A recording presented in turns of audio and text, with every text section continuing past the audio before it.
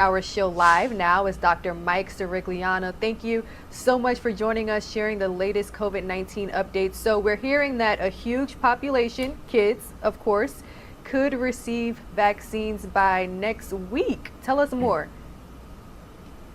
Oh, I am so stoked about this, Rain. Bottom line is that hopefully on November 2nd, 3rd, somewhere around there, the FDA, Centers for Disease Control, will really look at all the data and the advice from the Vaccine Advisory Committee, which met this week. And I wouldn't be surprised if vaccines are available by later or the end of next week. In fact, Wow. I'm so confident about this, I called my daughter's pediatrician to say, hey, look, when's this going to happen? And they are gearing up for this. So it's very, very exciting. This is a large population, segment of the population that is completely unvaccinated.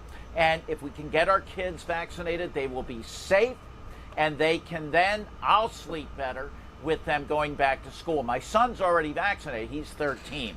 But for my daughter, who's 10, this is extremely important. Very important. I'm also reading that the drug maker says that the kid-sized vaccines are 91% effective. So that's amazing. Well, and they are safe and effective. And the bottom line is it's going to be about a third of the dose that adults get. So it's all good news. All good. Good news. So we know that the CDC is always revamping its guidelines as we receive more updates when it comes to the coronavirus. So they're extending a few guidelines for the upcoming holidays. But let's talk about one holiday that's literally right around the corner. We have Halloween taking place in just a few days. What do people need to know? Because Halloween is one of those holidays where there's a lot of contact. Well, there is, Rain, but it can be done safely. So what the recommendations basically boil down to in the cauldron is basically this. What you want to do is do the majority of your trick-or-treating outside, if you can. And what that means is the kids go around from house to house. You have, hopefully, pre-packaged little sets of candy. Rain, when I was a kid, I was the one that would take 2 Hershey bars, not 1. I was a little stinker. And the bottom line is that if you put them in separate little containers, little bags, you give them to the trick-or-treaters, you reduce that amount of contact, and it's much quicker and safer and more fair. So everyone gets their candies, but do it outside the front door. Now, if you're going to have friends and family over to the house, ideally everyone should be vaccinated. But if you have young children there, and perhaps you have grandma who has underlying medical conditions, you might want to put masks on. I had a little, my daughter had a play date with one of her girlfriends at our house, and I mandated that they both wear masks because they were both not vaccinated. That's the right thing to do right now. Dr. Mark, you are always so concerned about grandma. We love it here at Live Now from Fox. Moving right along, you and I were talking a little bit earlier, and you shared something with me about COVID-19 that I had never heard of, and that's brain fog. So we know about the symptoms you can get: cough, sore throat, body aches, but we're now getting more information about what happens after people recover from the virus, and some people are having some trouble with their day-to-day functions. Am I right? Absolutely, and this is frightening. This was a new study that came out looking on average age about 49 years old. So they're not older folks that are more prone to dementia. These are young people, and they found a significant number of folks with long-lasting executive and cognitive function abnormalities after having COVID. And the other little disturbing thing was that it wasn't just memory loss. You're just not quite there. It's something that we are observing. We are going to continue doing research on this, and hopefully we'll have some idea of how to handle this. There was another study and some concern about onset of dementia and COVID-19. down the road. And that's the last thing we need right now, Rain. We have enough dementia, Alzheimer's, multi-infarct dementia. There's a number of causes. But the bottom line is if this COVID-19 virus can lead to long-lasting effects, we need to learn about it, and we need to learn how to deal with it.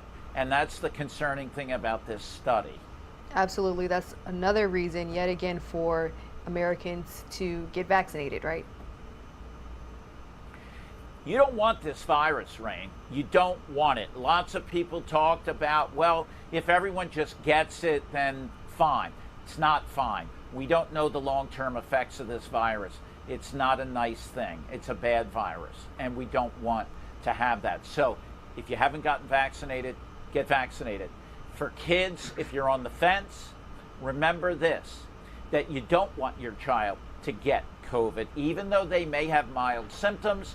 For the most part, we don't know the long-term effects. It may be that it does cause some changes in brain function down the road, and that we know can occur because the virus crosses the blood-brain barrier. We know that with that loss of taste and smell problem that we've seen since day one. All right, Dr. Mike Slorigliano with Penn Medicine. I see you're in your office. We always forget that you're actually a real doctor with real patients. So we're going to go ahead and let you continue your day. But thank you so much for joining us. Rain, you're the best. I always tell people I play a real doctor in real life. So, you know, this is a hobby for me. I love it. But I love it for you. Truth, getting the Thank real you, Dr. word Mike. to the people. Love you. Love you. See you.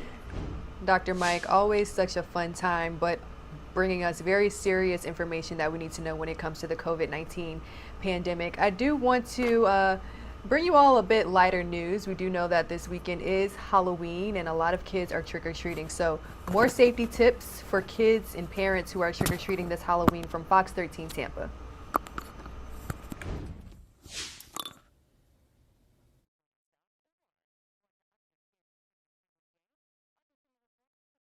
He has some ideas on how to do elaborate makeup in under 20 minutes and under $20. I like that, under $20. Yeah, you know, you see videos and pictures of fancy makeup all over social media, so I wondered, how doable is that really? Could I DIY something like that? I saw Joe the Makeup Guy's examples on Instagram and asked if we could do these looks fast and for cheap. And Linda, he said yes. Okay. I was like, that's fancy, but he said all you need are some different colored eyeshadows. You have those, right? Right, we sure do. Pressed powders, dark eyeliner, and lip gloss. Got all that. Red as blood, of course. And then you can get started with gore from there. This is just the eyelash glue. Gonna pick that back a bit. So it almost looks like the flesh is torn up. A black eye pencil, some black eyeliner, and I'm just gonna go ahead and fill in here a little bit. I'm gonna use red eyeshadow. Sorry. Make it look a little banged up, a little sore. And then I'm just gonna take that and put it into that black liner and goo it up a little bit. Like so. Who knew? I had this all in my makeup box. Look. Right? You had this in your makeup box, Yes. and now you can go home with an open wound because Nice. that's delightful for dinner. So what if you don't have, okay, I have eyelash glue, Yes. but what if you don't, or you just don't want to put it all over your face or body? You know what? There is another option. This is just some flour right here, and then good old petroleum jelly, like a Vaseline Aquaphor kind of thing. You mix Right. it up together, equal parts of each, and start rolling it around in your hand until it's the consistency of like a little ball right here. And then, look, you put it on there, and you spread it out, and it's going to give you those skin edges. Oh, And you that's can go so right over it with the cool. makeup, and that's how you'll make it match. And you do that so flour, quickly. Vaseline, that's it. All right, so let's see how to do some fancier makeup. You showed us fancier. Yes, he started with a mix of those powders that we Okay. showed you, right? Shimmer powders on top, and then used a non-toxic water-based craft paint. I didn't know you could put craft paint right on your face, but you can. It's just like face painting for, you know, Huh. kids at a fair or the zoo. Okay. And that's what we used for the teeth, for example. the nose hollows, the brows right there. Let's say you want to keep things super simple. You could just do the skeleton teeth on half your face. You don't have to go all out like this, but I gave it a try. So that's you doing it, okay? Yeah, to try to copy it, to see like, okay, you're a pro. Could I do it? The trickiest part was making sure there's enough paint on the brush. I had to keep dipping it into some more of the paint to avoid smearing it. And then for the sparkles, we used eyelash glue. You just allow it to sit briefly to get a little tacky. And then you attach a bunch of dollar store gems if you want to. And there you go. So Bonnie, I actually pulled it off. That's so good. I mean, I love this time-lapse scene that you actually did do it. That's great. I did. How long did it take to get all that off? Okay, so let's show you what it looked like, finished product here, all right? The final example. You'd think that maybe, of course I took a walk around the neighborhood, right? So it actually came right off with makeup wipes. A lot of them though. I mean, under $20, under 20 minutes, maybe not under 20 makeup wipes, but worth That's it. okay, those are pretty cheap. Wow, that's a good costume. And I did it. I didn't think I could do it myself, but Joe the makeup guy, he had faith and we did it. Now I can't wait to see what your son is going as for Halloween. Ooh, challenge accepted. Thanks, Sir Bonnie. All right, going to take a 2-minute commercial break here, and we will have more nonstop news right after this.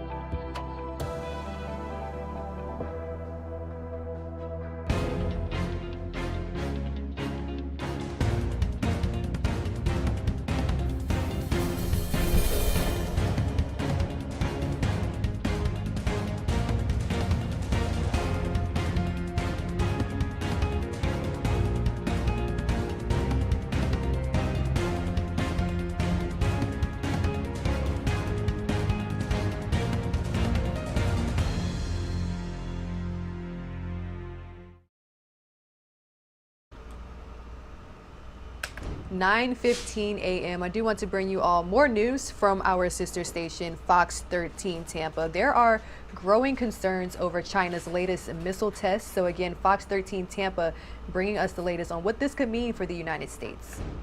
China now has a nuclear weapon system designed to evade our defenses. The U.S. military says China first tested it this summer while the U.S. was focused on Afghanistan. So why is this just now coming to light? And what does it all mean? Well, Fox 13's political editor Craig Patrick is joining us now to put this into context for us. Craig? Well, hi there, Chris. There was some reporting a couple of months ago on what appeared to be a new type of missile test in China, but the U.S. military did not confirm any of it until now. A couple of reasons. One, yes, because Afghanistan had pulled focus at the time, but also at this point, the United States military is sounding alarms about this. One, because they have concerns about the threat, and two, because it wants to build its own new missile system in order to compete. So it's a very significant technological event that occurred, or test that occurred by the Chinese, and it has all of our attention. Our top military official, General Mark Milley, said China tested a hypersonic nuclear-capable missile. In other words, it has a new kind of nuclear weapon system that could catch us by surprise because it's harder to detect and harder, and at this point likely impossible to shoot down. And in a striking analogy, General Milley likened it to Sputnik. I don't know if it's quite a Sputnik moment, but I think it's very close to that. For context, Sputnik caught us by surprise in 1958 and accelerated the space race. It's a special report on Sputnik 1. Soviets launched the first satellite into orbit called Sputnik while we were still trying to figure out how to do it. Right now it's north of Auckland, New Zealand, and moving southeast. The United States was humiliated and on the verge of panic, not even knowing what Sputnik was capable of doing up there. The U.S. responded by redoubling its efforts, building a spaceport at Cape Canaveral, Florida, and eventually winning the race to the moon.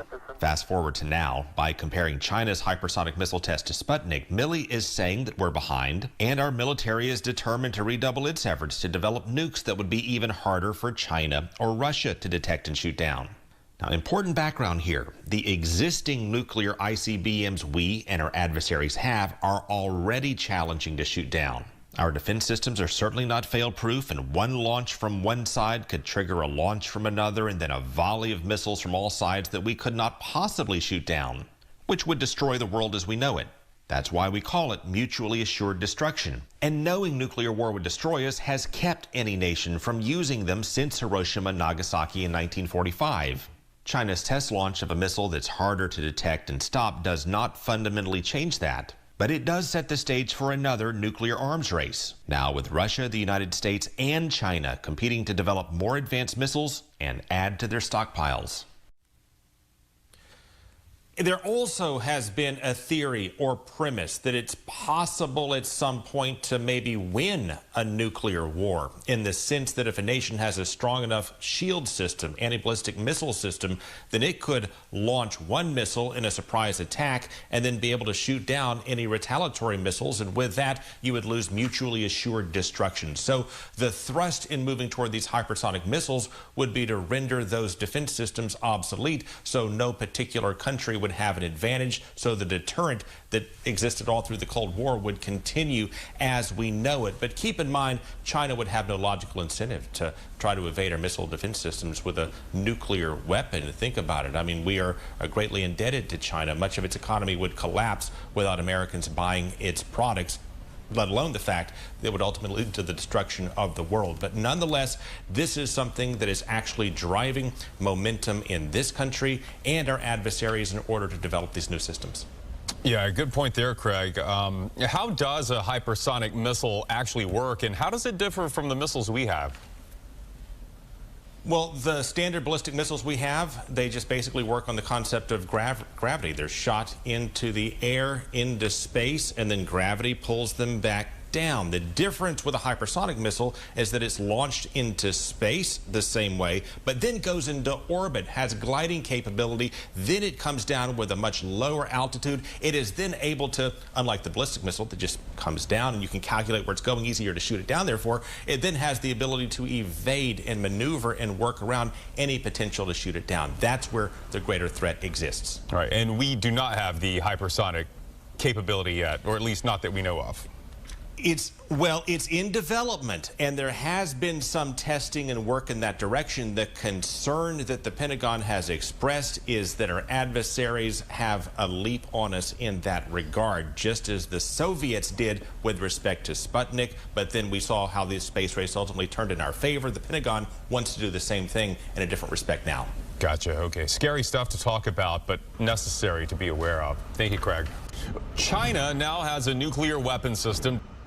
All right, live now from Fox, powered by Fox television stations across the country. But let's stick with Fox 13 Tampa for this next segment. Now, after months of negotiations, lawmakers have a spending bill, but it's missing some crucial parts. So again, Fox 13 Tampa is bringing us a look into what made it in the Build Back Better blueprint. And now to Washington, where Democrats finally have a deal to expand benefits for early education, clean energy programs, and much more. President Biden revealed the details of his spending plan today, and Congress expects to pass it within a few days. Our political editor Craig Patrick here to explain what's in, what didn't make that final cut, and this is the final bill, Craig, is that right?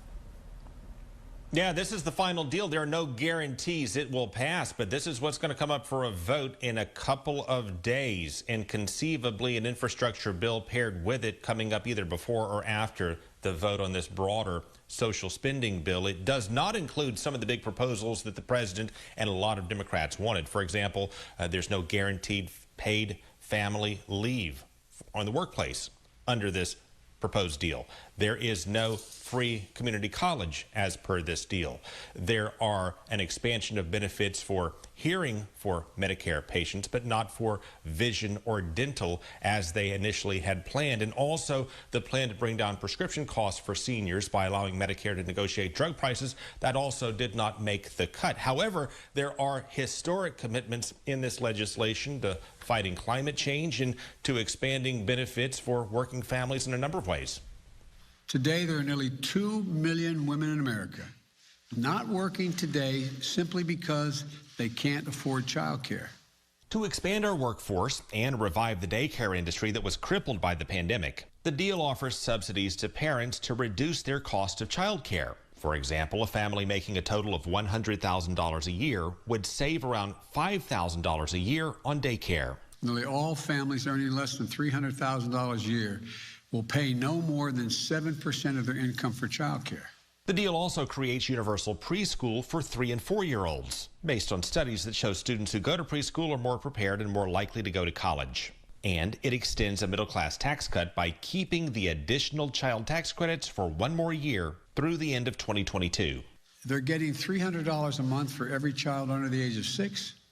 $250 for every child under the age of 18. While it did not draw as much attention during the negotiations, the deal also expands home health services for seniors and reduce the cost of it. The idea is to help more seniors get the support they need in their homes without having to go to a long-term care facility. What we found is that this is more popular or as popular as anything else we're proposing because the American people understand the need.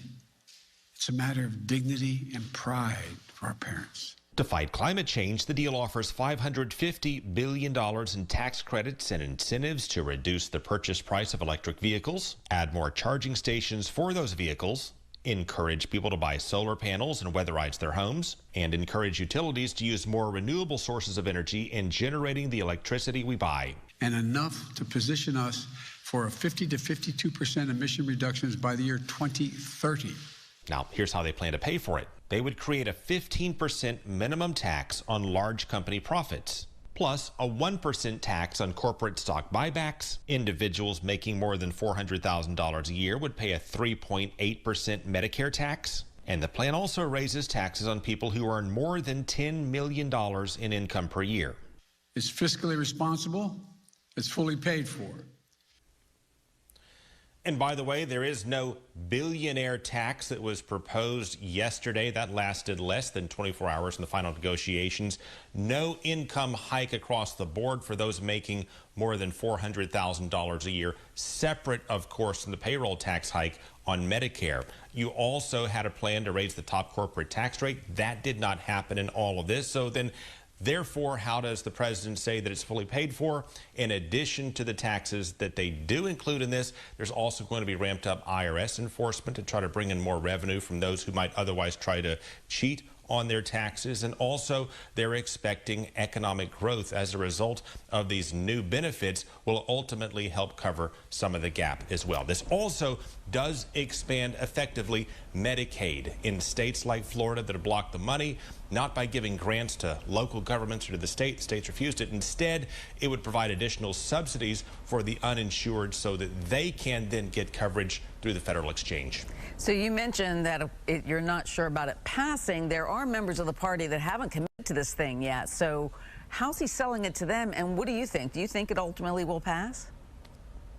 I think it's going to be very close. The chances of it passing are greater than it not passing. They're not going to reach this point without having a good idea, at least, that their chances are better than even that they will get the votes, even though they don't have locked-in guarantees from the key swing vote moderate Democrats or some of the progressives as well. How the president is selling it, perhaps to the remaining holdouts, is that the alternative is that you would get nothing and that it ultimately would cost the Democrats dearly in the midterm elections. They would lose in all probability their majorities and maybe the White House 2 years later.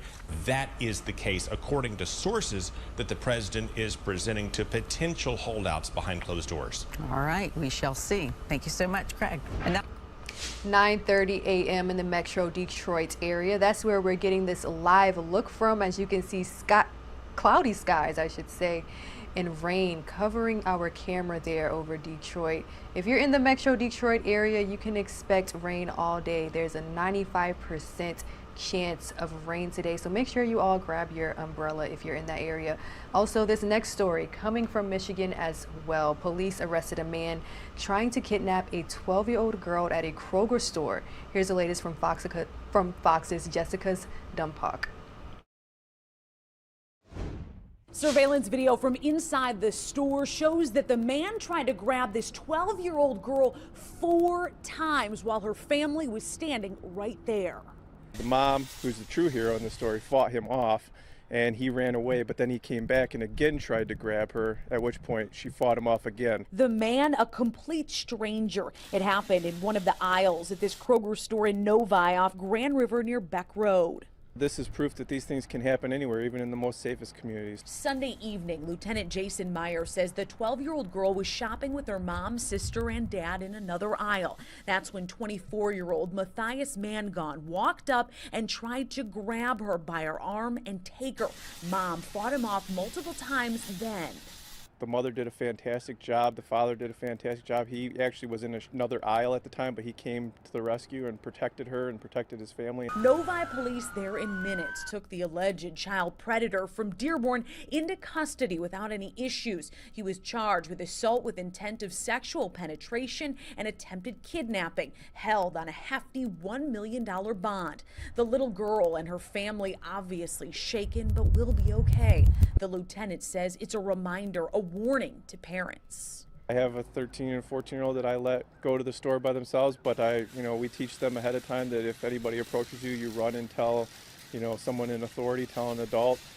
Don't talk to strangers, and if you are attempted to be grabbed like that, scream at the top of your lungs. Sources tell us Mangon did make comments that he likes to do this to young girls. That's why police want you to take an extra close look at that mugshot. If you've had any interactions with him, call your local police. Reporting in Novi, Jessica Dupnack, Fox 2 News.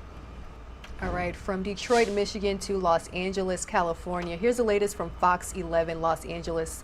They're bringing us the latest Halloween safety tips right now. Hello, everyone. I'm Hal Eisner. Happy Halloween. It's definitely happier than last year, though things are not quite what you call back to normal. But we are now at the point in the pandemic where people may be feeling more comfortable getting back to their holiday traditions, whether that means Halloween parties or handing out candy at the door or letting the kids go trick-or-treating. But the question remains, should they feel comfortable? To answer that and many other questions, we have Dr. Catherine Williamson with us. She's a pediatrician with Providence Mission Hospital in Orange County. She's also the president of the Orange County chapter of the American Academy of Pediatrics. This is one very special day in all of our lives. We remember it as kids, and we continue to enjoy it with kids, whether they come to our door or whether they're our kids going out. And so when you think of Halloween and you think of the patients that you deal with and the young people, what is your advice? What do you think? So first of all, I love Halloween. It is probably one of my favorite holidays of the year. And I love finding out what my patients are going to be for Halloween, whether it's something scary or a princess or a unicorn. And we can't lose that spirit this year. It's so important for kids to go out and have fun. And there are so many ways they can do that and be safe. Well, I want to talk about that because I think that's very important. I mean, it is a holiday of fun. I've always enjoyed it. I tell people it's Halloween because it's named after me, right? but I mean, there are things that we have to be concerned about.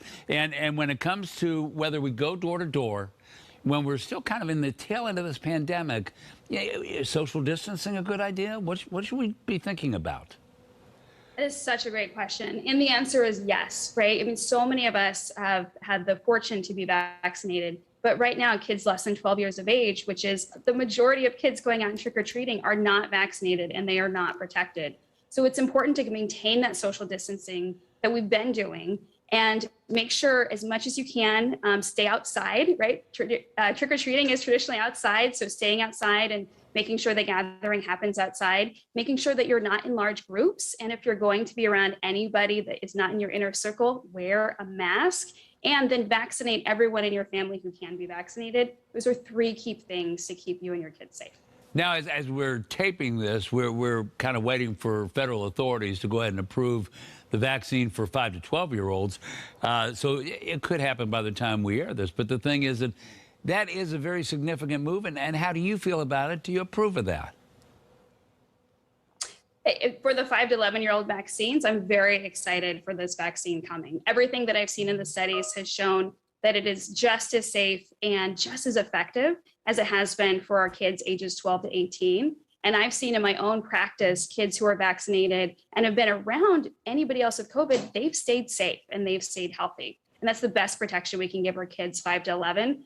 It's time for them to be safe too. But as they go out on the sidewalks and knock on the doors, they have to just kind of remember, if they are going to do that, that it's important to kind of stay a little apart from other kids, stay apart from people at the door, that kind of thing? Yeah, well, and the great thing about Halloween, right, is they're dressed up. So masks, which can be fun already, are even more fun. So finding a costume that already has a mask in it, you know, if a kid's dressed up as a cat, or you can put a black mask on and make some whiskers out of it. So you could always find the fun, and masking is a good way to add it to the Halloween costume and keep your kids safe. You know, we get a lot of edibles on Halloween, but one of the things that we didn't have to worry about years ago were marijuana edibles. That's now, of course, legal. And you know, there is a case where marijuana was actually mixed in with some children's candy. Take a look at this video right here. This was seized during a traffic stop. This is cannabis. The candy that you're looking at is cannabis, but it's hard to tell that from regular candy, right? Should parents be concerned about this? How should parents approach this? It's not a needle in an apple. Right, exactly. You know, if parents make sure that their kids are going to houses that they know and friends that they feel comfortable and safe with, this really should minimize the risk of candy that shouldn't be there getting in the bowl, because it has a few passes, right? First, it's the houses who are buying that candy, and it's the parents then going through the candy. So always make sure at the end of the evening, before your child eats any candy, that you look through all the wrappers. Make sure that it's a legit piece of candy. It is completely closed and has no tears in it. And if your child has any food allergies, you have to be mindful of that too, that it doesn't contain any of the allergens. You know, as we talk about this and we think about this, we're talking about the kids. But you know, the parents get a little stressed out thinking about all this stuff for their kids and not even so sure whether they ought to be taking their kids out on the sidewalk. I'm going to ask you, I know you're a pediatrician, but what would you tell parents? So many things. How long do you have? We got a couple minutes. So I think the thing with parents is first of all, fun doesn't necessarily need to take a super long time, right? So for kids, particularly when they're younger, having just the experience of going to a few houses can really be exciting for some kids. And maybe those houses are your next door neighbor. Maybe it's their grandparents. So doing just a short amount of trick-or-treating can really fit the bill. And the other thing too is Halloween is so much more than trick-or-treating. You can have a movie night at your house. You can do, a parade down the street. There's so many ways to be creative that doesn't even involve the trick-or-treating.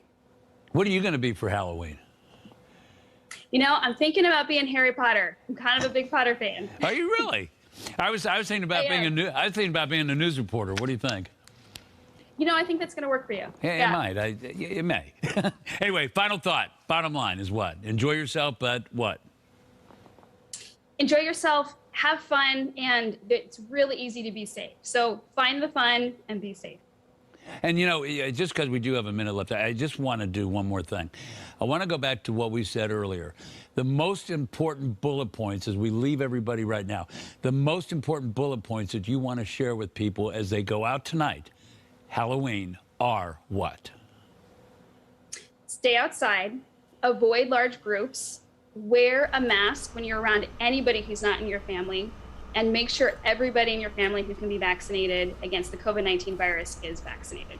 Right now. All right, some really good Halloween safety tips courtesy of Fox 11 Los Angeles. Halloween right around the corner. It's this Sunday. We love to connect with our audience here at Live Now from Fox. So go ahead and tweet us your Halloween costumes. I will be your host on Sunday. I'm not quite sure if I'm dressing up, but I just might share your costumes on air. So again, you can tweet us at Live Now Fox.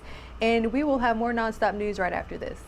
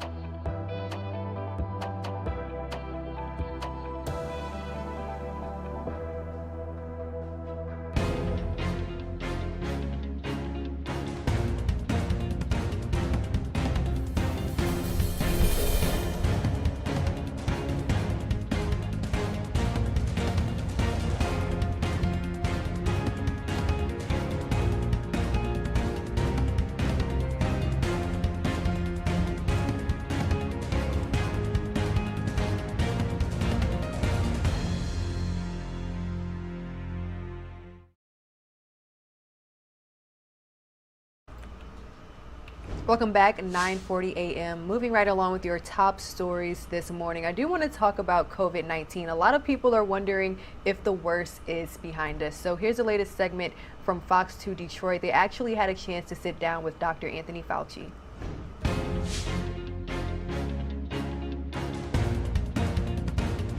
In this Fox 2 exclusive, Dr. Anthony Fauci is now from Washington to talk a little more about what's going on with COVID-19 as it stands right now. And Dr. Fauci, good to see you. Thanks for joining us. Yeah, it's my pleasure. Thank you for having me. Well, Dr. Fauci, let's begin with the variants and where we are right now. Set the stage for us in terms of where we're at when it comes to COVID in America. We're on a down slope now.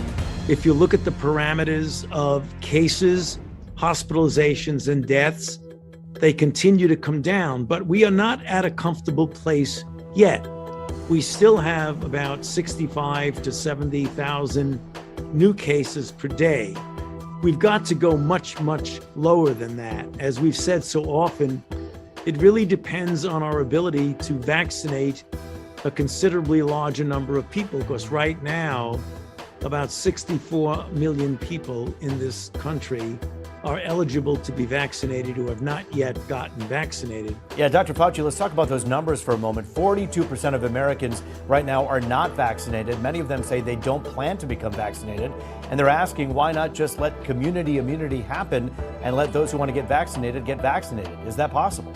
If you're going to take the chance of saying we're going to get the community immunity by just having people get infected so that you get infected people plus vaccinated people, then you have protection. That's a very, very high price to pay.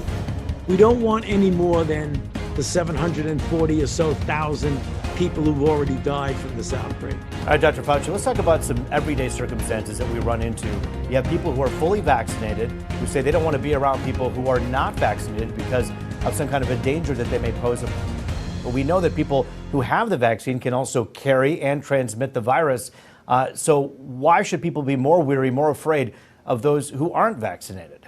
I don't think one can say we're more or less afraid of one particular individual. I think under the circumstances where particularly in an indoor setting, that both unvaccinated and vaccinated people can spread the infection. That's one of the reasons why the CDC makes a recommendation that when you're in an indoor congregate setting where you don't know the status of the individuals involved, that we still now recommend the wearing of masks. Dr. Fauci, a little bit more about the children, of course. We've been talking all week long about the FDA giving the green light, at least from the advisory point of view, to this vaccine for kids. 28 million kids out there.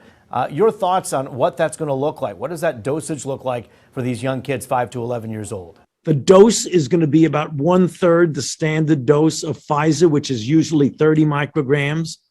The dose for children 5 to 11 will be 10 micrograms. That dose has been shown to induce a very robust response that you would predict would be protective. Very good idea to get the children vaccinated, not only for their own safety, but also because they could be the source of spread. Yeah, Dr. Fauci, in your mind, getting kids vaccinated, is that a way to squash this virus for good? I think it would be an important contribution. I don't think it's going to be the game changer necessarily. I think the game changer is the 64 million people who are eligible to be vaccinated right now who have not gotten vaccinated. Dr. Fauci, we only have a quick minute left here, but mixing and matching Moderna and Pfizer for these boosters, your thoughts on that? It's perfectly fine to get another product that wasn't the original product that you got vaccinated with. And it's just as effective, right? No, actually, if you look at the data, it works all around. If you give Moderna to J&J and give Moderna to Pfizer, you still get a good response. All right, Dr. Anthony Fauci joining us exclusively here on Fox 2. Thanks for your time today. Thank you for having me.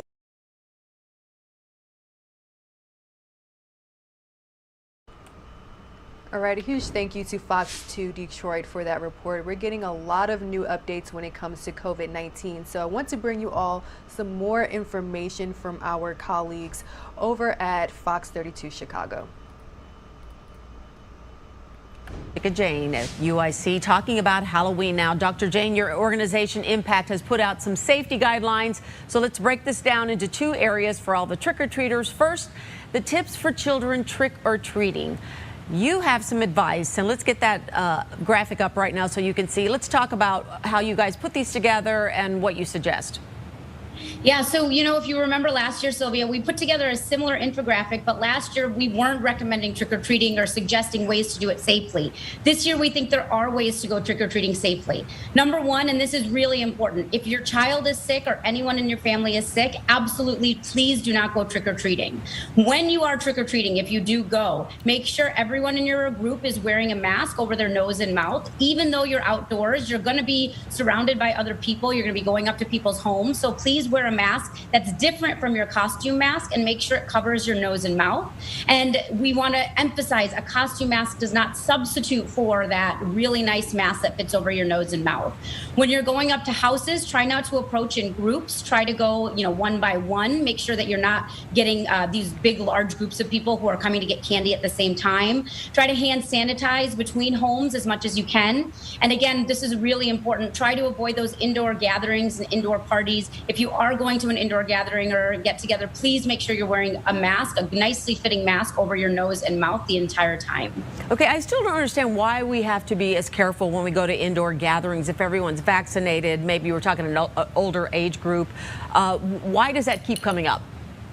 So I think it's important to remember the vaccines are not 100% effective. And if you're vaccinated, you may contract COVID, although the chance is much lower. If you get COVID, you likely won't get very sick, but you could still pass it on to others. So especially while we're still waiting for so many people to get vaccinated, especially those children, as we talked about, under the age of 12, and our immunocompromised friends who might not get as much protection, we're still recommending masking indoors for those indoor gatherings because our numbers are still not where they need to be. We are still seeing an average of 2,000 cases in Illinois per day. So we need to make sure that we are getting these numbers lower, which is why it's still important, even if you're vaccinated, to be wearing a mask indoors. Okay, next, let's get to if you're passing candy out. Tell us about the suggestions you have as we look at them on screen. So again, if you're not feeling well, please turn off your lights and don't pass out candy this year. Or if anybody in your family is not feeling well, get yourself COVID tested and do not pass out candy. Have some hand sanitizer by the door so you can utilize it every time in between trick-or-treaters. You can think about putting candy in individual bags or actually having them out on a table for people to collect themselves so you have less interaction with people. And again, I'm going to emphasize, don't give out candy if you're sick. And you also need to be wearing a mask over your nose and mouth. And again, a costume mask is not a replacement for a face mask that goes over your nose and your mouth. Okay, we want everybody to have a safe Halloween. Are you and your children dressing up this year? We are. We do family costumes every year. This year we're going as Mario, Luigi, Princess Daisy, Yoshi, and Bowser, and I'm going as Toad. You're a fun mom. Okay, I want to see pictures, okay? Absolutely. Moving right along with our top stories this morning, as the push for vaccines intensifies, there's also growing legal backlash. We're going to take a look back at the most recent announcement from Florida Governor Ron DeSantis. He's taking aim at vaccine mandates for federal workers and contractors, saying, quote, they interfere with Florida's employment policies. We have all the commissioners, I think, from the city, or many of them have come for this announcement, so we want to thank them very much for what they're doing. We've been very clear in the state of Florida that we want people to be able to work and provide for their families. That's something that's very, very important. We've been able to do a lot of good things with the economy, given all the headwinds we're seeing nationally. You just saw the GDP number come out, anemic, far below what it was supposed to be. September jobs, 194,000 nationwide. Florida, in September, we had 84,500 jobs created in Florida. So we are, and then clearly businesses are doing so much better here than they are at almost any other place of the country. And so we're happy with that, and we want to continue to offer opportunities for people. And we've just made very clear, as you now are in an era where there are these heavy-handed mandates that are being hung over people's heads, that threaten to deprive them of the ability to earn a living, that in the state of Florida, you have a right to earn a living, and it should not be denied to you based on these shots. And so we want to protect people who are working now in the state of Florida. These people have been working the whole doggone time, and then now all of a sudden they're going to get kicked to the curb. Give me a break. And then we have all these people who work for police and fire. You have some of these local jurisdictions that are trying to penalize some of those folks for that, and we just think that's wrong. Of course, there's a lot of federal mandates that are coming down. There's this OSHA rule that we're waiting for that applies to every business over a certain amount. There's a federal contractor rule, and then there's a CMS rule that's going to threaten to take away Medicare, Medicaid funding for healthcare institutions that don't force this on everybody. In Florida, we believe that these things, are choices based on individual circumstances. There are physicians that will recommend one course of action or another based on your health history. And of course, we know that many people, after now this has been going around for well over a year and a half, many people have recovered from COVID and also have strong immunity through prior infection. So you see that, and that's really what it should be. We also cannot have the federal government coming in exceeding their power. Some of the stuff that they're doing with the federal contract, they're really rewriting contracts, and they're transforming normal contracting into basically public health policy, and that's not anything Congress has ever authorized. And so that's a huge problem. Of course, the OSHA rule is a heavy-handed mandate, never authorized by Congress. They're using really obscure provisions to try to jam something down that will really have a significant impact all across the board. So we do have a responsibility to stand up for our authority here to govern ourselves and also make sure that this constitutional system of ours isn't out of whack. But there's also a practical issue with this, and I think you'll hear from some of the folks. If you do this, if you force this, there's going to be an attrition of people. People are going to lose their jobs. They're going to get fired. Others may just voluntarily walk away. That is going to throw a huge wrench into the operations of so many different aspects of the economy. And right now we're in a situation where, yes, we're happy in Florida. People are looking to us. We've done a lot better.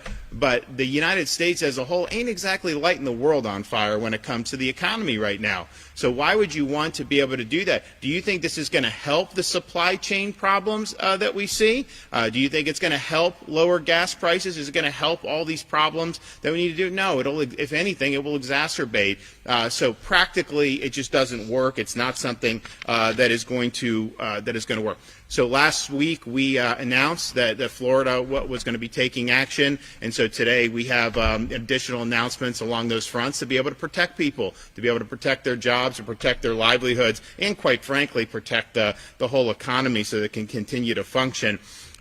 We are nearing the agreed upon dates with the legislature for the special session. I said it would happen in November. It is.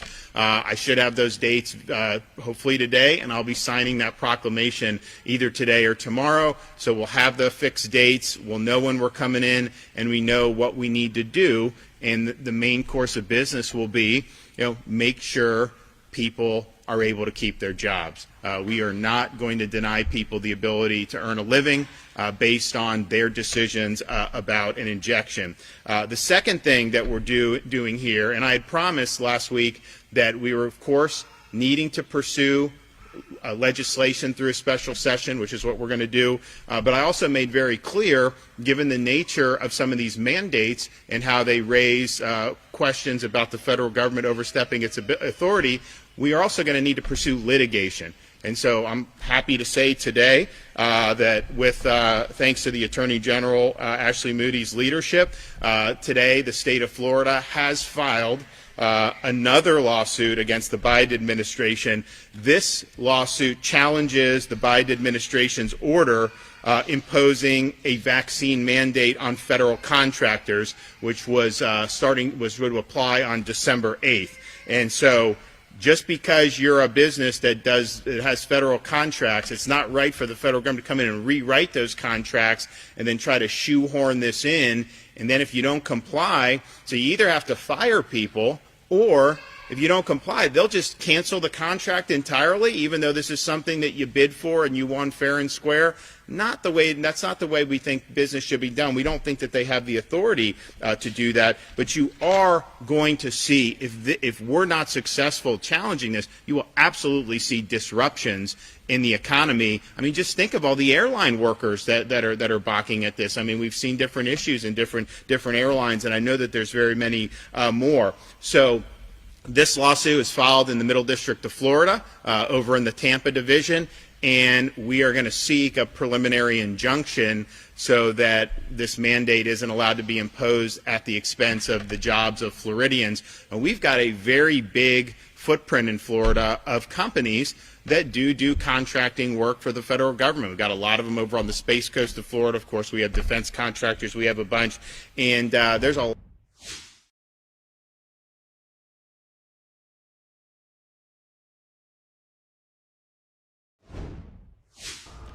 All right, everybody, thank you for joining us here on Live Now from Fox. Wanted to bring you more feeds we've got coming from overseas. First, we saw President Biden and First Lady Dr. Jill Biden meet with Pope Francis in Vatican City. Now he is meeting with other Italian leaders, as it looks like he is heading to the G20 summit, which is taking place out there in Rome for today and tomorrow. So these are some of the feeds we've got coming into our Live Now from Fox desk. I wanted to bring them to you here. You can see President Biden inside the limousine. Looks like he is going to be making his way into this summit. So let's continue to take a Live Now look here on our show.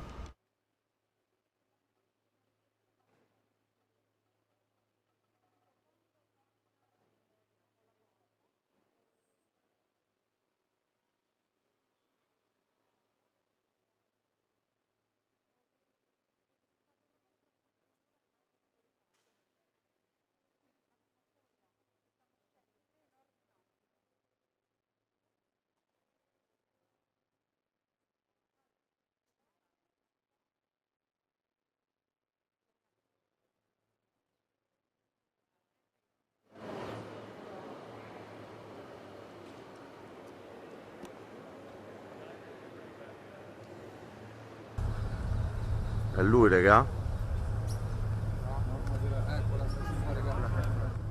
Dove sta?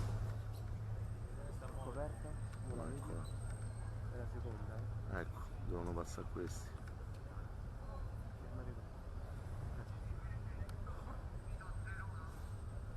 Guarda questi. L'avevo fatto dentro, ragazzi. L'avevo fatto dentro. Scusa. L'avevo fatto dentro la macchina. Ci credi? Ci credi? L'avevo fatto dentro la macchina che si vedeva?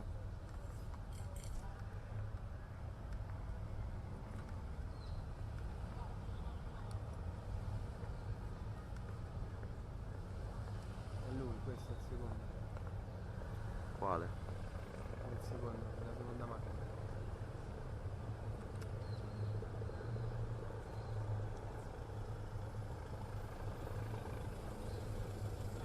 Andiamo, no?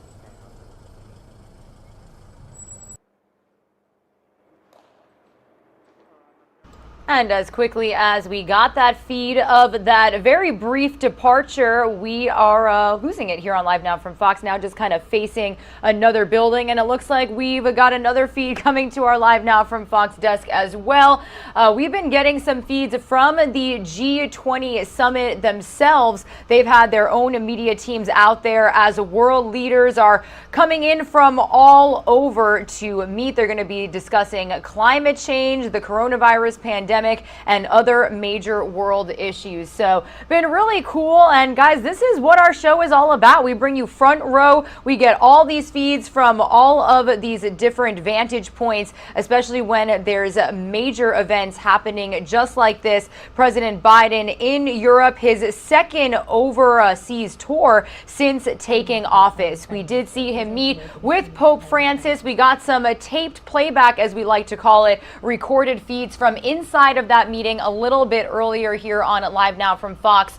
And then we do know that he was meeting with the Italian Prime Minister as well as the Italian President, and it looks like he is on his way to the G20 summit. So as we continue to get more feeds from Rome, Italy, where this is all taking place, we'll continue to bring them to you here on Live Now from Fox. Some of you are going to see a quick 2-minute commercial break. When you return, we'll break down President Biden's schedule overseas as well as the status of his domestic agenda out here in the United States, as well as some details that we've gotten since his meeting with Pope Francis. So all of that is coming up after this 2-minute commercial break.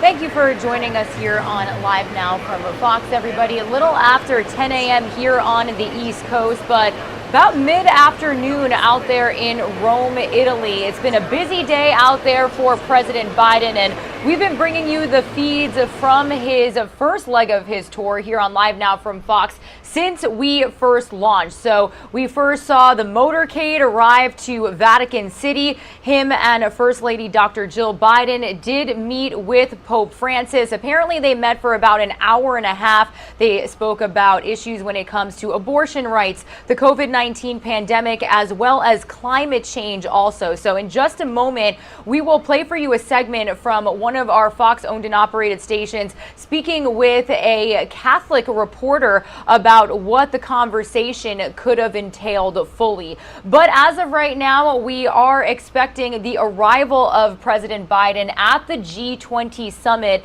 The summit is taking place today and tomorrow. Now, right before this, President Biden did meet with the Italian President Sergio Mattarella, and then he also met with the Italian Prime Minister Mario Draghi. Now, in a little bit, he is expected to hold a bilateral meeting with French President Emmanuel Macron. We do not believe that we are going to get full live feeds of that meeting, but if we do, we'll be sure to bring them to you here on Live Now from Fox. So what is President Biden expected to discuss and meet about at this G20 summit? Well, he's hoping to signal U.S. re-engagement with allies after 4 years of Donald Trump's America's First policies. He's heading to a meeting with G20 leaders this week to discuss energy prices, the Iranian nuclear program, and supply chain issues, as well as U.S. national security issues also.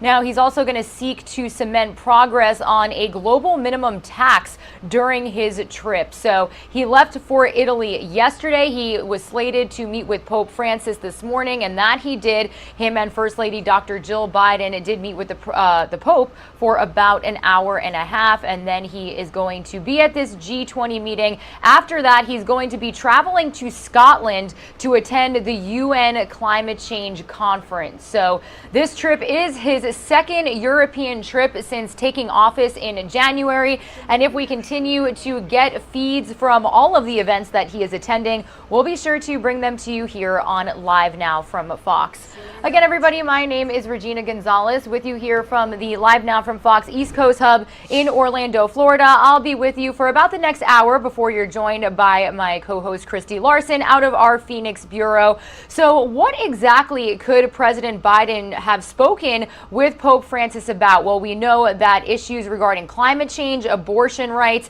as well as climate change, abortion rights, and then we also do know that other world issues were being discussed as well. So our very own Fox 32 is Chicago. They put together this segment speaking with a Catholic reporter about the meeting, what President Biden and the First Lady had to do ahead of that meeting, and what they could have possibly talked about. So let's take a listen here on Live Now from Fox. Happening right now, President Biden in the Vatican meeting with His Holiness. All right, this is, we got video of their meeting moments ago. Biden, of course, is the only second Catholic president, so this is a big deal. I want to bring in our friend right now, Heidi Schlumpf. She is the editor of the National Catholic Reporter. Good morning. Good morning.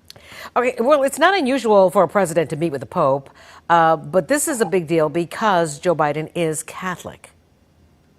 Yeah, so he's only the second Catholic president to have ever met with a Pope, in this time with Pope Francis. What we're hearing from the reports from the Vatican so far is that it was a very long meeting. So they met for 90 minutes, which is quite a bit longer than previous meetings. So for example, when Francis met with Trump, that was a 30-minute meeting. And when Francis met with Obama, that was 52 minutes. So I'm sure they had much to talk about because they share a lot of the same priorities, especially as your previous segment mentioned, with the climate summit coming up. The statement coming out of the White House does say that they discussed the environment. And yet, Heidi, I would argue that they are at odds on a very big issue, and that is abortion. We know that Joe Biden is pro-choice. We know that the Supreme Court is probably going to take up Roe v. Wade in the not too distant future. We also know that even within the church itself, the bishops don't want the president to take communion. Do you think that was discussed today? Yeah, so we may never know for sure. Most people who are pretty close to Vatican stuff tend to say that during this kind of meeting where you're having two heads of state meet, that kind of conflict would not be brought up. Instead, they would talk about shared areas of interest. But it is an interesting timing, given that that bishops' meeting is coming up in just a few weeks, where even the U.S. bishops are not in agreement among themselves about how to proceed with this document about communion and whether to deny communion to pro-choice politicians like Biden. So you mentioned shared interests. What shared interests might they be discussing? Well, I think there are, what gets lost too often when we're discussing the lack of interest, a shared interest over abortion, is the many issues that this Pope and this president probably do because of their shared Catholic faith agree on. So it says in the statement from the White House that they talked about hunger, about war, about conflict and persecution, the climate crisis. They also talked about the pandemic and the importance of vaccine sharing throughout for developing countries, and about an equitable global economic recovery. So those are important issues as well. Some could even argue that the climate crisis is a life issue for many people around the world, and including our planet itself eventually. So those are some of the shared issues that I think they probably talked about. All right. She is the authority on all things Catholicism, especially as far as we're concerned here on Good Day. A good friend to us here, Heidi Schlumpf, who came on at the very last minute to talk about this. Thanks so much, Heidi.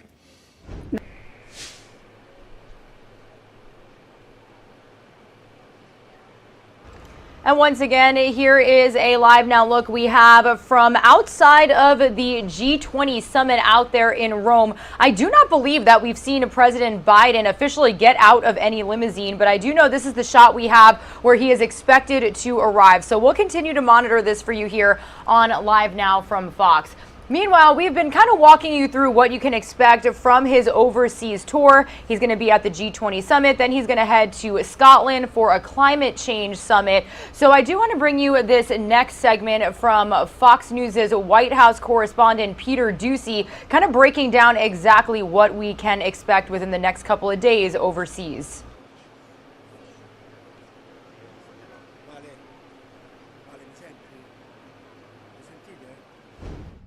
The president is putting problems with his proposals back home on hold. I'll have more to say after I return from the critical meetings in Europe this week.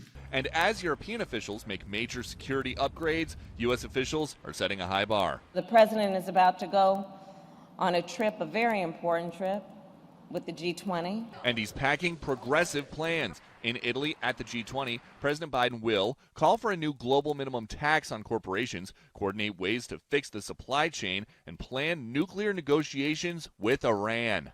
It's not entirely clear to me yet whether the Iranians are prepared to return to talks. Next week at a climate summit in Scotland, President Biden plans to highlight America's goal, 50% less carbon emissions in the next 9 years. We need to execute a clean energy transition. On Air Force One tonight, the National Security Advisor Jake Sullivan talked strategy for a summit being skipped by the top U.S. competitors and the top U.S. adversaries. That dynamic will be interesting to watch unfold. The president does plan to meet with Pope Francis, mostly in private, because unlike past presidential visits, 46 isn't taking U.S. press inside with him.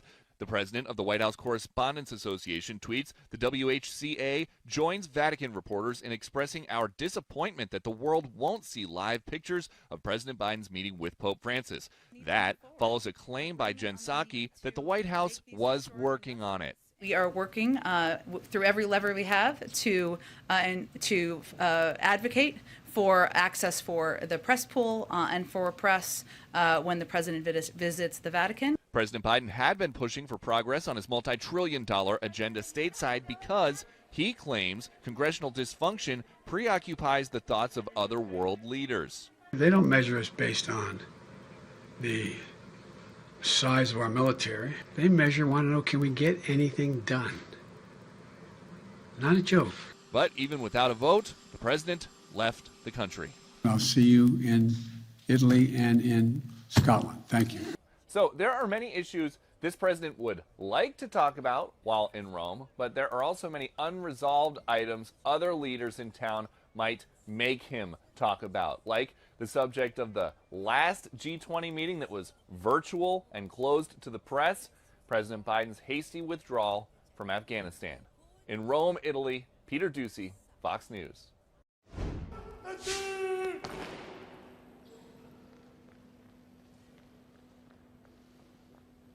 All right, everybody, let's listen in live to the arrival of President Biden. He is meeting with Italian leaders ahead of the G20 summit.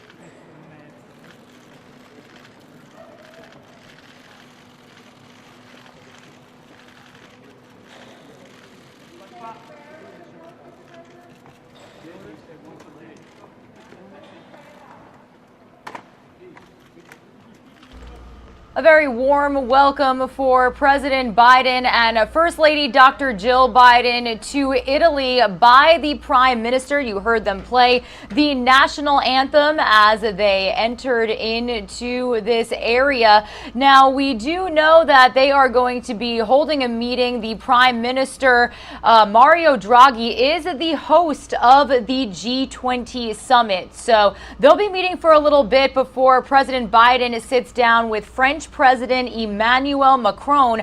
This will be their first face-to-face meeting since the public fight over a U.S.-Australia defense deal that caused France to lose a lucrative submarine contract. So big meeting at stake here within the next several hours. We'll continue to bring you these feeds as we get them here on Live Now from Fox. We are live and worldwide this morning. Stay with us. Some of you guys are going to see a quick 2-minute commercial break. We'll be right back.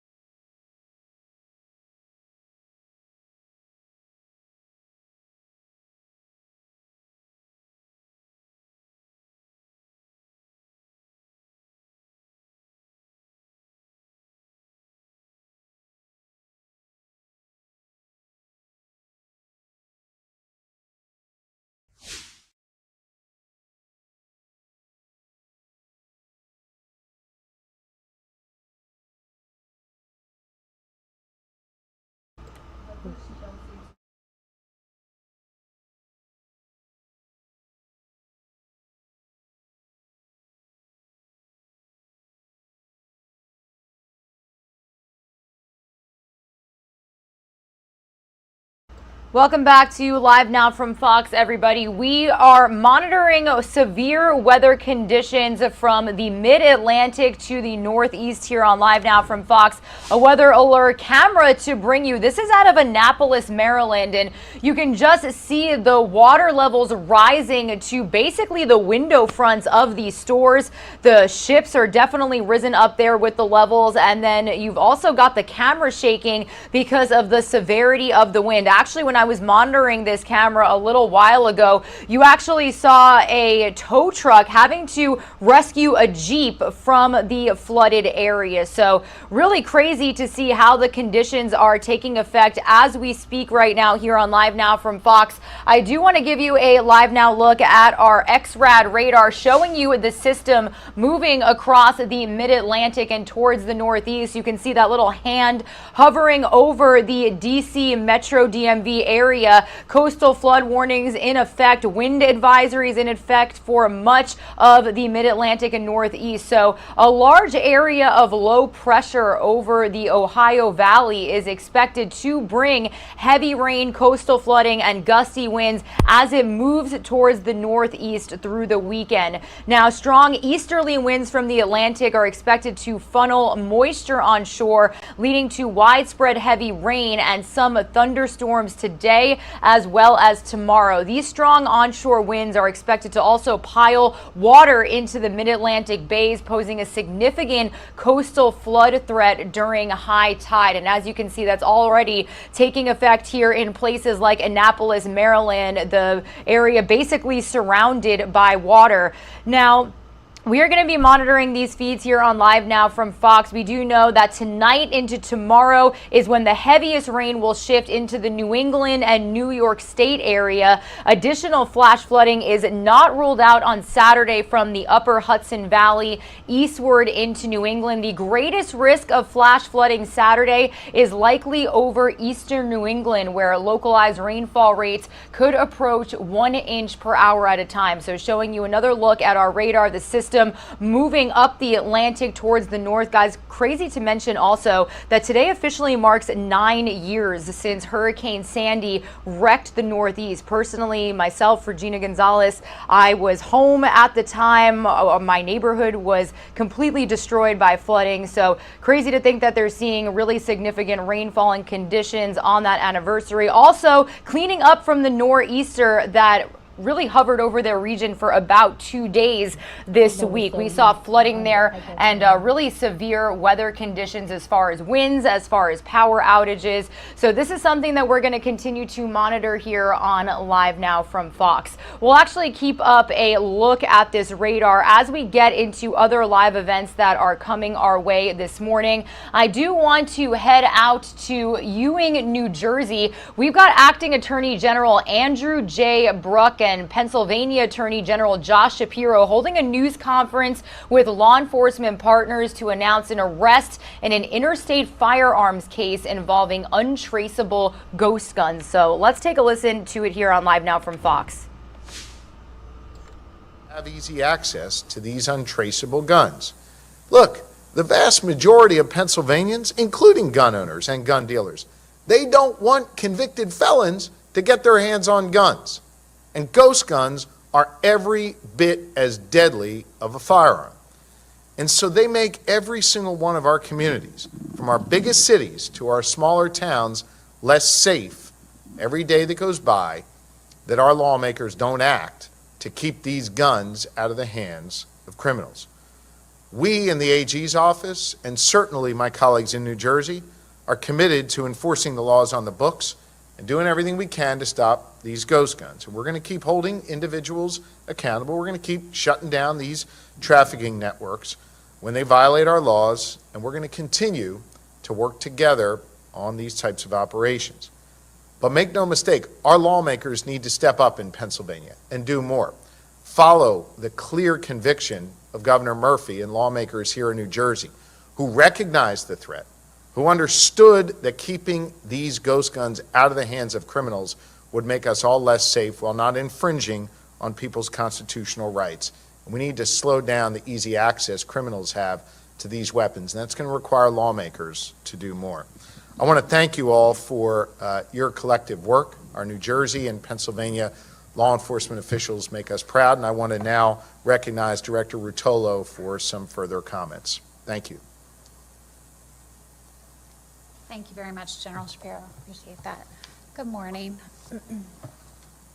On September 11th of 2021, William Pilas of Lincoln Park, New Jersey, allegedly purchased over a dozen handgun kits from a gun show in Allentown, Pennsylvania.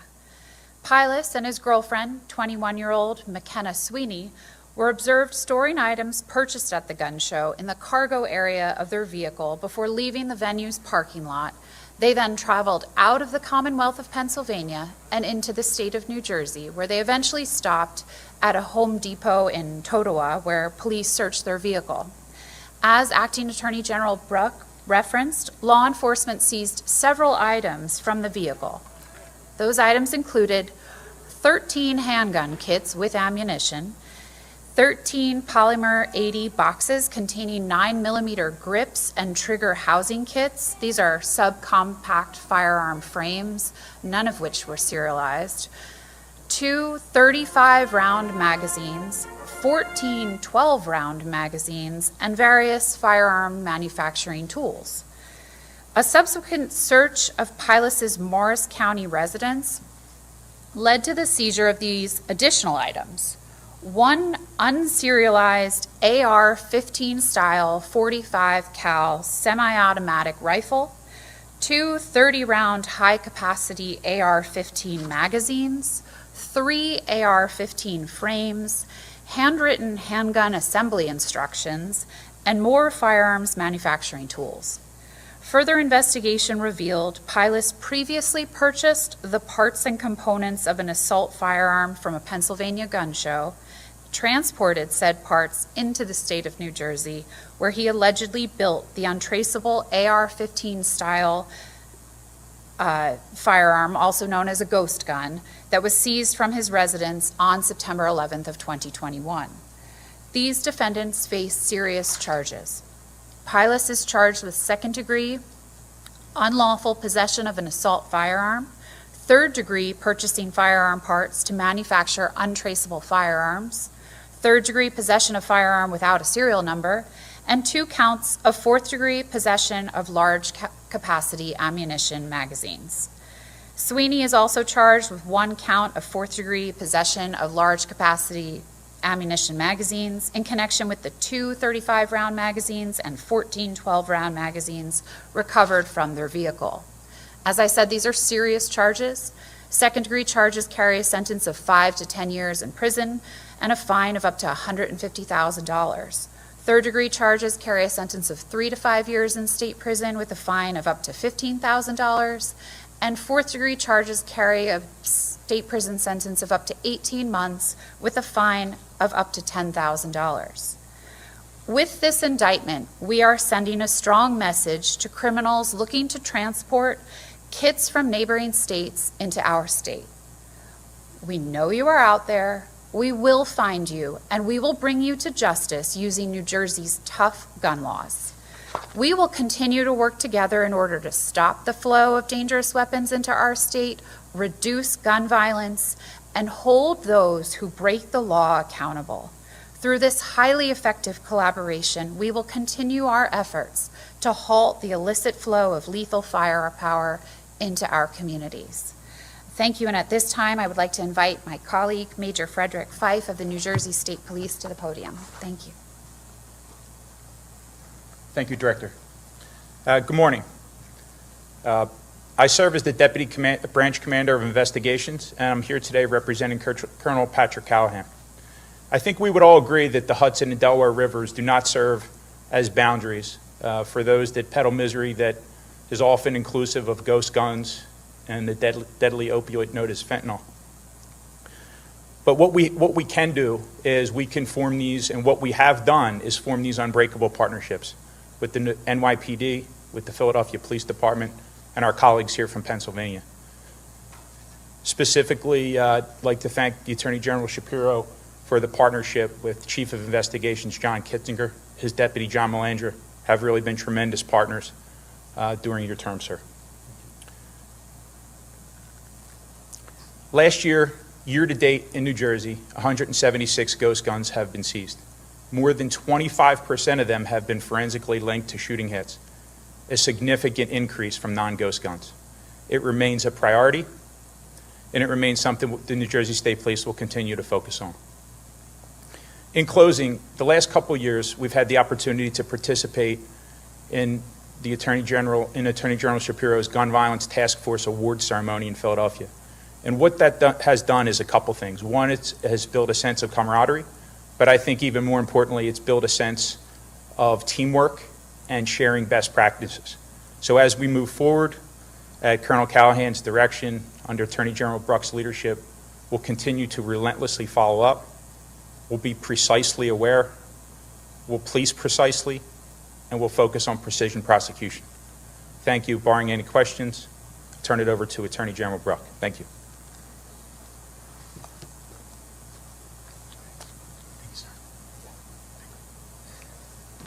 Thank you, Major. That was very well said. And look, I mean, it goes without saying that this sort of work is only possible because of the incredibly strong partnerships that have been in place for a while.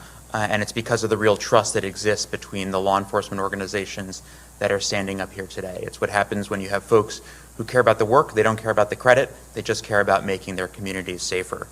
Before we take questions, I want to recognize the folks who actually did the work to make this case possible. I want to recognize folks from the New Jersey State Police and the Division of Criminal Justice, in addition to the folks from Pennsylvania that AG Shapiro has already acknowledged. From State Police, I want to recognize Superintendent Colonel Patrick Callahan, Lieutenant Colonel Fritz Frage, Major Fred Fife, Captain Larry Williams, and Detective Konopka. From the Division of Criminal Justice, in addition to Director Rotolo, we had working on this Deputy Director Anne Marie Taggart, Deputy Attorneys General Lauren Yafantis, Cynthia Vasquez, and Zim Bashkami. We're incredibly grateful for all the work that they did, working long hours, working long nights in order to make this case possible. So with that, we'll take any questions that folks have that are on topic.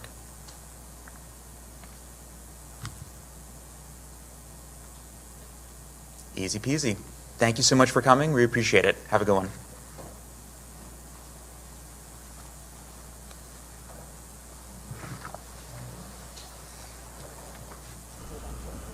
All right, that was the latest from New Jersey Acting Attorney General Andrew J. Bruck and Pennsylvania Attorney General Josh Shapiro holding a news conference with law enforcement partners to announce arrests in a major ghost gun manufacturing case. We wanted to bring that to you here on Live Now from Fox. So some of you are going to see a quick 2-minute commercial break. Our top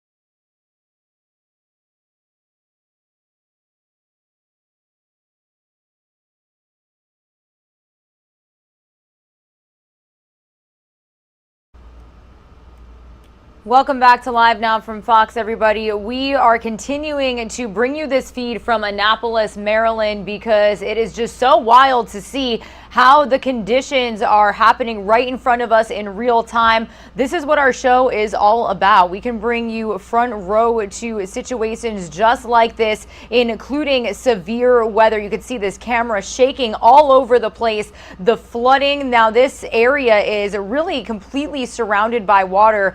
You can see the levels rising to basically the window fronts of some of these stores. So it's we're going to be checking in with our Fox 5 DC team throughout the day. We do know that there have been sandbag distribution centers across the DMV area as the Mid-Atlantic and Northeast area of our country is bracing for some more severe weather. Here is another look at our X-RAD radar showing you the system kind of making its way up north. So we'll be continuing to keep in touch with all of our teams up there in the northeastern part of our region, as well as our Fox weather team here on Live Now from Fox. I do want to stay on weather for just a little bit here on our show.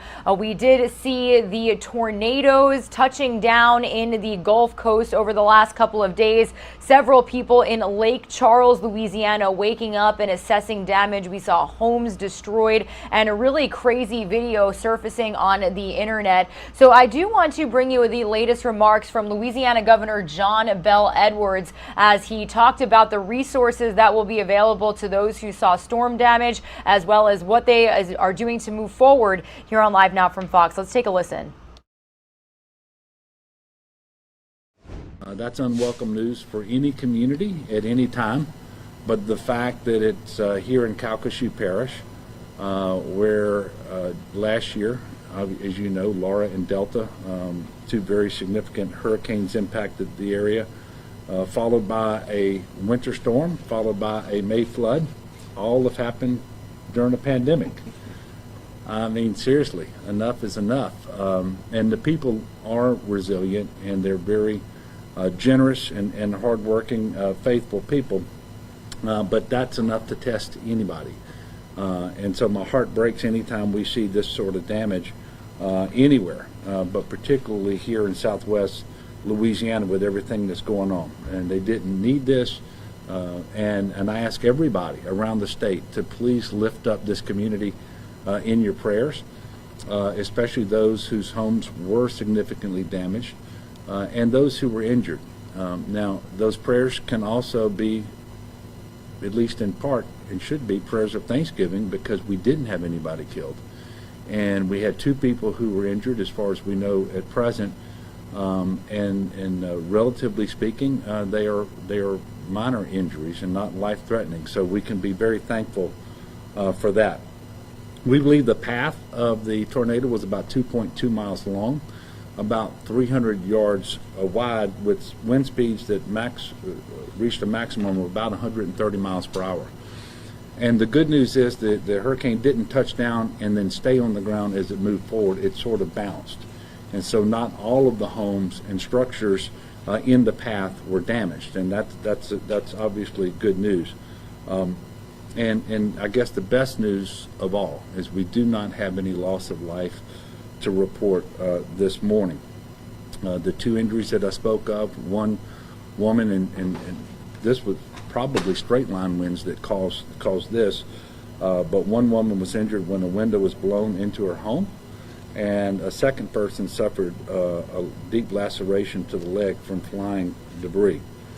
We believe that there was significant damage to about a dozen homes and relatively minor damage to several more.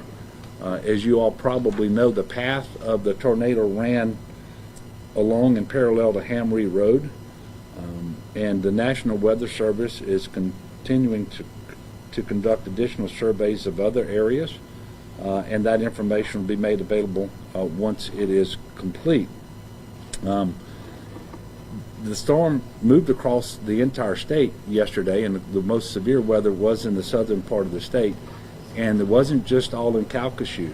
The most significant damage was obviously here, but there were strong winds in Beauregard and Cameron as well, and even some potential additional tornadoes. And that quite often happens, that after the fact, the National Weather Service looks at all the data, and then they will tell us that they have confirmed additional tornadoes, and we'll know more later. But in addition to that, there were more than 5 inches of rain in portions of St. Tammany and Washington parishes. Strong winds blew through Lafourche and Terrebonne parishes. And of course, these areas had been impacted by Hurricane Ida significantly, with a number of people who are not yet back in their homes, or if they are, they have the blue roofs and other things that are protecting themselves, and so that wasn't welcome there either. And in Chauvin, there was a temporary shelter for Ida survivors that actually received damage, and those people who were sheltering had to be moved. So this is a difficult time for our state, no doubt. And obviously we stand ready to assist the local government. And I do want to thank them for their work. They were on the scene yesterday immediately, as were fire marshals, state police, and others. But the communication was excellent. They let us know what was going on. And we're standing ready to assist in any way that we can. Given what we know right now, a major disaster declaration is not likely forthcoming, because the scope of the damages isn't such that we're unable to deal with it as a state, or even potentially as a parish. But we do want people to report damages that they have sustained in the bad weather from yesterday at damage.la.gov. And this is not a substitute for calling your insurance agent and making a claim. And we believe, we can't know this for certain yet, but we believe the vast majority of the structures that were damaged will be covered by insurance, which also reduces the ability, or the need, the necessity, I should say, of asking for additional assistance. Now later this afternoon, I'm going to be leaving for Scotland to attend the 26th United Nations Climate Change Conference called COP26. And one of the reasons I'm going is because the severe weather incidents are becoming more frequent and more severe. And we can't, we had obviously bad weather and storms before we ever had climate change. And so you can't attribute the cause of any one storm, but if you just look at what's happening across the country and here in Louisiana and here in Calcasieu Parish, I have no doubt that climate change is real, and it is changing our weather, and not for the better. It's one of the reasons that I'm going, because I think we're more affected by climate change than any other state in the nation, not just with respect to storms, but also sea level rise and so forth. But we also have tremendous potential to reduce our carbon footprint and do it in a way that increases investment and job creation in Louisiana. And so that's why I'm going to be over there promoting Louisiana as a place for companies from around the world to come and invest here in cleaner energy. So with that, and it also explains why this press conference is going to be relatively short, because I have a plane to catch. But I'm going to be followed by Mr. Abshire. He will make some comments, and at the conclusion of which we will take a few questions. Brian? Thank you, Governor. As you said earlier, All right, everybody, Regina Gonzalez with you here on Live Now from Fox. Just playing for you some of the most recent remarks from Louisiana Governor John Bel Edwards after it was confirmed that a tornado touched down in the Lake Charles area, as we saw those severe storms moving through the Gulf on Wednesday. He did hold this press conference kind of analyzing the damage. You heard of a couple of injuries, but thankfully no loss of life. He was talking about the resources available to those who have been impacted. So wanted to bring you that here on Live Now from Fox. We do know that the system that made its way through the Gulf and then kind of over the Florida Panhandle and Georgia area did move northeast. It's continuing to move northeast. Here is that Live Now look that we keep bringing you of the really crazy flooding in Annapolis, Maryland. This camera shot very shaky due to the wind, but We will continue to check in with our Fox 5 DC team as well as all of our teams across the Northeast and our Fox weather team here on our show throughout the entire day to bring you updates on the conditions that are being seen. I do want to entirely switch gears here for just a moment, and we're going to go to the Houston area for this next live report that we've got coming from Fox 26 Houston's Chelsea Edwards. We are learning more about the man charged with murdering his girlfriend's 8-year-old son, then leaving the boy's body in an apartment with the child's 3 siblings for a year. He appeared in court for the first time yesterday, and we did do a little preview about it here on Live Now from Fox ahead of time. So we do want to bring you an update when it comes to what exactly happened in that courtroom. So we are going to bring in Fox 26 Houston's Chelsea Edwards to give us the latest. Chelsea, good morning to you. How are you doing? Good morning. I mean, this case has really gripped everybody, not just here in Houston, but across the nation. So hearing some of the details that have come out have been quite disturbing. Yesterday morning was the first time Brian Coulter appeared in court. He missed his probable cause hearing because he was getting a mental health evaluation. So this was the first time that he was talking to a judge, hearing the charges. He reportedly seemed like he did not understand what was going on. He did ask the judge to repeat the charges. He is charged with first-degree murder in the killing of that 8-year-old son of Gloria Williams, his girlfriend, whose body was left in that apartment, the A-Leaf apartment, with her 3 kids. So, yeah, as we dig more into this, including their social media profiles, we're seeing more and more about this couple. This picture was posted by Gloria probably less than a month before the killing happened.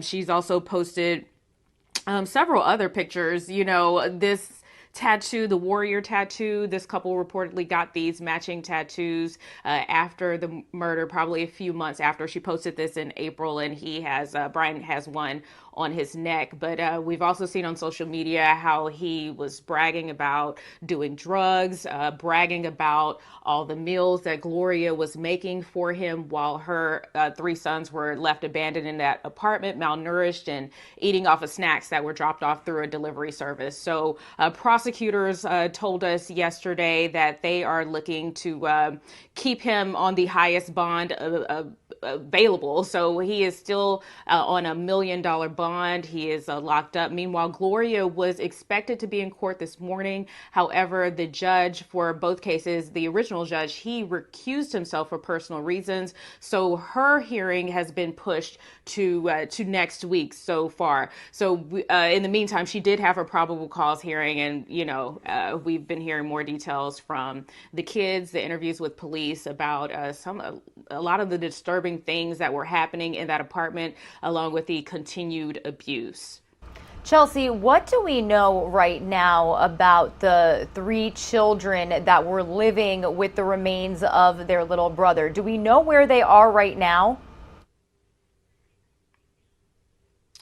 As far as we know, they are still in CPS custody. Prosecutors have been they've kept the details private, along with the kids' names. We do have the name of the deceased, 8-year-old Kendrick Lee. However, even in court documents, they keep the kids only to their initials. They're not releasing their names. They're, maintaining their privacy because they are minors. But from what we were told from that probable cause hearing, a lot of that centered around the abuse that was taking place in the apartment, what happened when Kendrick Lee was murdered. The kids were told police that they were in the room as they watched their brother get beaten and kicked to death. They had descriptions of his body, and I have to apologize to the viewers because these are some gruesome details, but they did describe that body as being covered in roaches, his eyes being black, and over time that body was just left there for almost a year. But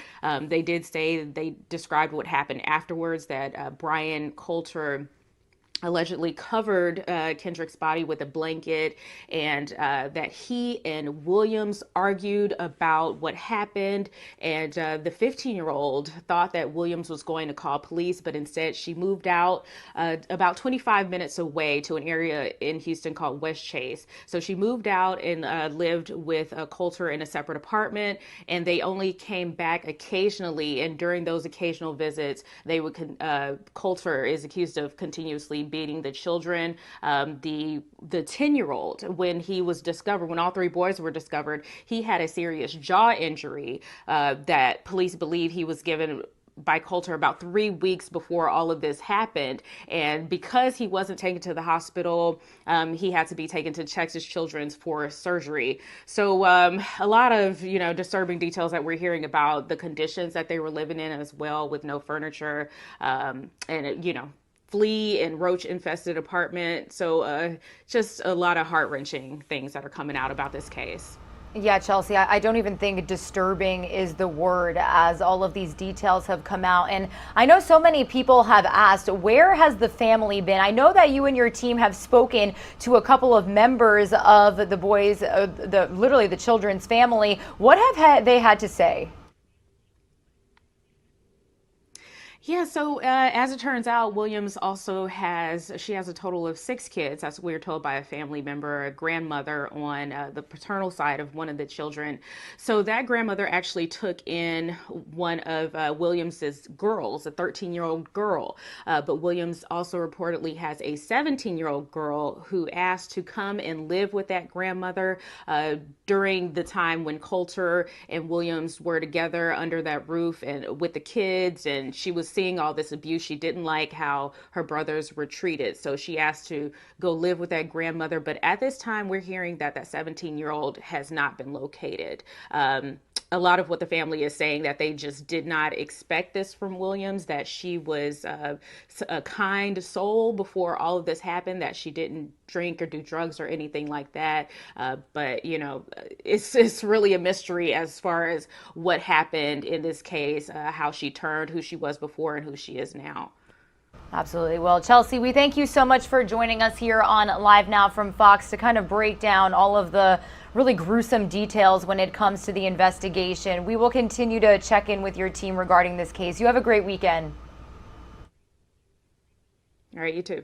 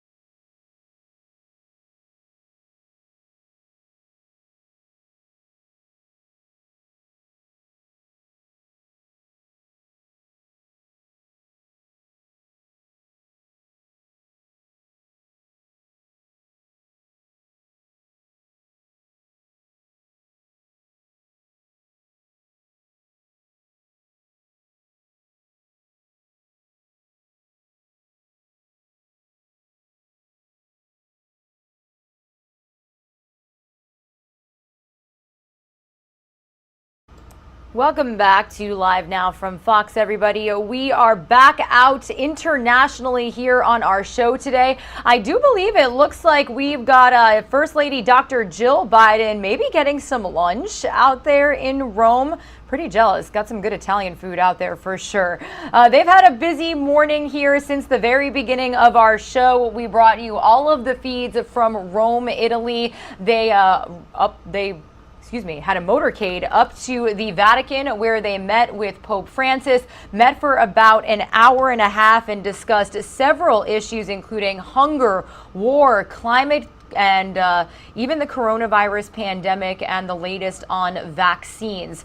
So we do know that he just recently did have a warm welcome from the Prime Minister of Italy. Both of them were there. They were playing the national anthem and then they went behind closed doors. So maybe they're getting a quick bite to eat before heading to the G20. Now, the Prime Minister is the host of the G20. We've seen world leaders arriving in Italy all morning long. So we'll continue to bring you these feeds here all throughout the day as we get them. That's the really cool thing about our show, everybody. Live, raw, unfiltered feeds coming internationally today and probably for the next several days as we continue to follow President Biden's second tour overseas. Also do want to give you another look at some vantage points we've got coming from Italy. I do believe that this is one of the vantage points from where the G20 summit is being held. You can see the American flag right out there. So we've got several leaders making their way to the G20.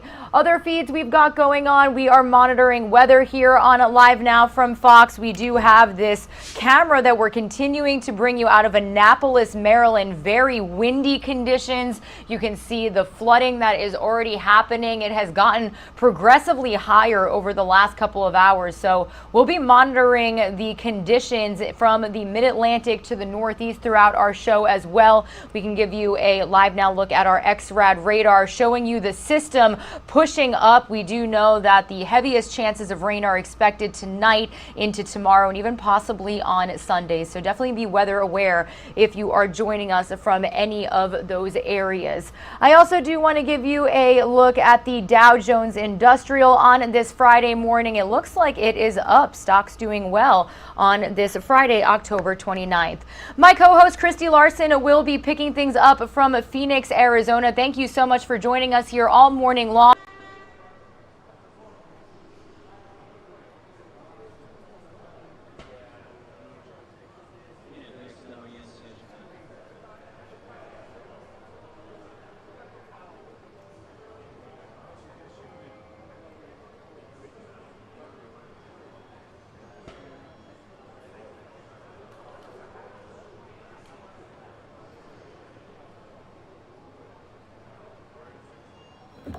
Good morning. So once again, taking a live look here at the markets as we're getting ready to end a week and also end the month of October. I can't believe we're already saying that. Going to be welcoming November coming up here in just a few short days. And of course, so a lot of people have been seeing our stocks go back and forth as we've been also reporting a number of incidents that have been affecting our stocks, like our supply chain backlog, especially as we've seen a lot of those shipping containers sitting out in the ocean waiting to try to get into port. So do want to say thank you for being here with us on Live Now from Fox, where we always keep you up to date on the latest here, especially as we do have some breaking news that I want to get to here. First off, this new hour. So we do have a live look up in the air at this time. This is a picture of a incident that is taking place down in Oklahoma. We do have sheriffs confirming that they have one deputy shot, and they do believe they know who the suspect is. And this is a live picture of Skyfox up above.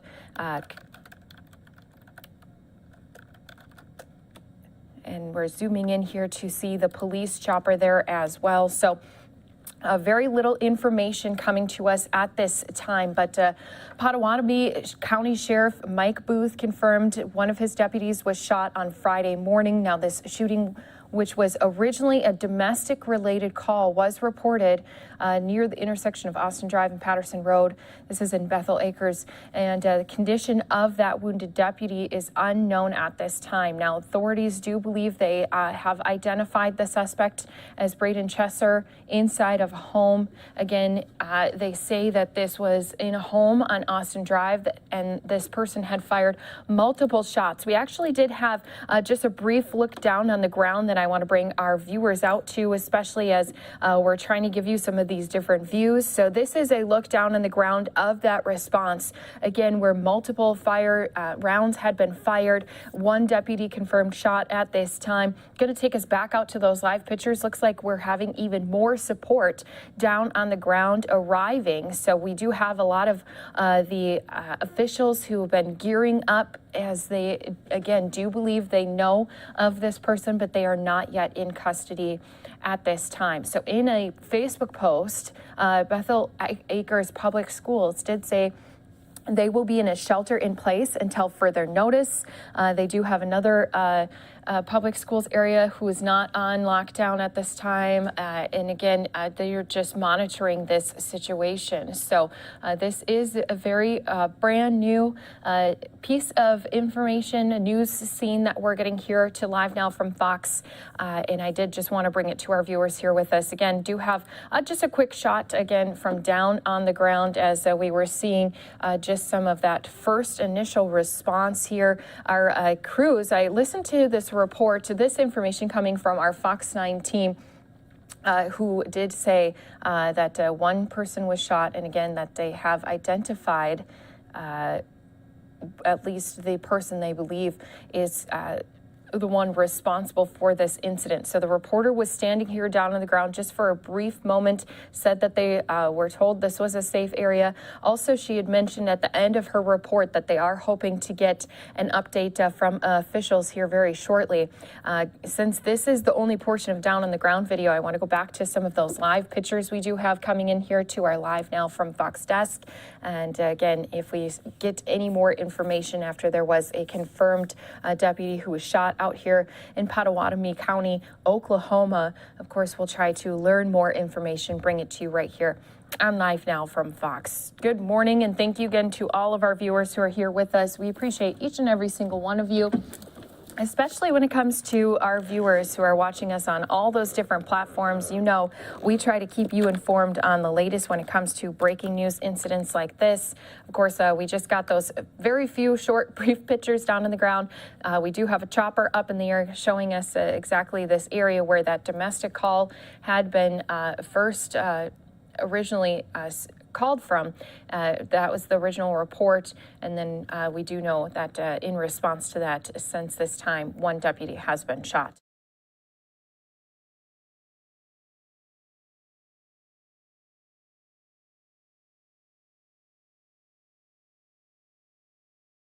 And as we're taking this live look, you can see just a lot of response vehicles out there on the road. Again, we had showed you some of those vehicles a little bit earlier here today.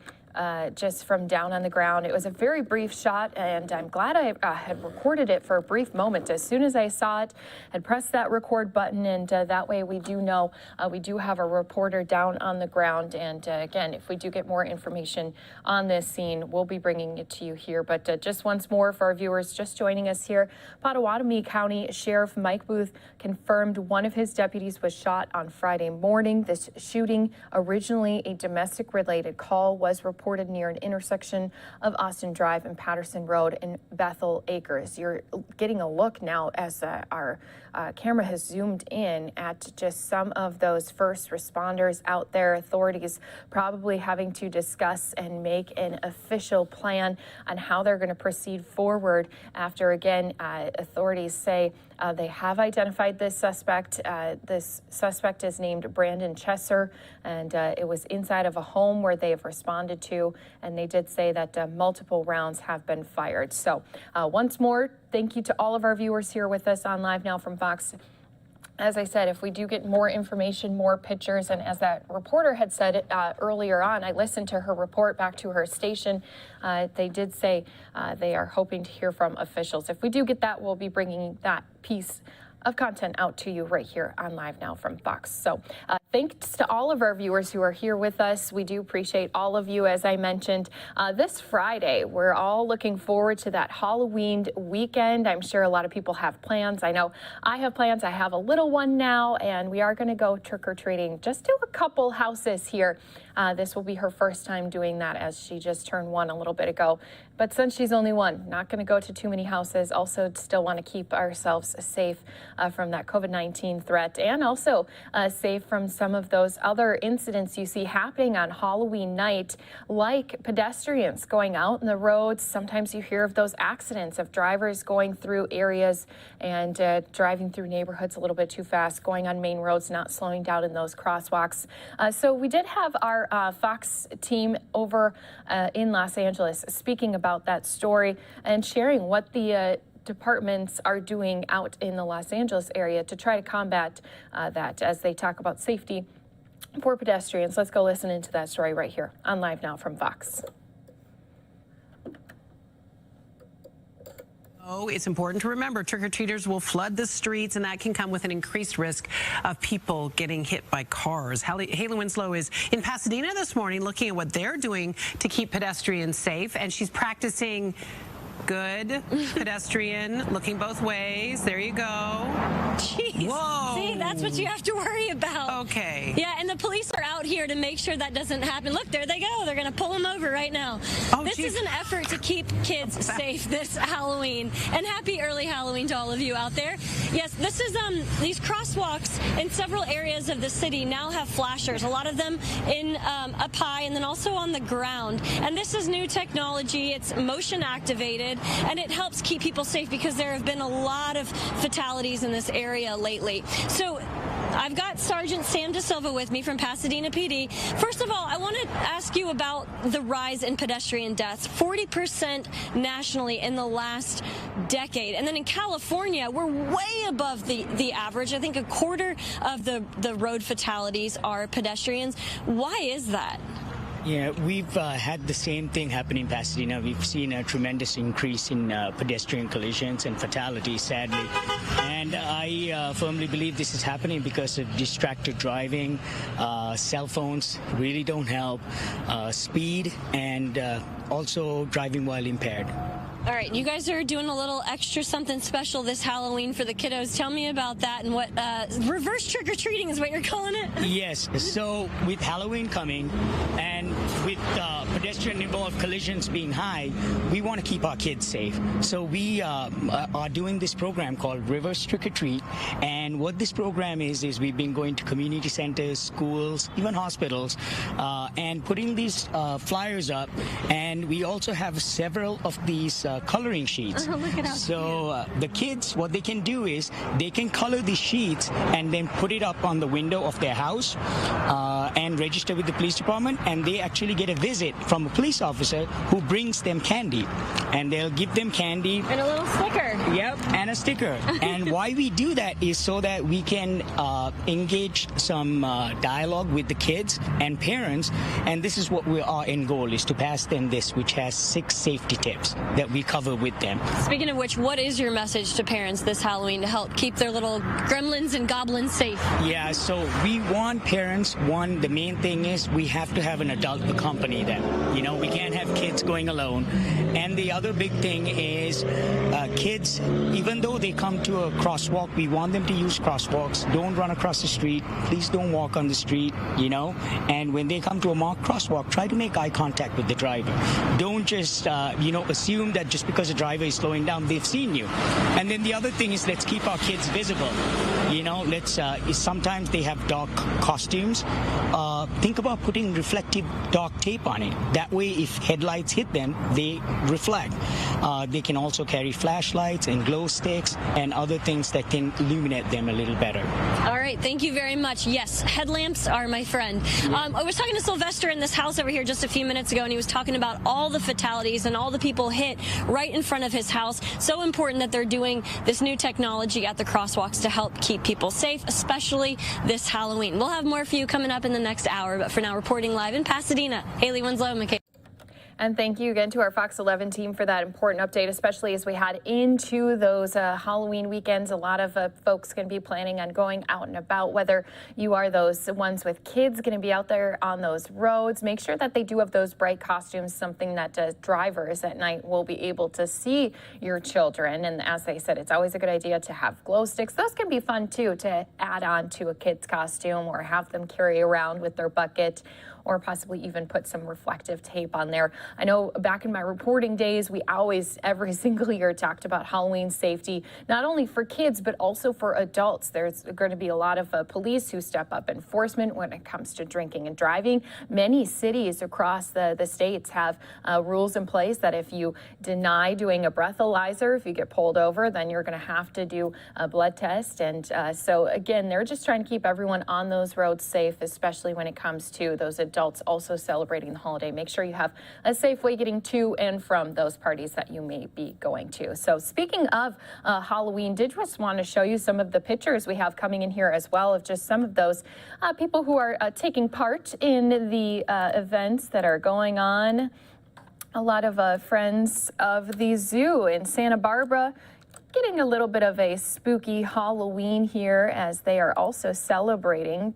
So we do have some pictures showing us that the zoo has become a safe place for Boo during this Halloween time in California. The Santa Barbara Zoo dressing up some of its not-so-real animals as they are giving them plenty of Halloween spirit. They have a spooky zoo event with some life-size animal figures that are made up in colorful costumes. You can see here a lot of families have been going out and enjoying it already here this weekend and earlier this week. So they have a lot of also normal Halloween fixtures such as skeletons. They have some cobwebs and even some pirates and other creepy things. You can see kids also dressed up as they're visiting the zoo.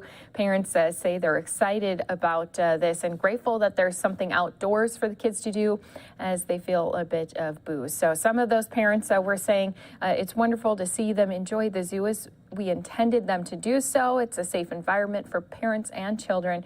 Right now, that's really important. Another parent talking with our team as well, saying, I do think it's a great way for people to get out, feel more comfortable. I think it's a great thing for little kids because it's a safer place for them to run around. And you're seeing just some of those pictures.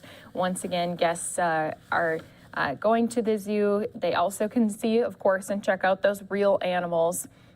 And this spooky zoo is included with those general admission tickets, but reservations must be made ahead of time. They're obviously trying to keep the numbers at a safe spot as well. So we'll continue to keep you updated on some of these different Halloween stories as we head into the weekend, but we do want to also stay on top of some of those other top stories happening all across the country. Of course, we have President Biden who's overseas. We've been talking a little bit about his trip as he did meet with the Pope here today. Plus, we're going to also be seeing a little brief preview into our NASA crew, who is going to be our SpaceX crew, who's going to be headed soon up into space. So we'll have a lot more to come right here on Live Now from Fox after we take a quick break. Stick around, more stories your way in just moments.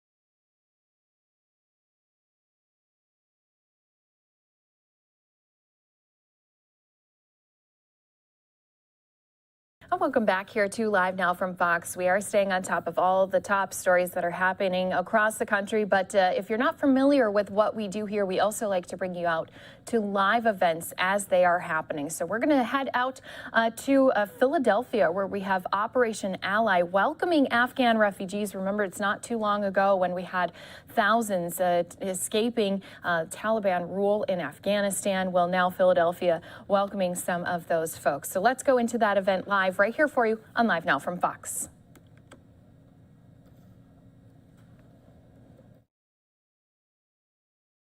Our allies. And the people that did all that are the ones that you see standing around the edges here, like Keith, who don't want the credit. They were down there 24/7, 365. Oh, by the way, this would have been a unique mission under any circumstance.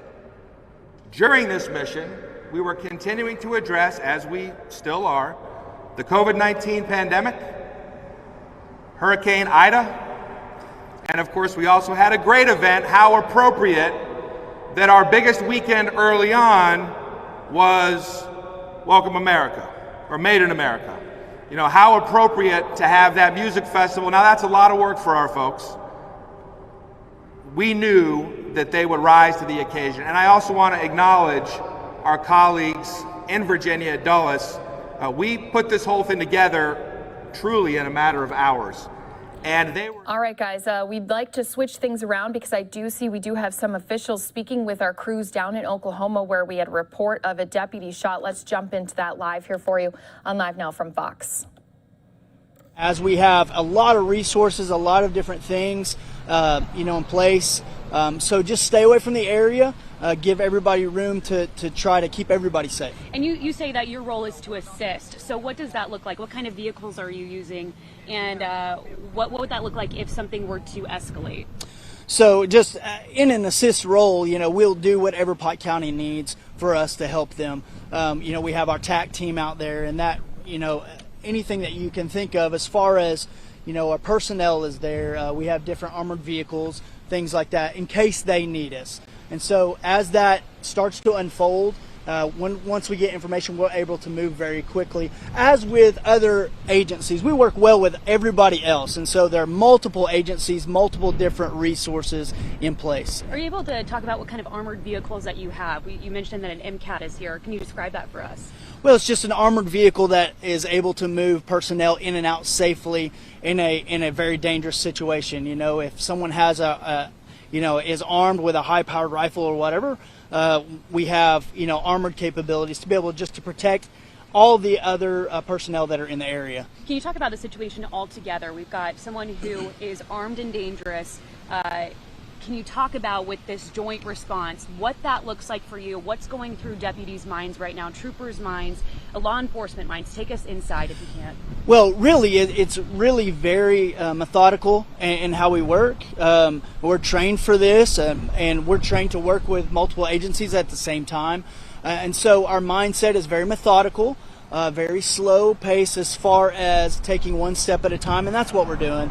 And as information comes in, it'll be pouring in very quickly, and then we'll be able to react to that information very quickly because of the presence that's here. Anything that we can inform the public that you want them to know about the situation? Just really right now, the information is just kind of stay away from the area. That's really the best information that we have. And there are schools that are on lockdown, right, as well? I don't have that information right now, but I'll get that for you. Can you just give us a rundown of what happened this morning, just so we have it clear, please? We don't have all of that yet. I don't want to speak to something I don't know everything about yet, exactly how the call came in, how they responded, and then how we responded. We'll clean all of that up and be able to push that out so it's very concise. Can you tell us how the sheriff or the deputy's doing this morning? His status to us right now is unknown. We do know that he's seeking medical attention. And you know where he was shot? Yes, ma'am. Do you know where he was shot? That's not confirmed yet. We do know that he was shot. So like I said, we got to clean that information up because it's so fresh and it's just rolling in. And so News 9, we just went on the air. Can you walk us through what information you do have this morning one more time? So really the information that we have is what you already have right now, the information of that Pike County was called to a call. They showed up, and in dealing with that, responding to that call, a deputy was shot. We do know the suspect. We do have a description of him. We're trying to make sure that that is accurate. And then what happened is we set up a large perimeter, and then we're working into a small perimeter to try to locate and to try to make sure everything is safe. And so that's where we're at right now. I know there's multiple agencies, both state, federal, and local agencies involved right now to try to work together to make sure that this, is peaceful. Absolutely. We spoke with a neighbor who said that she believed that he had some sort of bunker and also a lot of weapons stored at his house. Do you know anything about that at this point in time?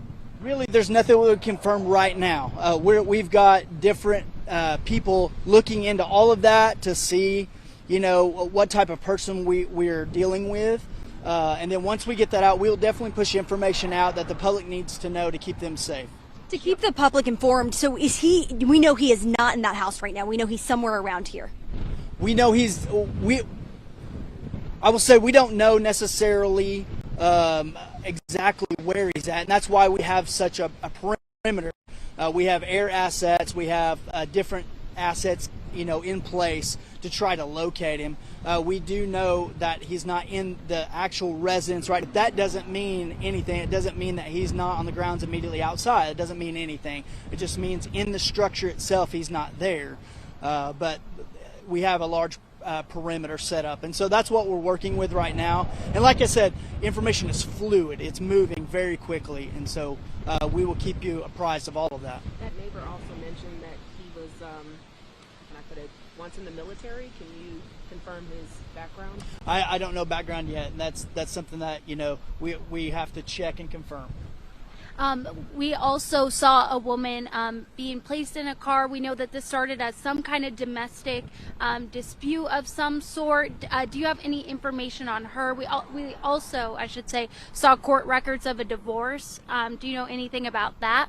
We don't know anything what led up to this at the point. All I know right now is that Pike County was called to some sort of call, disturbance, and then they arrived. And so with that, I'll get with Pike County and try to get that information, as the Oklahoma Highway Patrol is just assisting with them.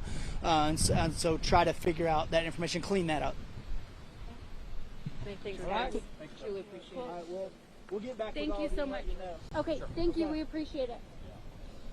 All right, so once again, getting that latest update with officials there. Again, this is just some of that look that we had.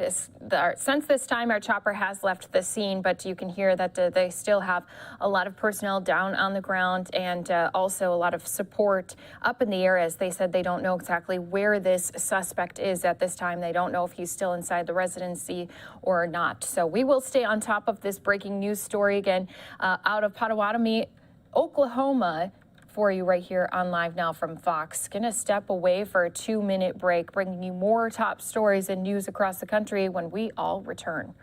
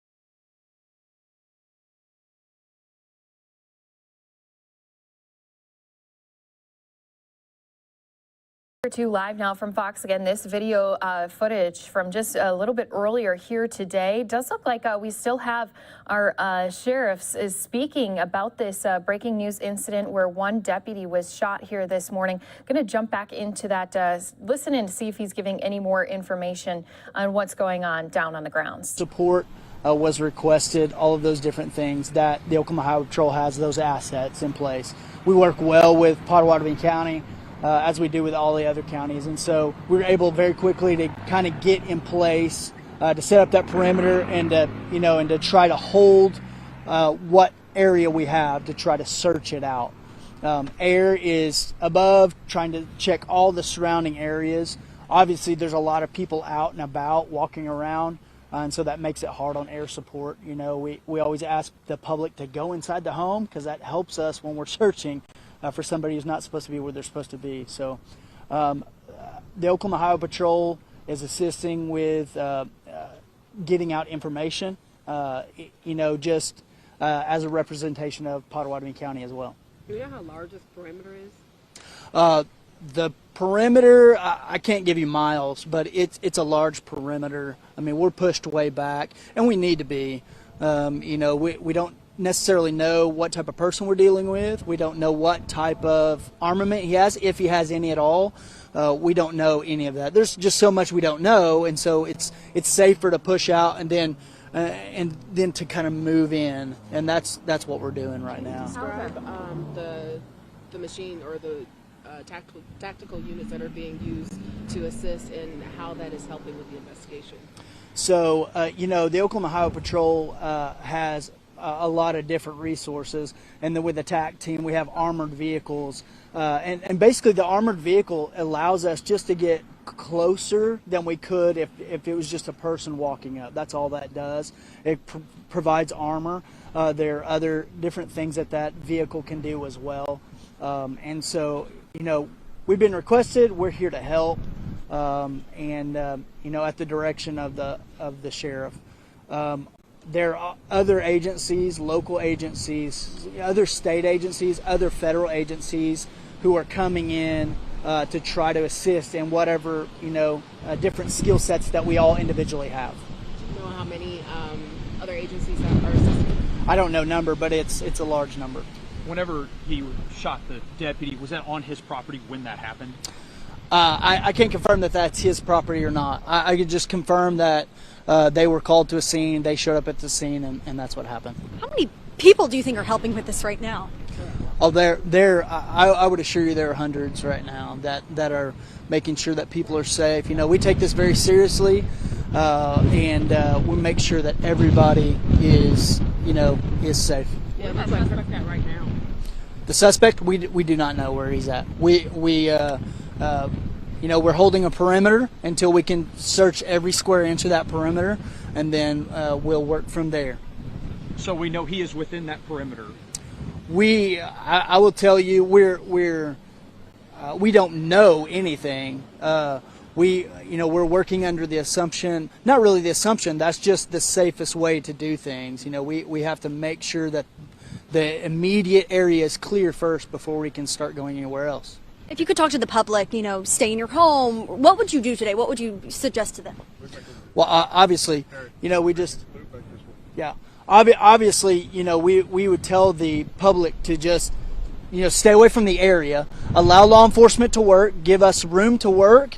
We have your best interest in mind, wanting to keep you safe. If you see anything that's suspicious on your property, see anything that doesn't look right, don't feel that you can't call. Make sure that you call 911. Let us know.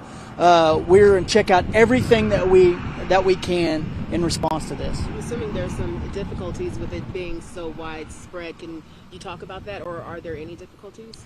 Well, there's always difficulties when a large brush area. There, different landmarks as far as streams and things like that. We don't know necessarily if he's on foot, if he's in a vehicle. We don't know that yet. And so as that information starts to roll in, we start to change how we operate. But right now, not knowing a lot, we have to, deal with the massive issue first, and that is just space. And so we clear space, and then, we work from there. Has it struck me what this area has become over here with there's ATF agents, there are armored vehicles everywhere? Like, has this become a staging area? It is a one of many staging areas. It's an outside of the perimeter staging area where they can come and just kind of get small briefings, and then there are other staging areas that allow us different types of operations that are going on. Obviously, like I said, that information is changing all the time. So, all right. Thank you so much. Thank you. Truly appreciate it. No problem. And is there, you probably don't know because you've been here for 5 minutes. Yeah. Is there another time that you guys plan to maybe have another briefing or? We will. So what we're going to do.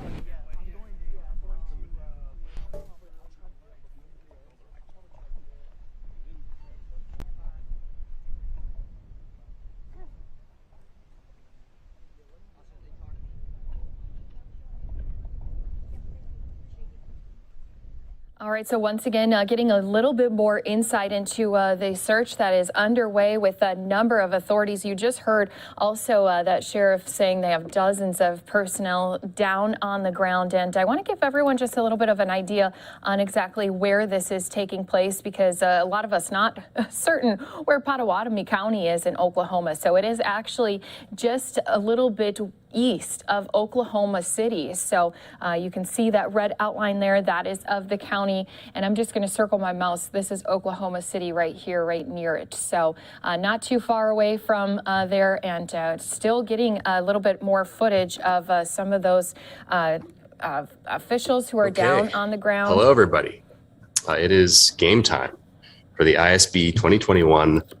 And you can see they have some very large vehicles that they're going to be using here, as they have said. And as we've heard from other different breaking news scenes before, sometimes those big armor vehicles are good for a lot of people to stand behind, stay covered. And again, they do have a large perimeter that they're going to need to be using as they don't know for certain where this suspect is. He also had said earlier on this morning that there had been multiple rounds that had been fired, and again, one deputy has been shot. You can see here our live pictures showing us that we do have a lot of those authorities in us, and we also just heard from our deputy as well that they're getting a lot of assistance from the area responding out here. A mobile command center now arriving here on scene, so this still continues to be a very active area. And once more, just want to pull up that map for all of our viewers here with us on Live Now from Fox, because that was one thing that our team mentioned was where is Pottawatomie County in Oklahoma? So that is right near Oklahoma City. So you can imagine that this area, although it looks to be a little more rural where they've responded here, again, that first initial call for a domestic response, but again, it's right near Oklahoma City. And so there are still a lot of schools in the area. As of right now, only one school had been reported to be on lockdown because of this incident. And that was on a Facebook post. Bethel Acres Public Schools said they have a shelter in place until further notice. So not quite a lockdown, but a shelter in place for their schools. And again, this is just one of those things we do for you here on Live Now from Fox. We hear of breaking news. We started to get some pictures, reported it here for you. Once we got those pictures back, because we know our chopper left the scene, once we got these visuals back here for you, now with these live pictures on the ground, we wanted to give you those updates, especially as we had the sheriffs speaking with our teams for so long, helping kind of lay out the details of their next plans in place as they try to apprehend this suspect as safely as possible for everyone who has responded here on scene. So we're going to continue to keep our eyes here on this breaking news. Going to step away for a 2-minute break. When we come back, we'll still have our eyes here down on the grounds in Oklahoma as long as we have this picture coming in. I say that right as it goes frozen. So if we continue to get these pictures in here, we'll still keep an eye on it somewhere on our screen here for you, so that if we do get any other brief updates from our authorities there, of course, we'll be bringing that to you right here on Live Now from Fox. So again, some of us going to be seeing a 2-minute break as we continue to give you these breaking news and top stories that are taking place all across the country right here to you on your screens, at home, at work, wherever you may be.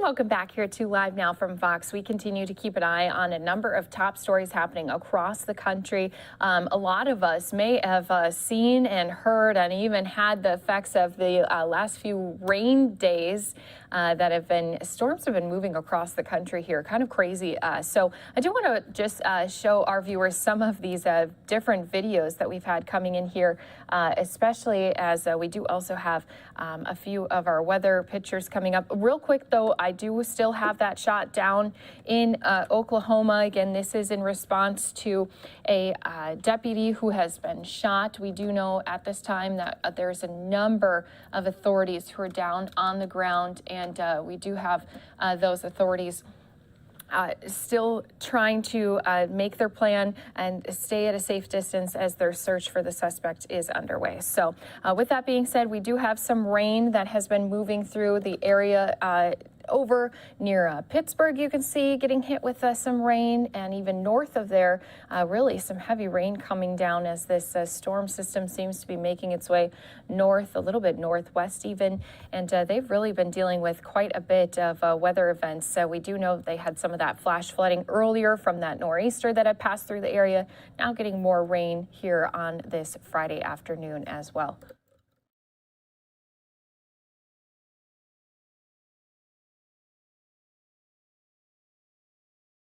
So weather events definitely continue to impact a lot of people across the country. We saw at the beginning of the week California dealing with some of those crazy weather events. They also had a lot of flooding. Then we were in the middle of the week down in the state of Texas, Louisiana, where we had some tornadoes that were popping up with a storm that had moved along the Gulf Coast, and then it had moved into Florida yesterday.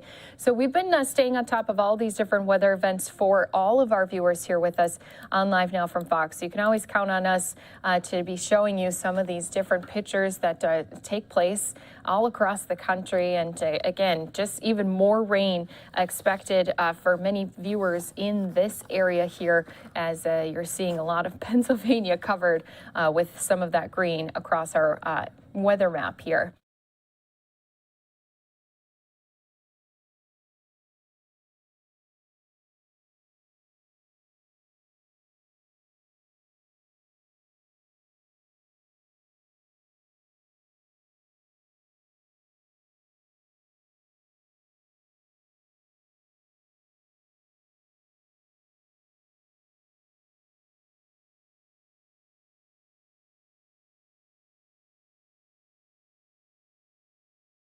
So again, we do have some rain. If we get some more pictures that show us some of these weather impacts, we'll bring them to you here on Live Now from Fox. But I actually do want to show you just some of the video that has been coming in of some of the results of this crazy weather. So here's some video of salmon swimming across the road. Yes, that's right. I said salmon. They, of course, are a fish known to swim upstream, but in Mason County, Washington, these salmon apparently lost their GPS signal, so they decided to do what they naturally do, swimming upstream like nature intends. They're swimming up, though, an unintended flow of water that was flooding across a valley road. Now, salmon were diverted off of the river after the water had went above flood stage, found their way across the road, and apparently some passerbys decided to try to capture a nice free dinner without a reel and rod. You're seeing them wading through in their rain gear there. So again, this has just been one of those results of that wacky weather that we've seen coming across our states. And again, we'll stay on top of all those weather warnings for our viewers here with us on Live Now from Fox. So going to be staying up to date also on that incident for you out in Oklahoma right now. Our camera crew not set up with a picture to bring to you, but if we do get another update from those officials who are down there on the ground, or more pictures showing us some of that action that's happening around the search for that suspect, again, where one deputy had been shot, we'll bring those pictures to you here on Live Now from Fox. But let's go back out to Philadelphia, where we were going to be listening into an event. They're getting ready to welcome back, to actually welcome some of the different Afghanistan refugees that had made their way out of Afghanistan ahead of that withdrawal as Taliban had been taking control. 25,000 refugees now going to be welcomed into Philadelphia. Let's listen into that press conference right here for you on Live Now from Fox. And walking out that first group is an experience I will never forget. I wasn't sure how we were going to make it happen when I got that phone call, but I knew that we would make it happen. And what became this massive operation that you've heard about all started with some folding tables, some folding chairs, some duct tape, extension cords, a bunch of people in uniform, a bunch of folks not in uniform, a bunch of folks who just showed up when the call went out for interpreters, for folks to welcome our allies. And the people that did all that are the ones that you see standing around the edges here, like Keith, who don't want the credit. They were down there 24/7, 365. Oh, by the way, this would have been a unique mission under any circumstance. During this mission, we were continuing to address, as we still are, the COVID-19 pandemic, Hurricane Ida, and of course we also had a great event. How appropriate that our biggest weekend early on was Welcome America, or Made in America. You know, how appropriate to have that music festival. Now that's a lot of work for our folks. We knew that they would rise to the occasion. And I also want to acknowledge our colleagues in Virginia at Dulles. We put this whole thing together truly in a matter of hours. And they were so generous with their input and their feedback and their lessons learned in real time, even while they were pushing to get folks through. They shared all the information that we needed, and we were able to learn from their experiences, and that was so vital. So as you look around here, it's difficult for us to start naming names and agencies and organizations. I think at the peak we probably had 75 organizations of some kind crammed into a conference room here as a makeshift operations center. It really included the Red Cross greeting these children with teddy bears as they got off, or the Salvation Army with a cup of tea. Our Office of Immigrant Affairs somehow made interpreters appear seemingly out of nowhere. All of our medical colleagues, our EMS providers, dedicated EMS providers, transporting folks to the hospital, tracking them through the process, and so many others. At the end of the day, this, like everything we do in this great city, was a team effort. It was neighbors helping neighbors. It's what we do, and I'm so honored that we in the Philadelphia Fire Department and Office of Emergency Management could be partners with all of you in making it happen. Thank you.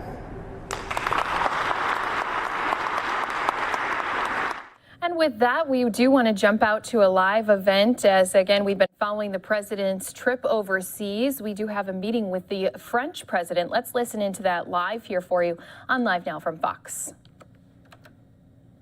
Des échanges renforcés en matière de contrôle des armements qui demeure à nos yeux un sujet absolument clé. Voilà, en quelques mots, le fruit du travail des dernières semaines. In a few words, this is what was at the heart of our work over the past few weeks, what we will be discussing today. These are very concrete decisions that are being taken to support some initiatives, some joint initiatives, joint actions on all of these matters. And for me, this is very much the beginning of a process of trust, of confidence, which we're building together. Thank you very much, President, for the work undertaken over the past few weeks and for your presence here today. Eh bien, permettez-moi tout d'abord de dire une chose évidente. Nous avons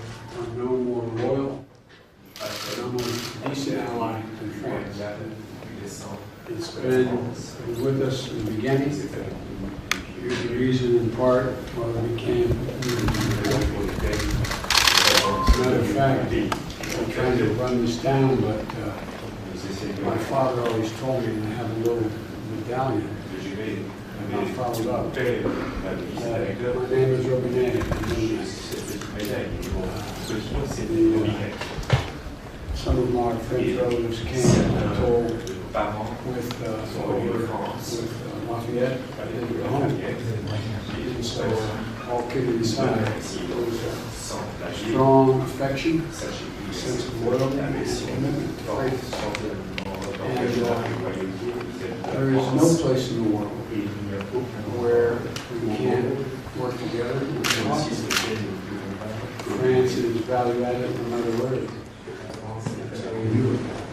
And so, whether it's the Sahel or together, you're carrying the burden of being terrorism in that part of the world. Or our attitude toward what happens in other areas from partnership, no matter where it is. And that's how we do it. And so, whether it's the Sahel, we're working together, you're carrying the burden on doing terrorism in that part of the world, or our attitude toward what happens in other areas from our partnership when we were in Afghanistan together to today. And so I want to get something clear in front of all the press. We view you as an incredibly valuable, serious partner. Article 5 means everything to us. You were there for us, we'll be there for you. A lot more work we can do together. Thank you, Mr. President. No, thank me. Thank you. Thank you. Is the relationship repaired? You're asking me?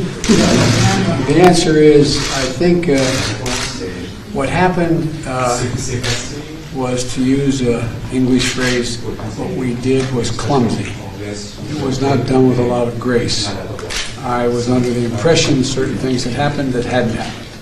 And, but I want to make it clear, France is an extremely valued partner. Extremely. And a power in and of itself. And so I don't know any reason that we have the same values. What did you think had happened that had not happened? I was under the impression that France had been informed long before that the deal was not going through. I, honest to God, did not know you had not been. But having said that, look, there's too much we have done together, suffered together, celebrated together, and valued together for anything to really break this up. And the world, look, we're at one of those inflection points in world history. Things are changing. The pieces on the board are moving. And it happens every some 50 to 75 years. It's happening. I want to be in the same board that France is on.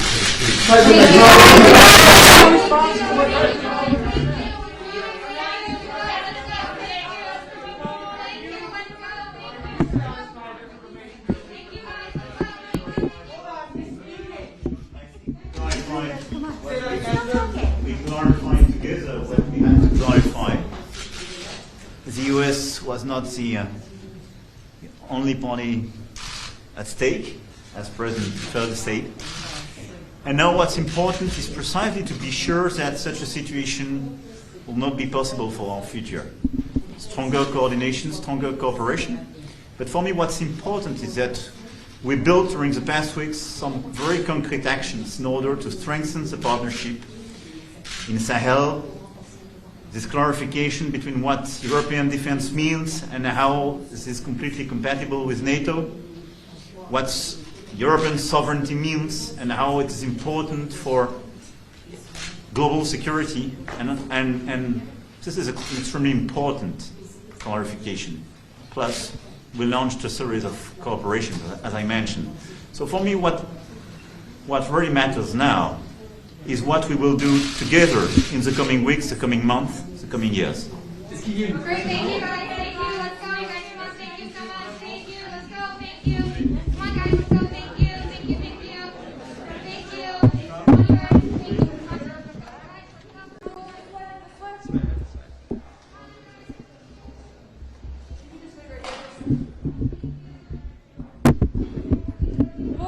All right, so once again, that was just the portion we were able to get of President Biden's meeting with the French president. And again, when it comes to his trip overseas, we're going to be bringing you bits and pieces as they happen. right here for you on Live Now from Fox. That's what we do. Always keep you up to date on a number of stories, not only ones happening across the world, but also across the country as well. We do have coming up here at the next top of the hour a briefing with our NASA administrator. He's going to be speaking about the SpaceX Crew 3 that's going to be launching off shortly. That's going to be happening just here this weekend, and much more. So stick around, more to come right here on Live Now from Fox after this break.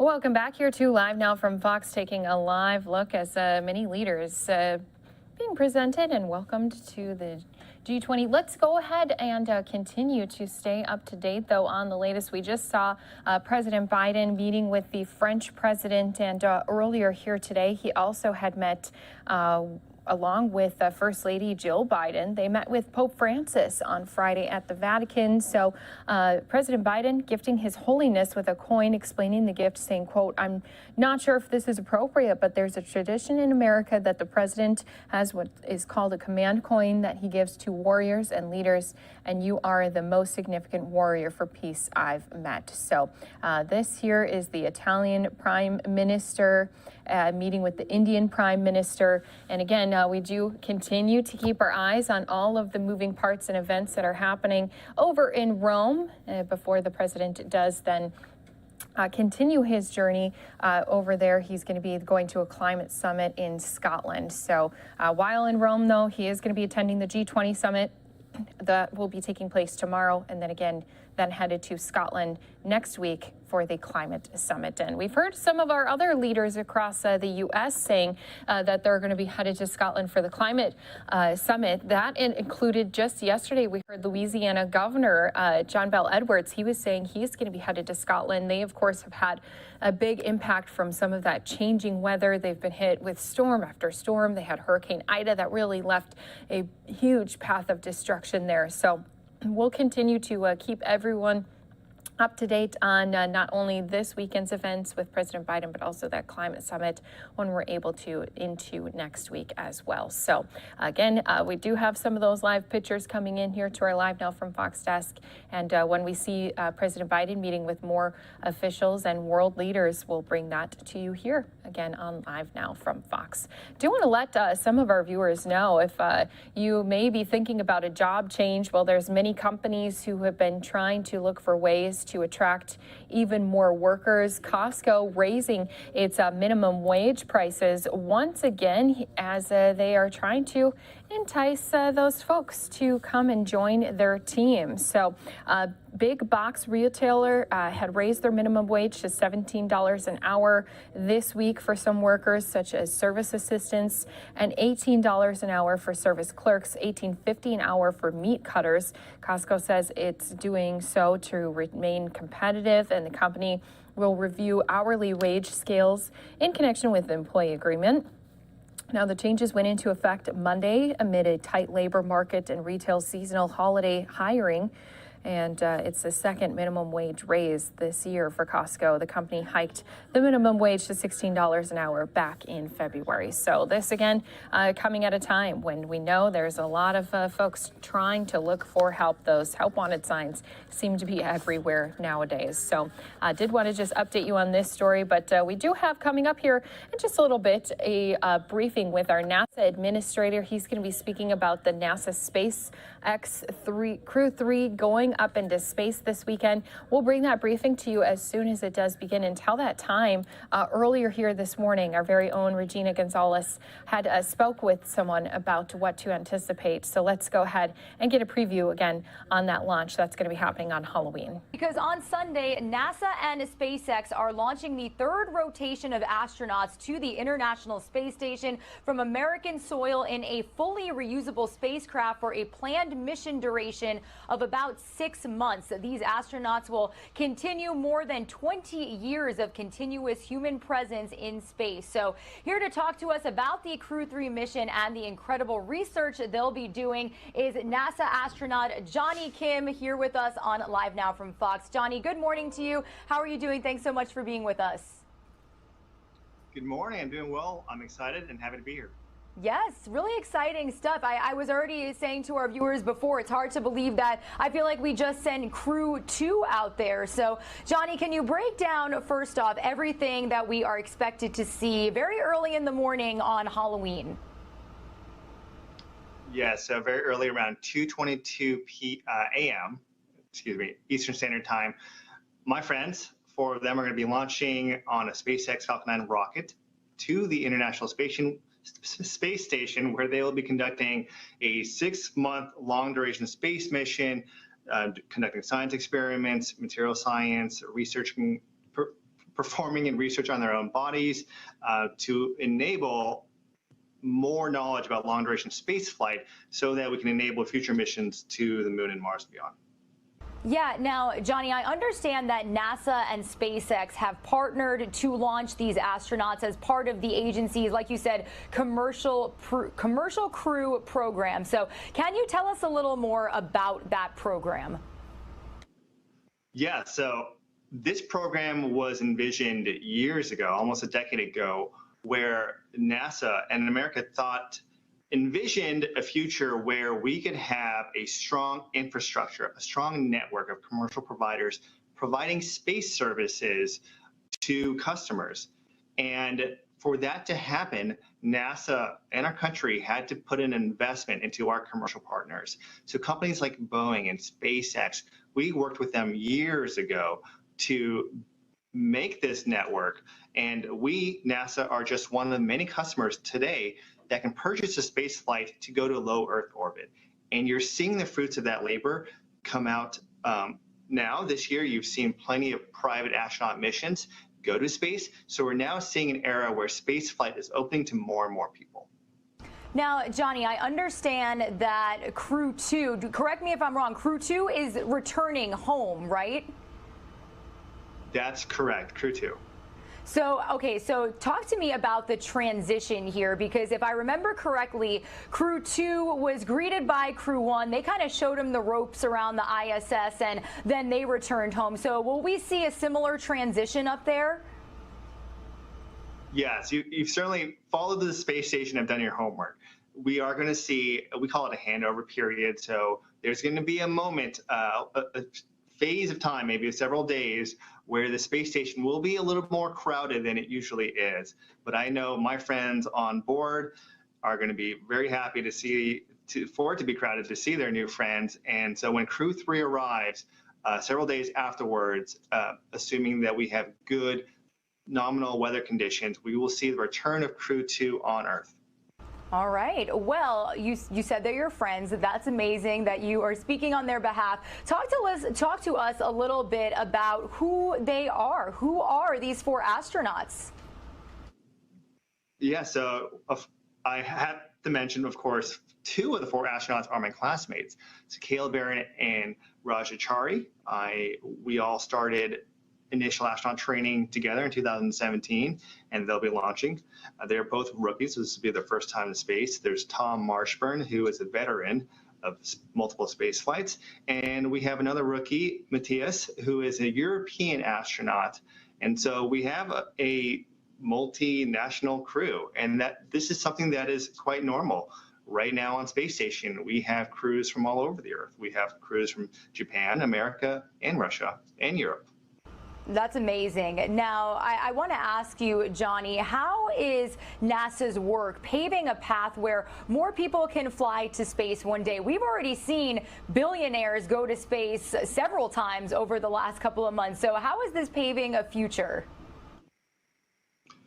So, I think when you set out a goal and challenge the public, we challenge ourselves, people are innovative, and they will find a way. And so when we set out this challenge to our commercial providers, to partner, to companies out there, to buy down the cost of space travel, to get us to low Earth orbit, those prices, we've seen the advent of reusable rockets. Costs have been brought down tremendously, which has ushered in a new space age.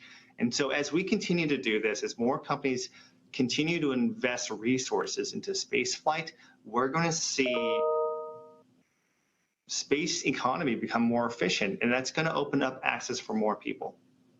Well, I certainly said that if the opportunity presents itself, I will be right next to you guys going to space, hands down. I'm so down. But NASA asked.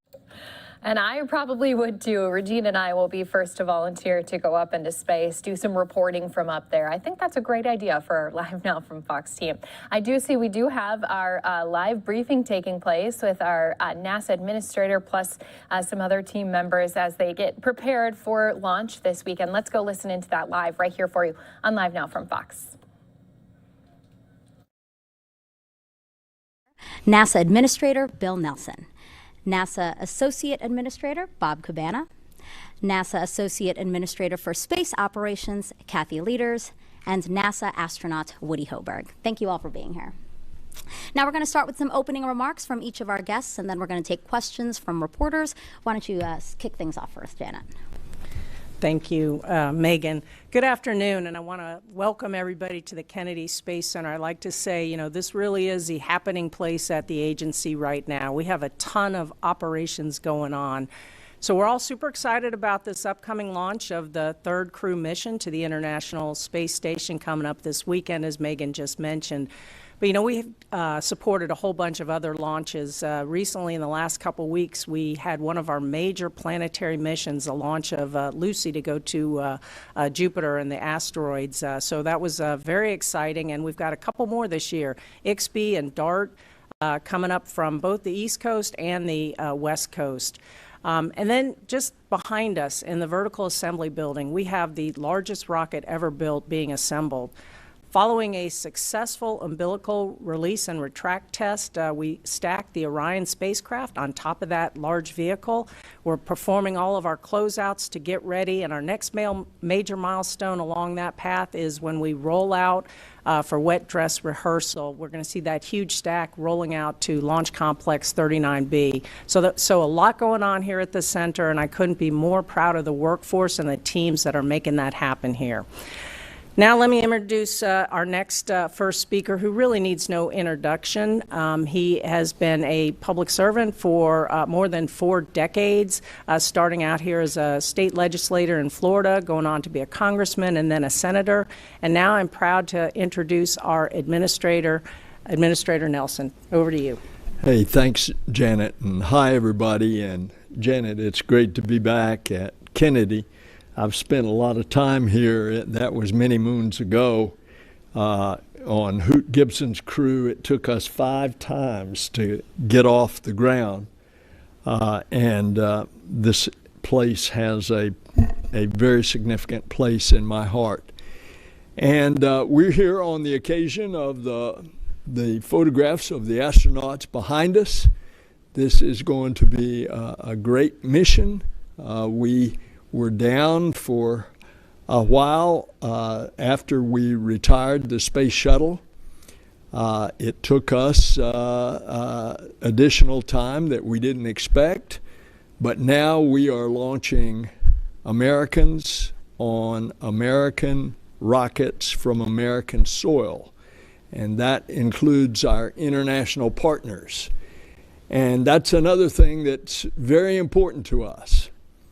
Our international partners who are participating, there are over a couple of dozen international partners that are participating with us on the International Space Station. And we're going to include that international participation as we go back to the moon. We already have agreements with a number of countries on the Gateway.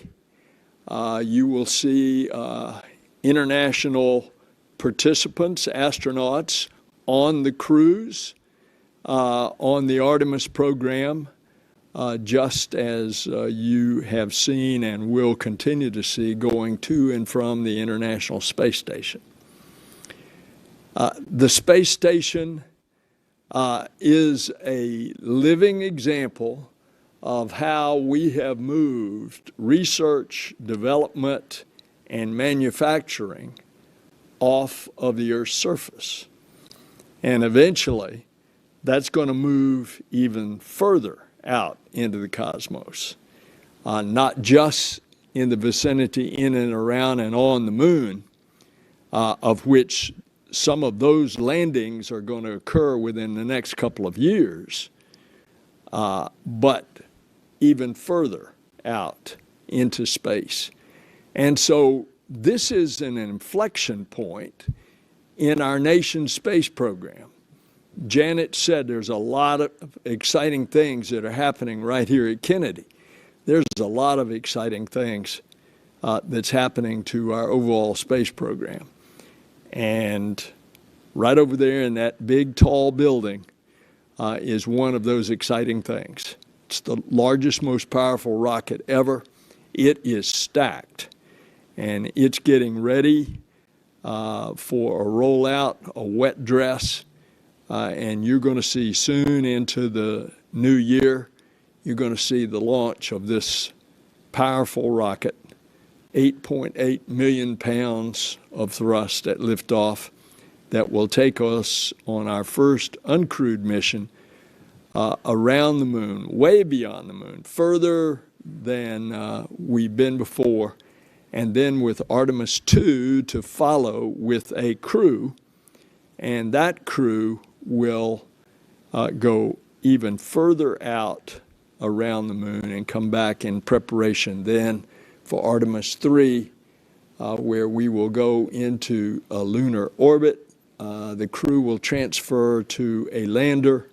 The lander will go down and demonstrate a landing for the the first woman, by the way, and very possibly the first person of color. But there will be the first person of color, if not on the first mission, soon thereafter. So there is just all kinds of things going on. Don't forget that aside from IXB that Janet mentioned, think about what's happening December the 18th. We are launching from French Guiana on an Ariane 5, a $10 billion telescope that is going to open up secrets that we have never been able to see and understand in the universe. And so that's just a primer. I look forward to your questions. Now let me throw it to Bob Cabana. He is our Associate Administrator. You all know him here at Kennedy very well. He was a Marine test pilot, an astronaut commander, the head of the astronaut office, the head of the Stennis Space Center, and for 12 years was the head right here at Kennedy. And Pam and I were able to twist his arm and get him to come and join us as we operate as a team to try to lead this great agency. By the way, an agency, I might say, that has been voted the best place to work in the federal government for the last 9 years straight. So it is indeed an honor for us to help lead this. Bob? Well, thank you so much, sir. It's an honor to be part of this team. It is an absolutely amazing team, and it's really great to be home in Florida for the launch of Crew 3 to the International Space Station. You know, one of the things that the Commercial Crew Program has done, it's increased the number of astronauts that we actually have on the space station in order to do all the science that we need to accomplish up there. And as the administrator said, the space station, it's critical to our future of learning how to live off our home planet. But it's critical to develop the systems and test the engineering systems that we need in order to actually go back to the moon in a sustainable way, preparing for that next giant leap onto Mars. When I look at what has been accomplished here at the Kennedy Space Center, it's absolutely amazing from a commercial point of view. And I got to give great credit to Janet. She was just instrumental in helping us get a lot of the agreements in place that we needed to commercialize KSC and make it more user-friendly. And I just think it's, when you look across at all the different companies that are here, 93 agreements with various space companies working here at the Kennedy Space Center, what an outstanding future we have. As the administrator said, this is truly an inflection point for our nation's space program. One of the things that we really want to do is commercialize low Earth orbit, eventually commercializing a space station in space. We're working for private astronaut missions. We're looking for future commercial space stations in space so that NASA doesn't have to maintain this huge space station, and we can focus on that hard job of exploring off our home planet. And we got somebody that's going to be ideal in that position as we continue to commercialize space. Following me is somebody I'm extremely proud of and what she has accomplished here at KSC. She's the reason we have this amazing commercial crew program right now at Kennedy with support across NASA. And she made it happen. And now she is the Associate Administrator for Space Operations, continuing to take care of the space station and move us forward with our international partners. It's my pleasure to introduce our AA for Space Ops, Kathy Leaders. Kathy? Thank you, Bob. I was a little worried what you're going to say, but those are very nice comments. Thank you. It is a super exciting time for us here, but for folks that were on the press conference after the flight readiness review, you realize there's a lot of work and you have to do it carefully, and you have to go through every single milestone along the way to make sure that we are safely delivering the capability to fly our crews up to the International Space Station and make sure that they can come home back to their families. And so the team's been doing that since the flight readiness review on Monday. They worked through, checked out the rocket. Static fire went really well. No issues coming out of that. Made it through dry dress last night. Dry dress is where we make sure that the crew goes through and checks out and actually goes through the whole operation of loading the crew, checking things out, and making sure things will run smoothly as we're heading into our launch countdown.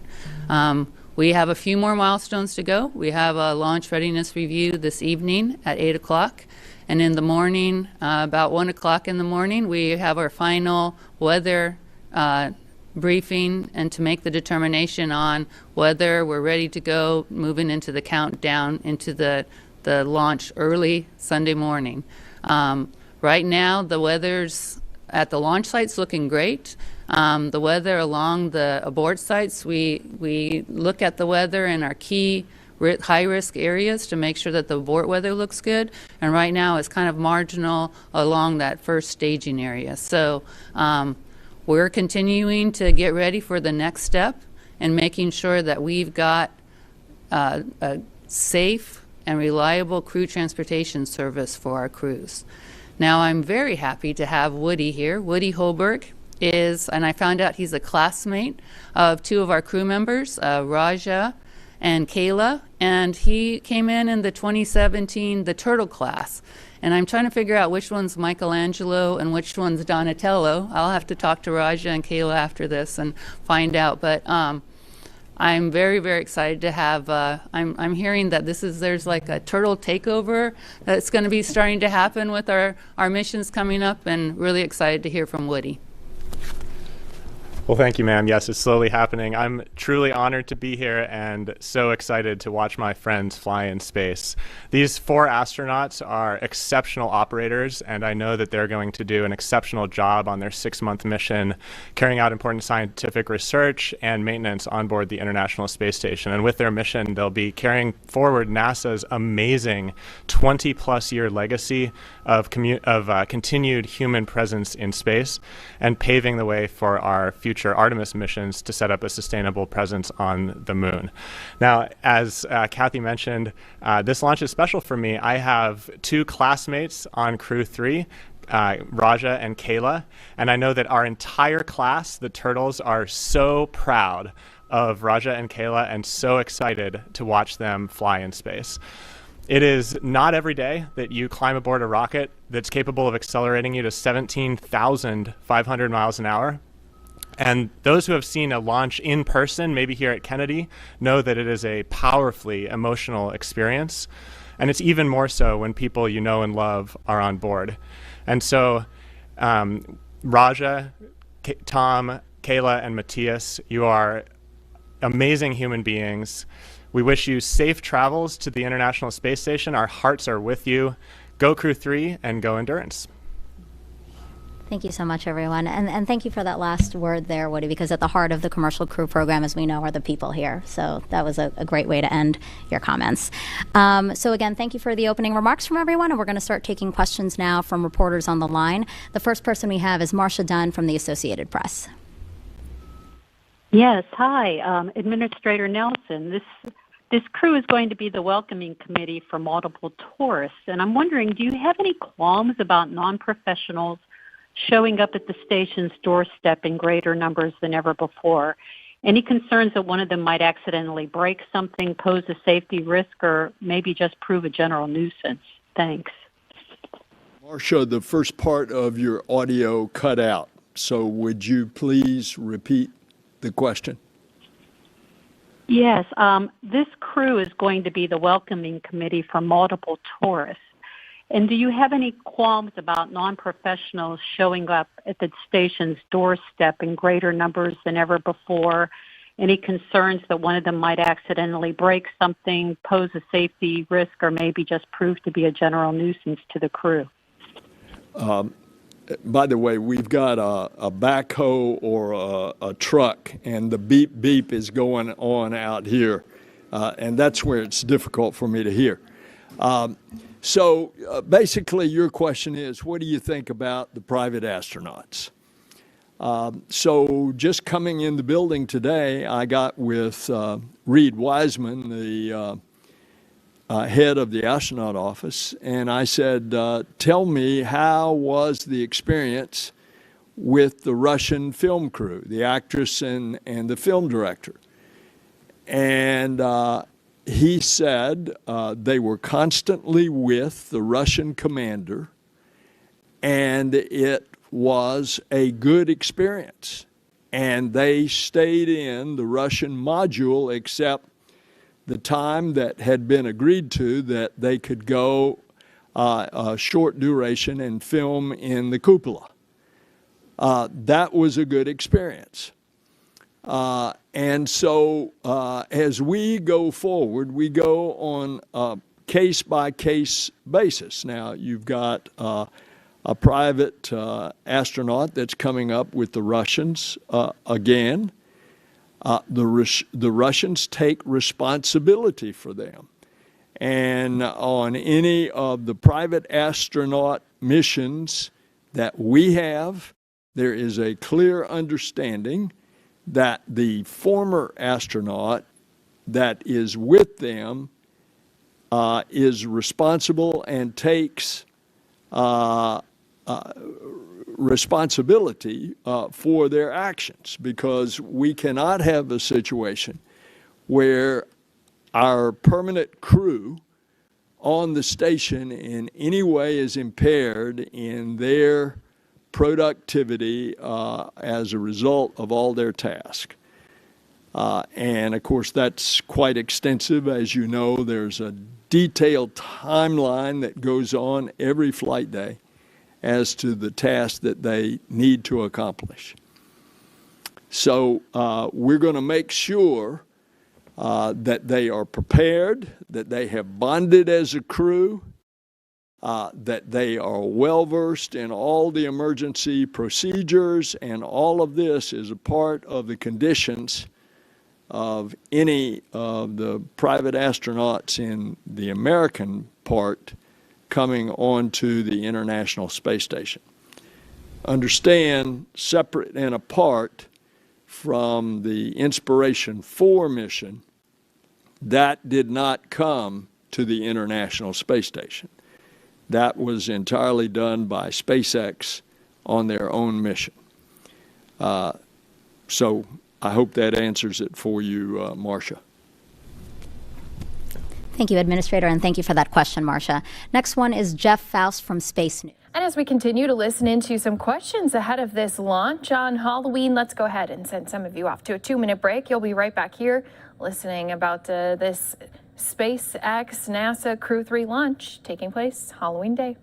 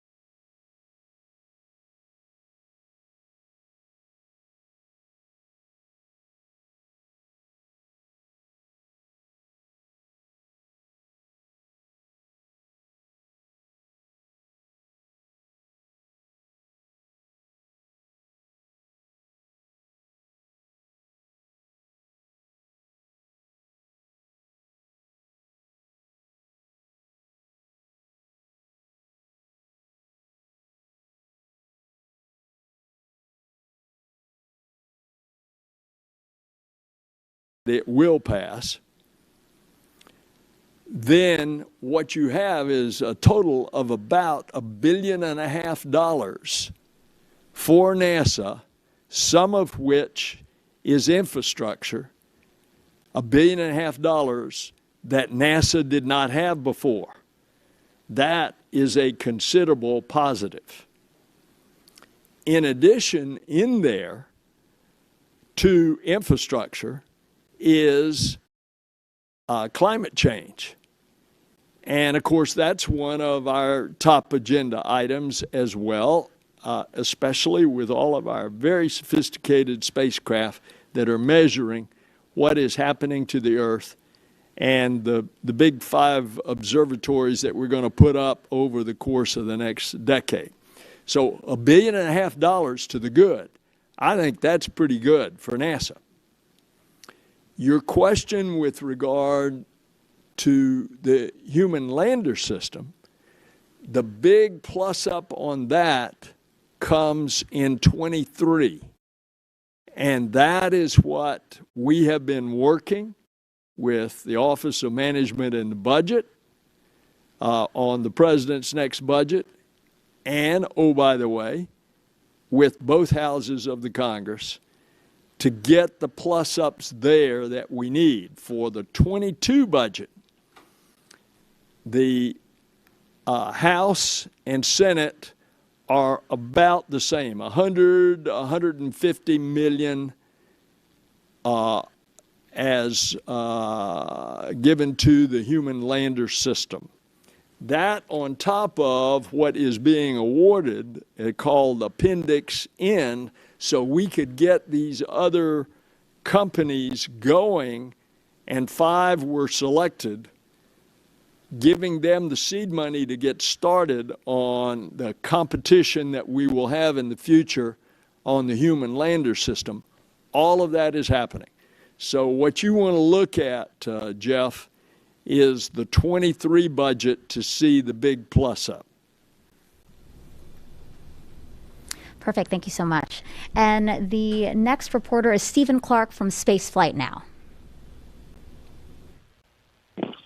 Thank you, Stephen Clark, Spaceflight Now. I think my question is for Kathy. The solar flare that erupted from the sun yesterday, is that something that is being watched, or something you expect to be an issue for launch this weekend? You know, abort weather notwithstanding, is that something that could cause you to delay the launch? Thank you. No, we actually monitored it. You know, our mission management team for the International Space Station monitored it and worked the levels with SpaceX folks, and we've worked through it, and there aren't any issues to the avionics or anything else that for the on-orbit vehicle or our vehicles on the ground. Next reporter is Amy Thompson from Space.com.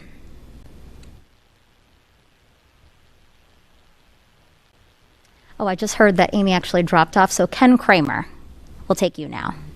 Oh, hi, thank you.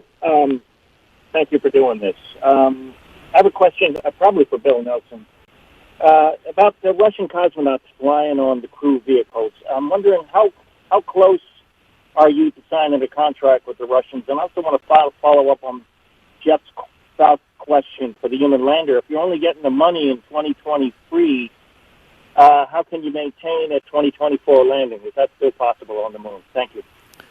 Well, that's why we didn't sit around until we know what's happened on the litigation. That's where Bob and Kathy and now Jim Free have already started getting the funding going with regard to that Appendix N. And I'll have Kathy speak to that. So it is what it is. Look, the decision was made in a panel led by Kathy last April. That decision was appealed in an administrative court. That court decided, and then that decision, which affirmed the decision of NASA, on the first demonstration lander was then appealed to a federal court that, in effect, acts like an appellate court. It's called the Federal Court of Claims. And so it is what it is. We have been held up, but that's why we didn't want to sit around while we were waiting for the judge, and started the effort to reach out and go ahead and start getting some of these designs done by different companies, and 5 were selected. Let me flip it to you, Kathy, for the detail. Yeah, so there's really 2 activities. Unfortunately, with our procurements nowadays, we're kind of in these situations where we do have these protests after we make pretty key decisions. And so the team, I thought, did a really good job of putting together a robust procurement strategy where even with the protests, they began work on these special small we call them broad agency announcements to continue to make progress with multiple potential providers for our sustaining human lander systems. In addition, they were working their procurement strategy for the follow-on for the sustaining human lander system. Both those activities were outside of the Appendix A, the Option A activity, which was being assessed and in court. And so the team's been able to make progress over the summer, and like the administrator said, we are continuing to work on, design and development activities to deliver our sustaining human landing systems by the end of the 20s. I think the team's done a great job keeping multiple activities in flow, continuing to make progress and moving forward. I think you had a question about the crew swap. The Russians, based on the number of missions that SpaceX has flown, they've agreed to continue or to further the processing of our intergovernmental agreements, where we will eventually be flying a USOS crew member on the Soyuz and at least flying a Russian cosmonaut on at least the SpaceX vehicles. We'll continue to work how that would work for our Boeing vehicles, but that's next step to come. But we're very, very excited to see that we have made progress with them on at least this first step going forward, and have our initial cosmonauts beginning to do assessments and training with suits and potential training, and us beginning to do the planning for that. We feel like that's the most robust strategy for us to keep station going. Thank you, Kathy and Belle. And actually, we have a question from social media I want to throw out there. What are the main goals of this mission, and are there particular experiments that the astronauts will be working on? Whoever wants to take that one. Well, all I can tell you is Joel Montalbano, the space station program manager, there's no rest for the weary on orbit. There's tons of work going on over the next 6 months. I mean, one of the favorite things we like to talk about is protein crystal growth, just because that's been an experiment that we have really gained expertise and begun to really learn to apply that to multiple key medicines and medical infrastructures going forward. We have a ton. What's amazing is we've got 3 polar, and there are little freezers that we're bringing down off of the space station, just chock full of science coming back on Crew 2 also. And a new capability that we have moving forward means that we continue to be able to do the physical and the manufacturing sciences that we have going forward. Joe Montalbano will be coming on after our launch readiness review press conference, and you guys I'll have him ready for his whole list of experiments, because he loves to talk about it. Perfect. All right, our next question is from reporter Russell Pounds from Pacific Rim Media. Great. Thank you for doing this morning. Question for Administrator Nelson about creating opportunity. What are you looking forward to most in terms of the doors that commercial space can open for American business? I see Estee Lauder and Adidas doing things up there. What are those doors and things that are most exciting for you? anything that the human imagination can do and prosper and utilize these unique properties of spaceflight in order to better humankind. And it goes from everything that Kathy just mentioned. We are beginning to see a breakthrough on the production of materials as well as pharmaceuticals, as well as the protein crystals. Since you ask, I'll just tell you that 36 years ago, I did one of the first protein crystal growth experiments, and the one that I did was crude by comparison to the automation, the temperature control, the vibration control that they have today. That we had none of that, and yet the results were dramatic of what crystals look like grown in microgravity. You take those, you apply those to research, whatever kind. They are talking now about stem cells. I got a briefing yesterday at a major medical center in America about taking stem cells, and they act different in microgravity. And they're even talking about this has the possibility of growing organs on orbit. And that's just orbit. Then take it on out. Take it out to the moon. Take it out to an asteroid. Think about mining possibly precious metals on an asteroid. I mean, we used to say the sky is the limit. That's not true anymore. The heavens are the limit. Great. And then the next reporter is Stephen Clark again from Spaceflight Now. Hi, thank you for taking another question. Follow up on, I think, Ken Kramer's question about the pending agreement with the Russians on crew swaps. A few weeks ago, during the pre-flight briefings, someone said Crew 5 was like the most earliest opportunity to have a cosmonaut on a commercial crew mission. Is that holding true, or does the seeming breakthrough this week from Roscosmos accelerate that and make Crew 4 a possibility? Thanks.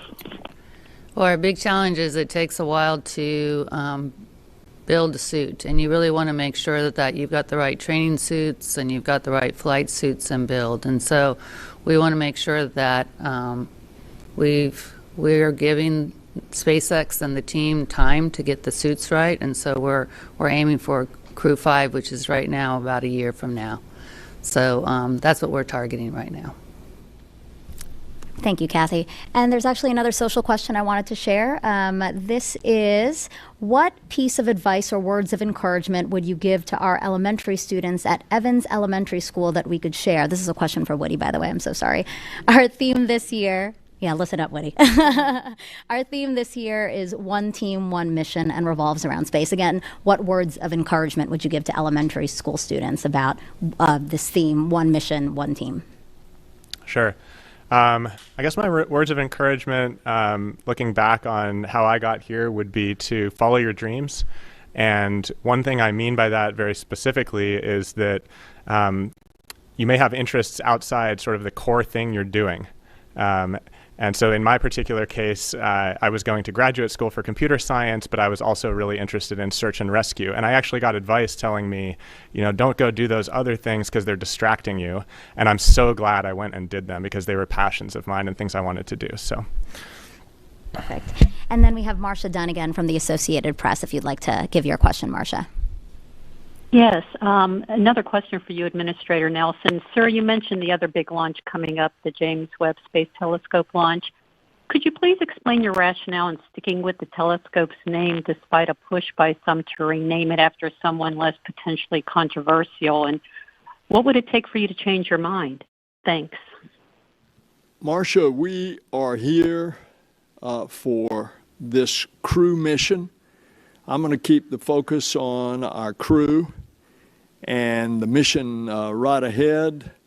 I have already answered extensive questions on this issue and will be happy to do so in another forum with you and others.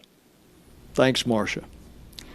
And that's all the time we have for questions today. Administrator, do you actually want to have some closing remarks and again bring it back to why we're here today, which is Crew 3? Well, you come right down to the moment as the countdown clock continues, and suddenly when those motors light off and that energy is concentrated and you're going upward, it focuses everybody's attention. And there, in this case, are 4 human beings riding at the top of that rocket. We've done everything possible along with our commercial partners to make sure that this is going to be a success, weather permitting, and I look forward to a great mission. Well said, Administrator. Thank you. Yes, we hope to see these 4, again, astronauts you see behind us take off on Sunday, Halloween morning. So yes, set your alarm clocks. The launch time right now that we're targeting is 2:21 a.m. Eastern time, again, on Halloween morning. So what a treat to see that go up if we can. And coverage here is going to start on NASA TV Saturday night at 10 p.m. We'll see you then. A very exciting time indeed, and of course we've been keeping you covered on all of those different launches that do happen across the country, especially when it comes to our NASA and SpaceX missions. Going to be headed to a 2-minute break and bringing you more news across the country when we all return. See you right back here on Live Now from Fox in just moments.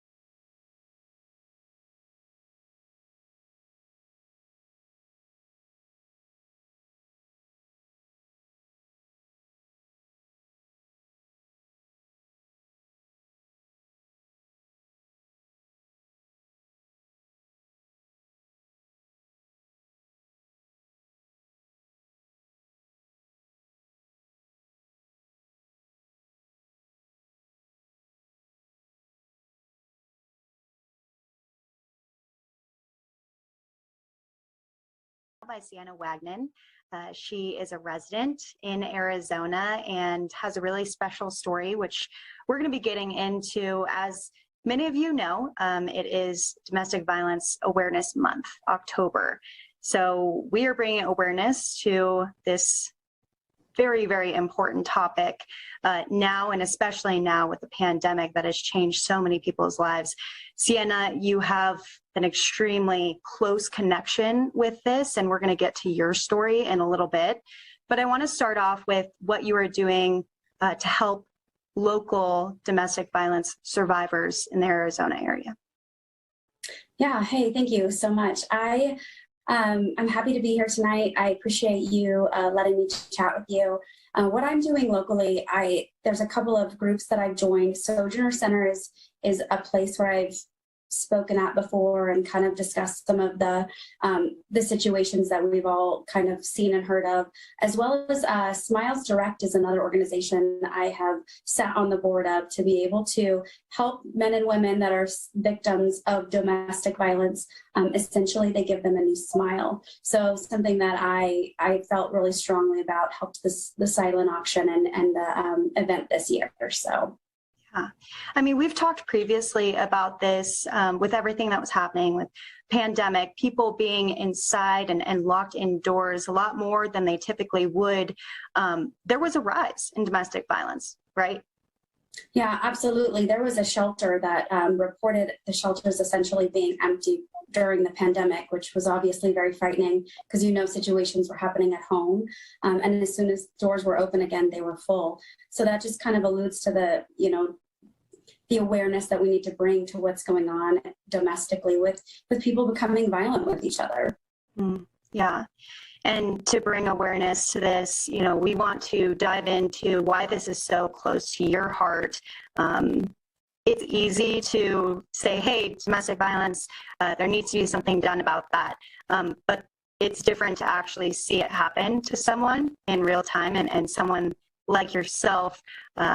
We appreciate you coming on the show and sharing your story.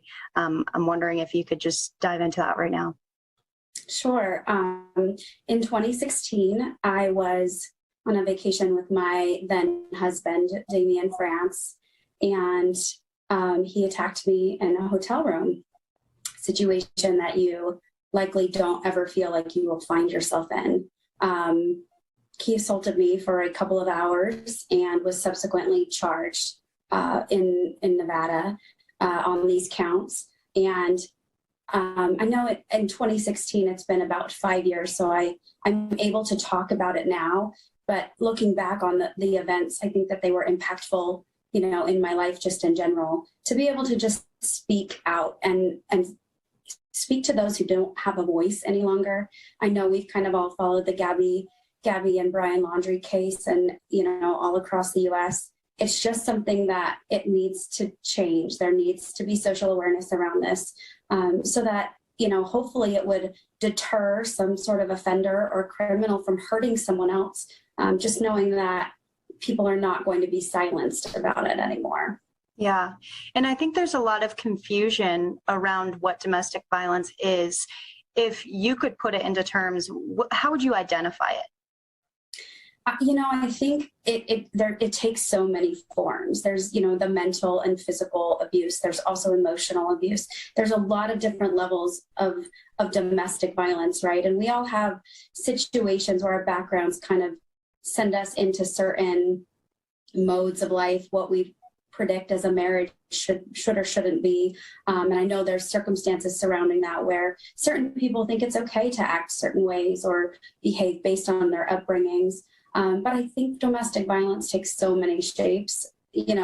Physical violence is obviously the most, I think, prevalent and talked about, but, verbal abuse or emotional abuse or someone just essentially trying to manipulate you in such a way, it's not necessarily the same impact, but it affects everyone so differently. And I think that a lot of that goes to like mental health awareness, right? So I just really, as a woman with a daughter and a sister and a friend that, is dating or getting into relationships, I just think it's so important to talk about what that looks like, to not keep it secret, to not protect the criminal or protect your offender, because I just think other people are willing to step in to help and guide and, give some suggestions on where you can find a resource to maybe not feel so mistreated in those situations. While you were going through it, do you feel like you were ever in denial? I think I've been in denial probably the entire time.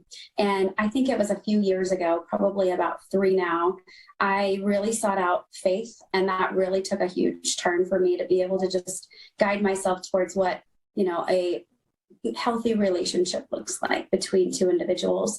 And truly, characteristics are people's that they have to own of their own. So knowing that my heart was just full of love for somebody who was damaged and trying to hurt someone else. I couldn't imagine putting my hands onto someone else for any reason, obviously. So just coming at it from a place of love and finding somewhere internally where the love that I had to be mine, that I owned, and the actions of the other person had to be theirs.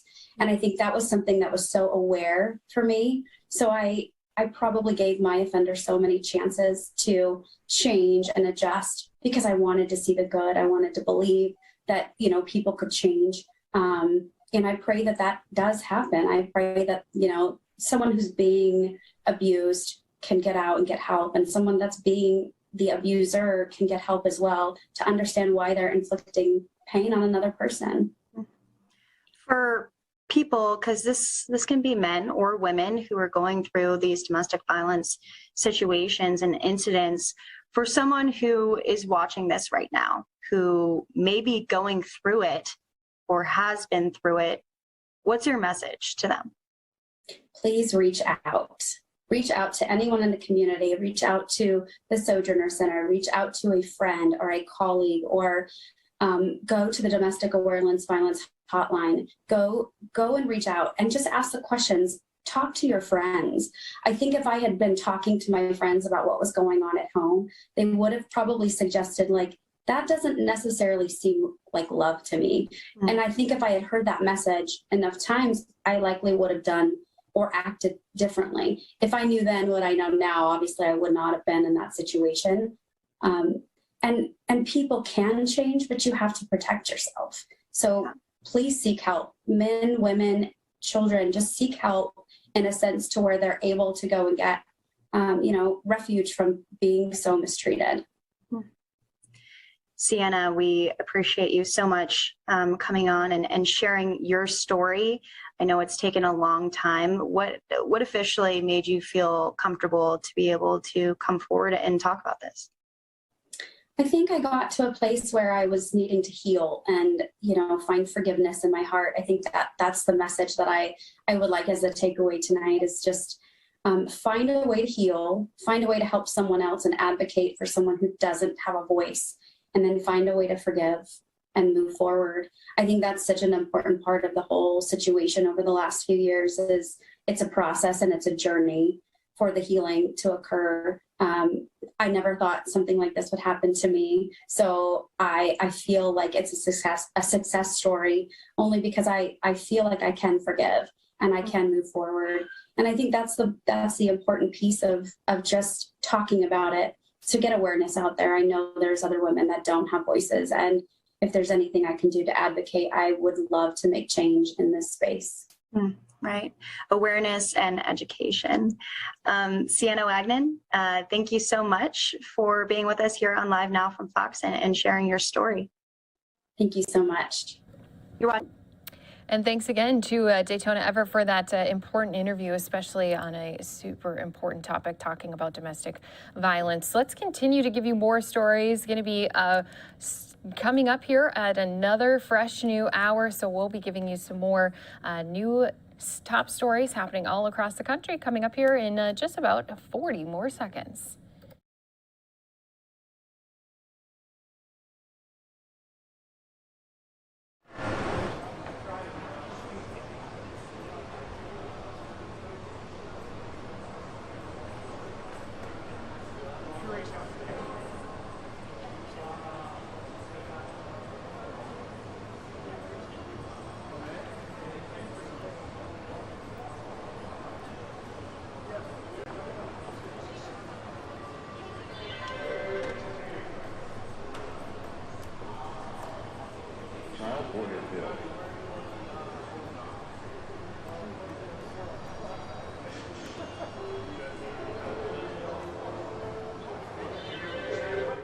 Good morning, and thanks so much for being here with us on Live Now from Fox, taking a live look at the big board as we are getting ready to wrap up not only the week, but also the month of October here, as we're taking a look at us up over 60 points here today. We'll continue to keep an eye on those markets.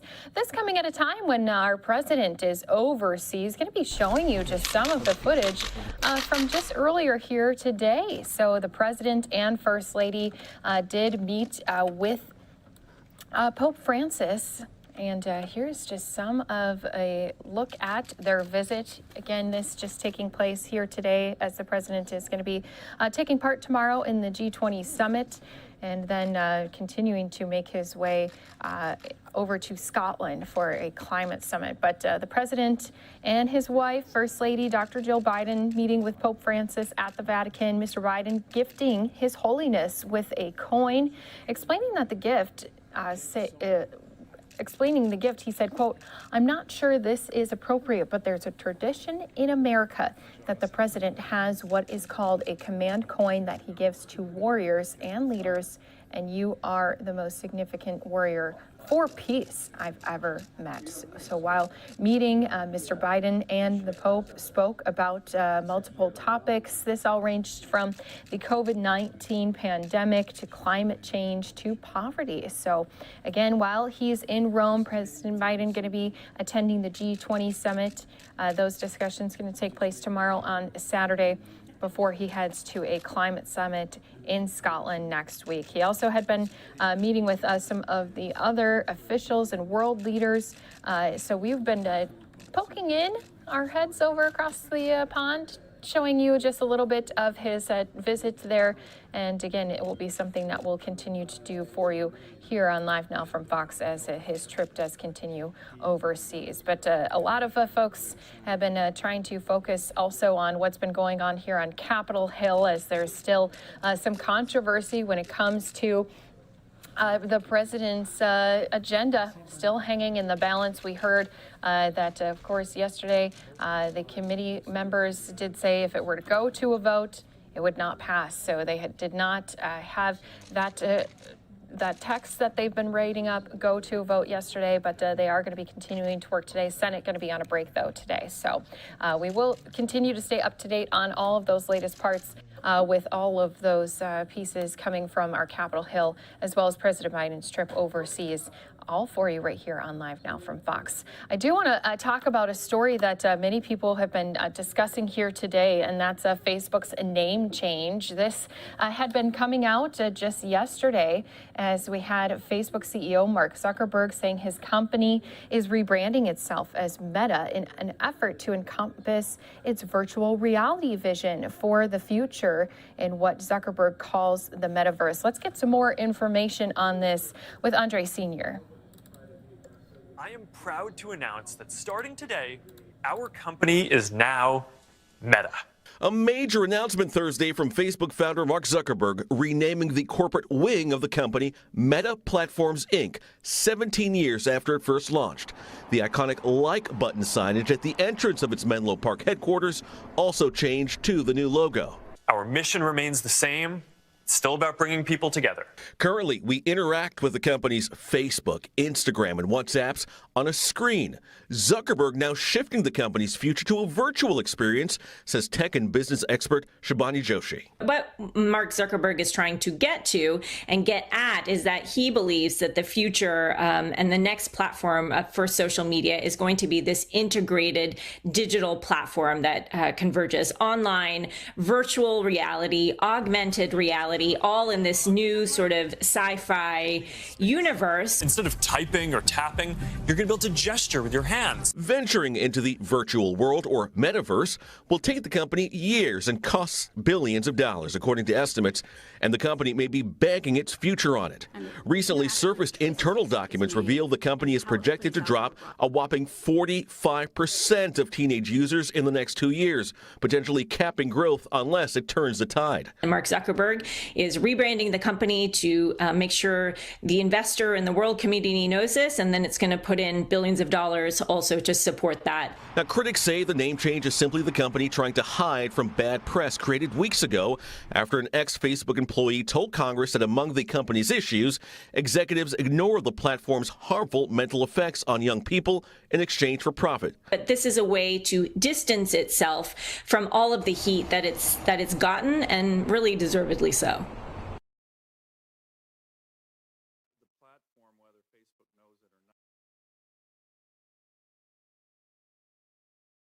And we want to continue that conversation. As you heard, we were listening in to just some of that interview that had been conducted with our reporter, again, Andre Sr. He was speaking with a national business and technology journalist. So let's go listen in to that full interview for you right here on Live Now from Fox. Watchers are a little puzzled by this new unveiling of this name.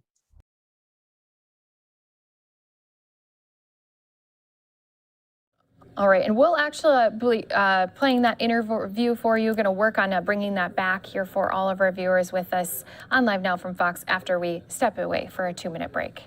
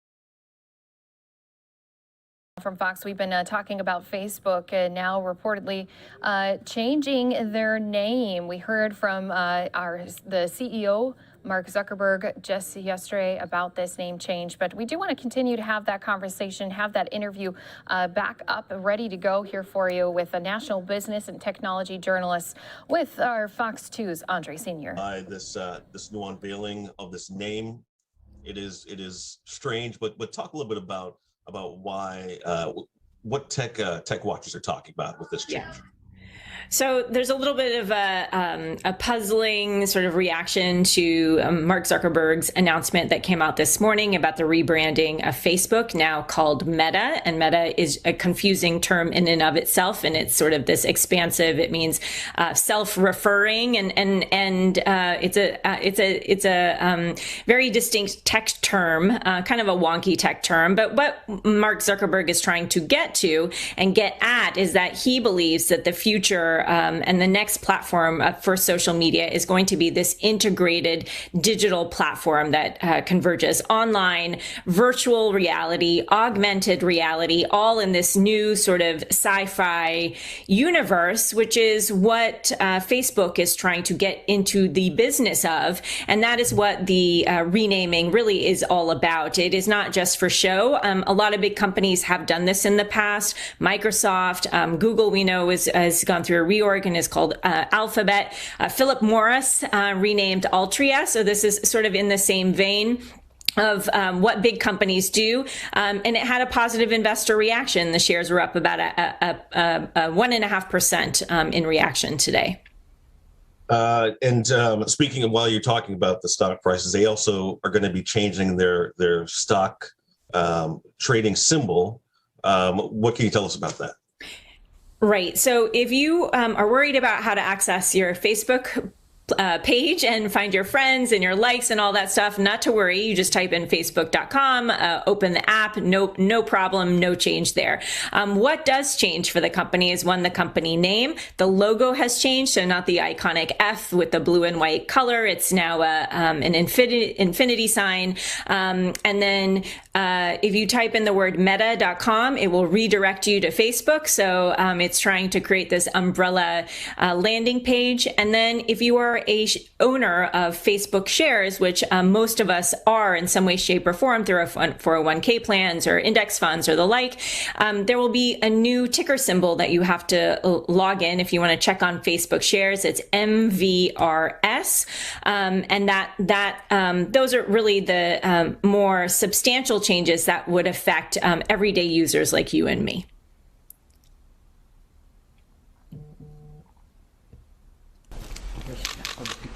Oh, you're muted. Sorry. Okay, yeah. Sorry about that. The announcement, the company says has no impact on the recent issues that have come to light regarding Facebook's handling of data and privacy and the impact on young people. It's going to be hard for a lot of people to not draw that conclusion when they were in the news just recently with the Facebook papers and Ms. Haugen speaking to Congress. Talk a little bit about that. This is also a very strategic move from a marketing and PR perspective. Let's not mistake that, yes, they're doing a business reorg. They're signaling to investors. They are changing gears in terms of what their focus is on, from social media to broader AR and VR topics. But also, this comes at a very strategic time. And it's not a coincidence that this comes on the heels of about a month-long series of whistleblowers and internal reports that just paint it in a negative picture. The trouble is that, yes, the optics have changed, but the fundamentals have not. The company has not said that it's going to alter its algorithms, that they're going to stop with initiatives, that they are going to change the way that it uses and profits off of data. So that still remains, and I believe that investors and everyday users still have those questions, but this is a way to distance itself from all of the heat that it's gotten, and really deservedly so. Well, a lot of people are going to make sure the heat still stays on the company, I'm sure, as far as what we're reading. I wanted to get to this. There was some information that came out in the Wall Street Journal and in the Facebook papers that one of the reasons is Facebook is losing a younger generation of users. So my niece tells me, she's a teenager, that I use Facebook. She says only old people use Facebook. So now I'm officially old. But there may be this reason for changing the name and going in this direction. What can you tell us about that? Absolutely. I mean, anecdotally that Facebook is getting older and older. The younger people are going to other platforms, Instagram, Snapchat, TikTok, and then will be part of the wave of the next generation of social media platforms that pop up. And this is part of what Facebook is trying to do to stop the bleed in terms of its largest platform, Facebook, is come up with a focus on different areas so that it actually gives itself breathing room to change the algorithm, to change the way that it's profiting off of our personal information and data as it pivots to other lines of businesses. I mean, it launched Ray-Ban sunglasses that allow you to take pictures. It has created these virtual meeting rooms that allow you with VR glasses to pretend and act like you're in an office building, even though everyone's remote, but have virtual meetings in a simulated fashion in the same way that you would have in the office. These are the new initiatives, the new waves, the new profit generating efforts that Facebook is trying to focus on. And over the long term, it will allow it to more adeptly pivot and be more careful, I believe, about our personal data. And that's one of the selling points that Mark Zuckerberg said today in his big speech, personal data. But to get to the nitty gritty, one of the big things he pitched was that virtual reality. The company's heading into this virtual reality space. But I was reading they're going to be spending billions of dollars in this research. What can you tell us about where the company is going and the amount of money they're investing into this? So as you mentioned, billions in terms of the future in this augmented reality, this virtual reality, and something that seems very sci-fi and things we cannot picture, but we're getting glimpses of it. Whether if you're a hardcore gamer, you're already seeing pictures or glimpses of this. If you have VR goggles, this is the wave of the future. And Facebook believes that this is this new this meta universe, which is going to integrate all of these different aspects. It's not going to be just having a social platform live by itself. It's the integration of online, virtual, augmented reality, where we have these new realities. It's a little bit of a ways away, but the company is investing now in platforms that allow us to start to move in that path. And so that's what the rebranding is signaling to the world, is that Facebook is not just a social media platform. It has a much bigger purpose, and Mark Zuckerberg is rebranding the company to make sure the investor and the world community knows this, and then it's going to put in billions of dollars also to support that, to create a pipeline that outlasts Facebook, and because we know all of these things eventually become uncool. There's something newer, hipper, so it's always got to be thinking about the next new thing. All right, so appreciate it. We'll see. I mean, it's hard to picture what they're trying to do, but we'll see how they make it into a full-fledged business. It's going to be years down the road. I was watching the VP of the division that does this, and he says it's still going to be years down the road before we see this again. So it'll be interesting to watch it unfold. I also wanted to ask you, hang on a sec. So do I go through this? All right, so that again was the portion of that raw interview talking about Facebook's rebranding. What could the attention be like on the company as they are still going through some controversy when it comes to those leaked papers and also the whistleblower of that former employee. So we're going to continue to stay up to date on not only that story, but all the other stories taking place across the country. Going to be talking about ghost guns and gun violence when we come back after a 2-minute break right here on Live Now from Fox.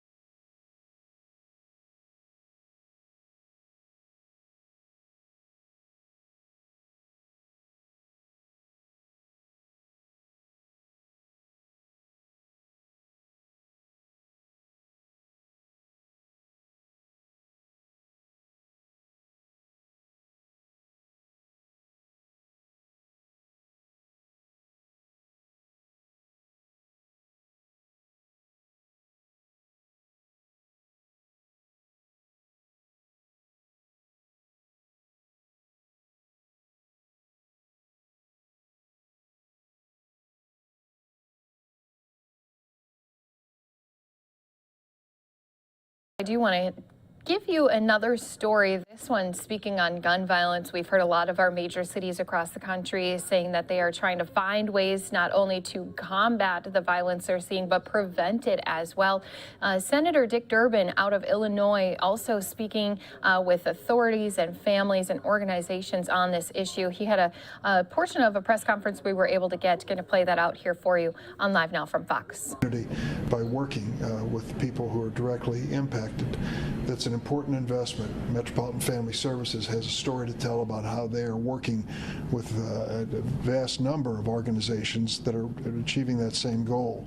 The good news is we had an announcement before President Biden took off on his European trip yesterday that we are near agreement on this reconciliation bill.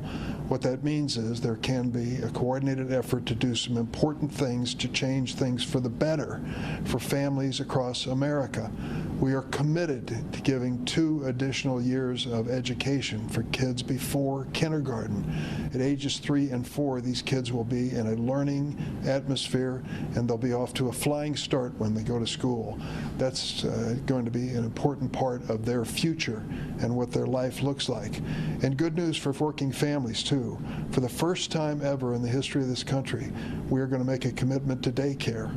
And you ask a working mom if daycare is important to her, and she'll tell you it's so important to make sure that she has an affordable, safe, positive environment to leave her kids when she's off to work.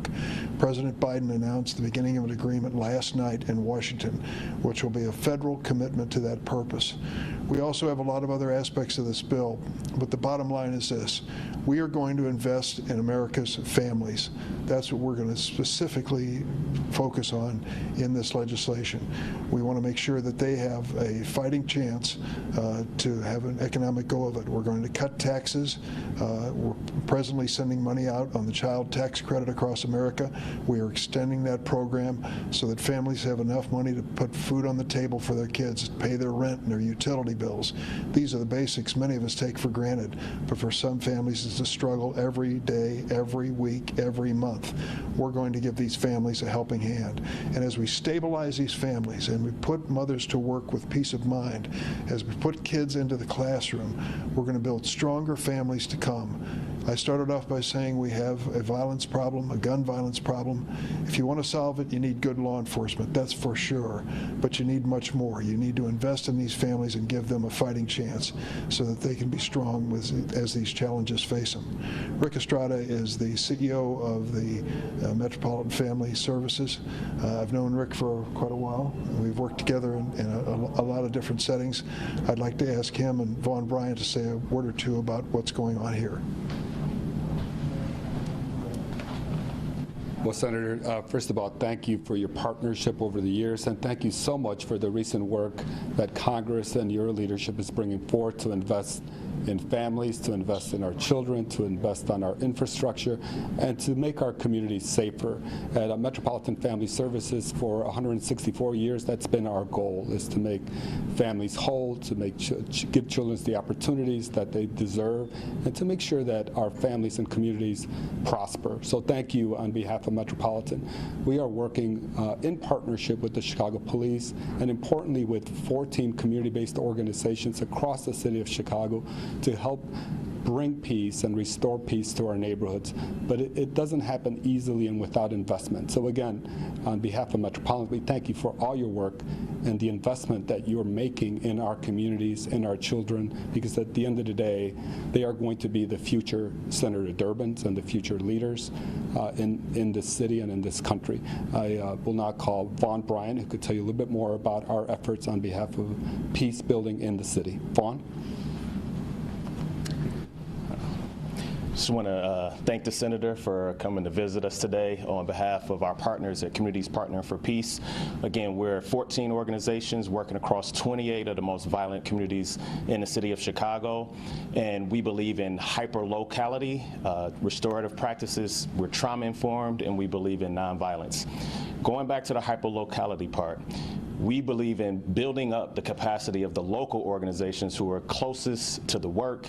They're indigenous to the communities. They have the relationships necessary to influence the folks who are most vulnerable to gun violence and help put them on the path to living a dignified life. These resources will help us heal the folks in the communities, skill the folks in the communities, and put them on the path to taking all of the jobs that are necessary in those communities. We need more social workers, we need more teachers, we need better law enforcement in those communities that come from those communities.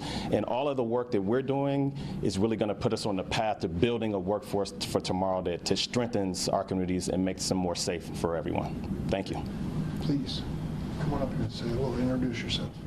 Once again, we were listening into this event taking place in Chicago just moments earlier. A senator speaking on this issue that definitely continues to be prevalent in the city of Chicago. But I do want to turn our attention to some of the live events that we have taking place here on Live Now from Fox. Going to go out to Florida, where we have the U.S. Southern Command change of command ceremony. Let's go listen in live here on Live Now from Fox.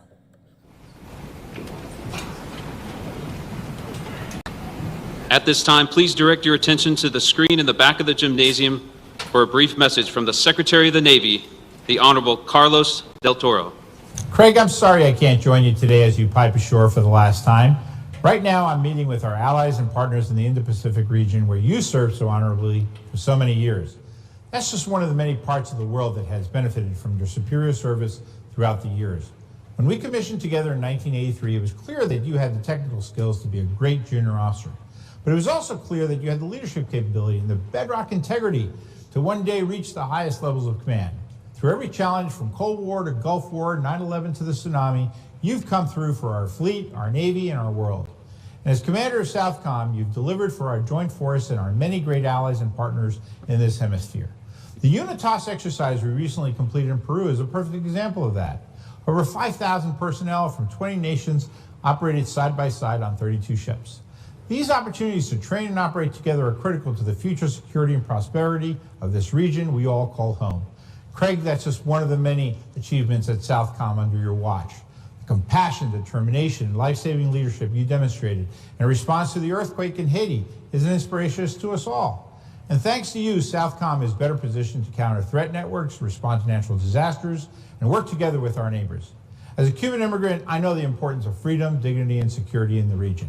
I know that we must stand alongside our allies and our partners to the south in the spirit of mutual strength and respect. I'm proud of all that you have done and everyone at Southcom has achieved.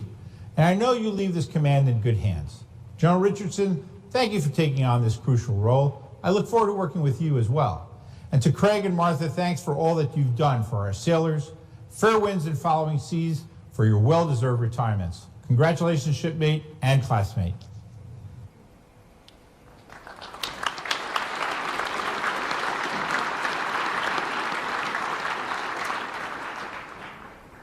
Ladies and gentlemen, it is now my pleasure to introduce the Chairman, Joint Chiefs of Staff, General Mark A. Milley, United States Army.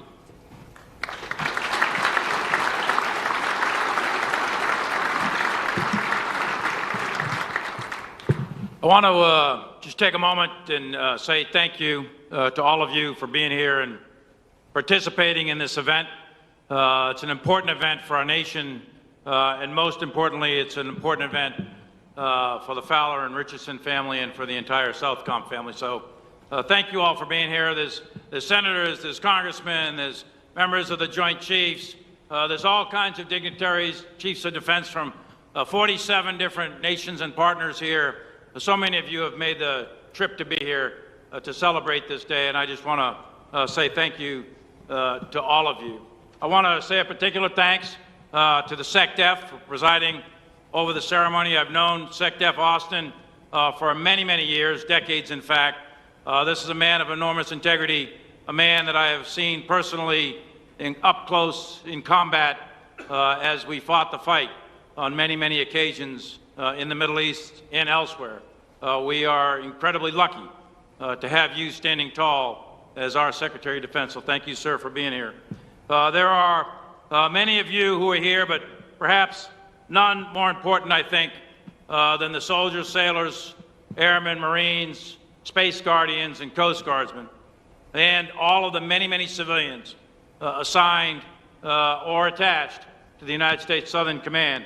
For 50 years, Southern Command has built an incredible reputation for regional expertise, for interagency cooperation and partnership throughout the entire Western Hemisphere.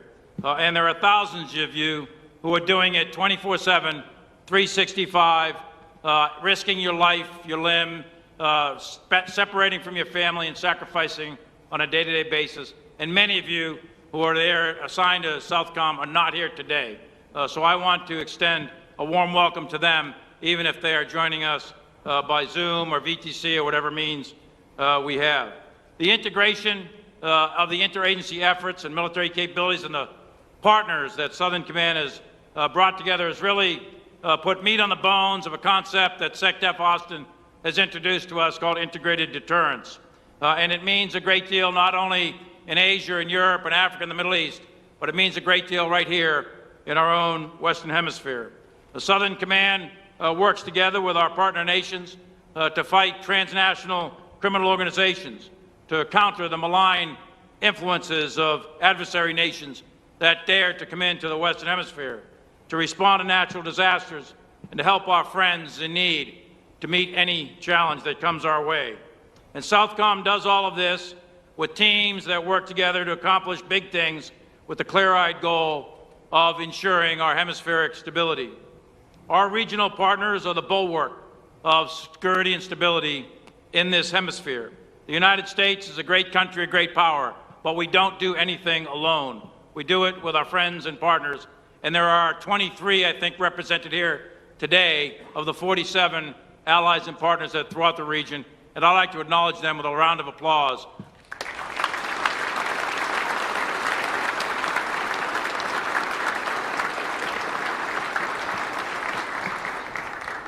Many of the countries in the region have fought shoulder to shoulder with the United States military in various campaigns from World War II to Korea to Vietnam and throughout not only this region but elsewhere. And that has been incredibly significant to our country. This is, in fact, a neighborhood of neighbors.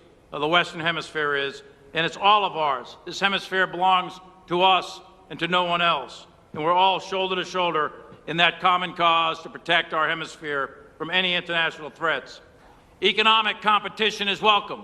Any country that ever wants to compete economically is welcome to do so. But efforts to undermine the security of this hemisphere, undermine our collective security and our cooperation, undermine our prosperity, will be met with the strong partnerships that we have knit together over many, many years under the leadership of Southern Command.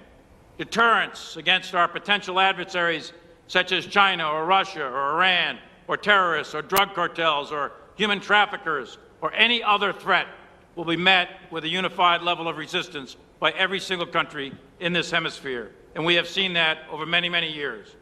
Over the last 3 years, Southcom has done exactly that under the great leadership of Craig Fowler.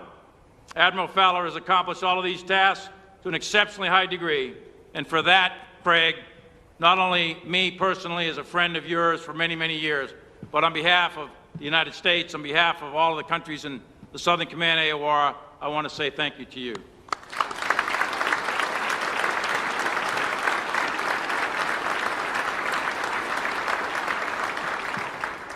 And Craig didn't get here by himself, none of us ever do, at these ranks. And it's really because of Craig's family that he sits here before you after 38 consecutive years of faithful service to our country. Craig's father couldn't be here with us today, but he's watching virtually. Craig's father is an Army veteran, so he chose the correct service, Craig. And I can only imagine why you did not join the Army. Enough said. Even if you were classmates with the Secretary of the Navy. Craig's mother, unfortunately, has passed on and couldn't be with us, but I am quite certain that she is looking down upon this ceremony today with incredible pride in all that you have accomplished. It's Craig's mom and dad who molded him and gave him the values and the character that have withstood the pressure test of life at sea and peace and war, and understood the demands of military high command in multiple theaters. To Mom and Dad, we also say thank you for loaning us Craig Fowler.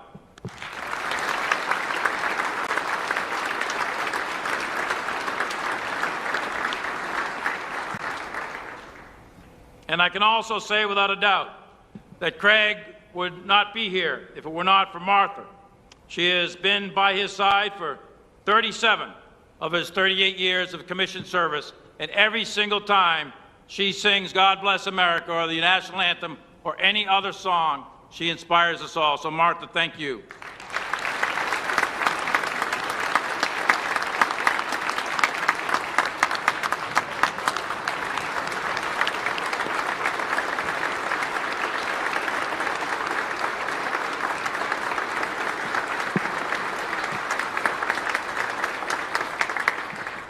You know, Martha has managed the Fowler family through 27 moves, countless leadership positions over the years. She's raised two tremendous daughters, Jessica and Abby, while simultaneously serving the Navy sailors and their families.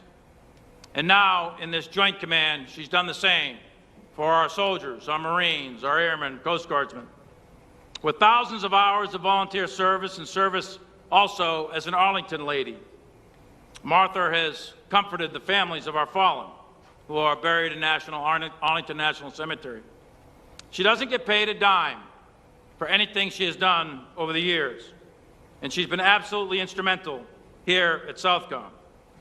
Her family heritage is also from Brazil, and she demonstrates that the cloth of the United States is woven into the multicultural cloth of our nation. Her father, Leonel, who immigrated to the United States from Brazil in 1947, he also contributes and helps Craig as a cultural advisor. Martha is a professional singer, as you just heard, a classical guitarist, and has served as the executive director for a major U.S. company. All the while, she has served those around her and being a fantastic example of what it means to be a serving military spouse. So thank you again, Martha, for your leadership and your support to Craig. And Craig and Martha's incredibly talented daughters, Abby and Jessica, they couldn't be here with us in person today, but they are watching as well. And I would like to say just a word or two about them, because it is your unconditional love of your father that has allowed him also to be sitting here today. Jessica is the mother of two boys, Henry and Finn, and Abby is the mother to their first granddaughter, Caroline. They are both talented, resilient, smart, good parents, wonderful adults, and I can tell you they are both the best friends of Craig and Martha. They moved just about every year in school. Sometimes they didn't want to, but they did anyway. And they didn't volunteer for this life of service. They were drafted into it, but they did it nonetheless. And they served and sacrificed every bit as much as any one of us in uniform. So thank you, Jessica and Abby, for your service and sacrifice.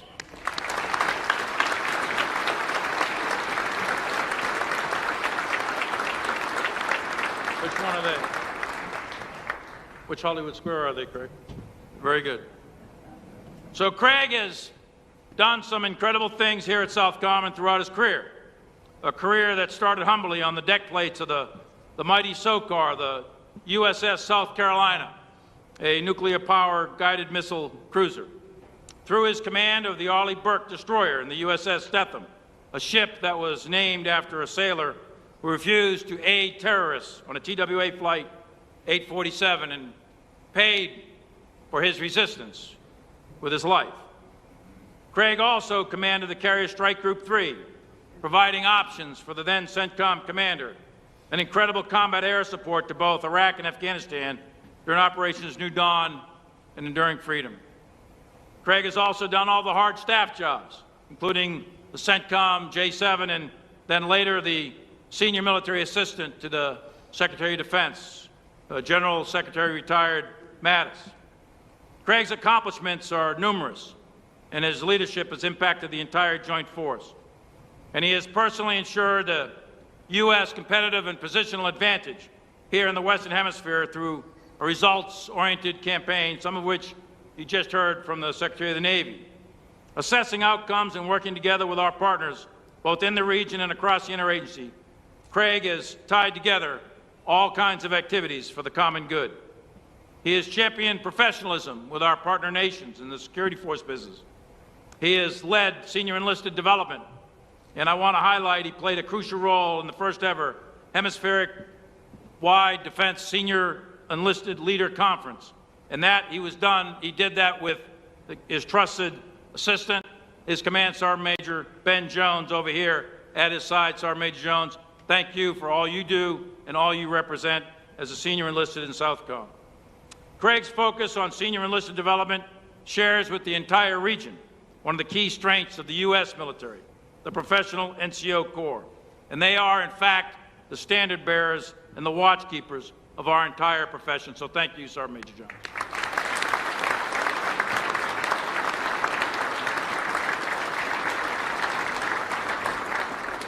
And Craig led Southcom to focus on threats, specifically the transnational criminal organizations. And Craig developed innovative approaches to combat them in close cooperation with our interagency partners. And Southcom is demonstrating what integrated deterrence is all about. He championed the first ever all-domain plan to counter transnational criminal organizations throughout the hemisphere with our partner nations, and he improved our intelligence sharing through multinational, non-traditional ISR and machine learning.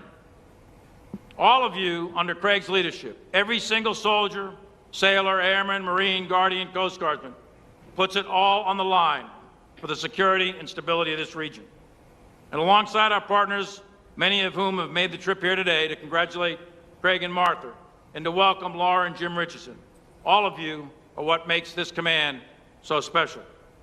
And I'm thrilled to see what happens next under the steady leadership of Laura Richardson as she assumes command here in just a few minutes under the hand of Secretary of Defense Austin.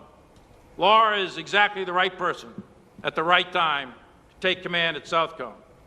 She and her husband, Jim, are a tremendous example of what it means to serve, and I'm certain that she will build upon the work and accomplishments that Craig and the entire team here have done.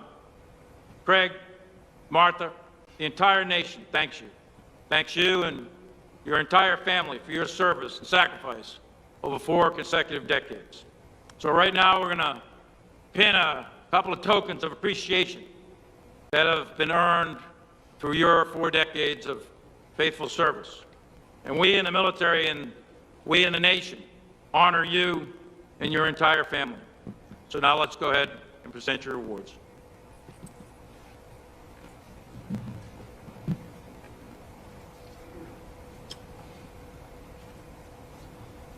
Ladies and gentlemen, at this time, General Milley will present awards to Admiral and Mrs. Fowler. Mrs. Fowler, please join Admiral Fowler and General Milley. Ladies and gentlemen, please. And as General Milley said before, we are also going to be hearing from Secretary of Defense Lloyd Austin. We'll be listening into this event right here on Live Now from Fox after we go out to a 2-minute break.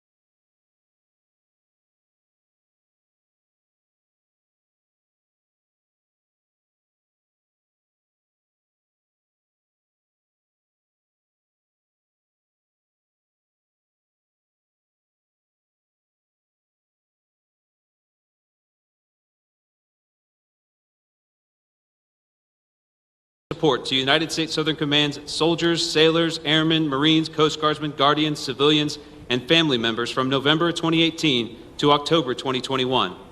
During this period, she worked tirelessly as a representative of goodwill and selflessly advocated for quality of life issues for command personnel and their families throughout the Southcom area of responsibility. Her extraordinary talent and enthusiasm in supporting numerous command-wide special events supported the United States Southern Command Build Our Team line of effort, centered on themes of working together, shared best practices, and improving readiness. Mrs. Fowler rapidly recognized the need to support service members, civilians, and family members. She initiated the creation of and became an advisor for Team Southcom. This united team serves as a force multiplier to build morale and unity, enhance member and community quality of life, and provide community resources through a network of communication and mutual support. The distinctive accomplishments of Mrs. Fowler are in keeping with the finest traditions of public service and reflect great credit upon herself, the United States Southern Command, the Department of Defense, and our nation.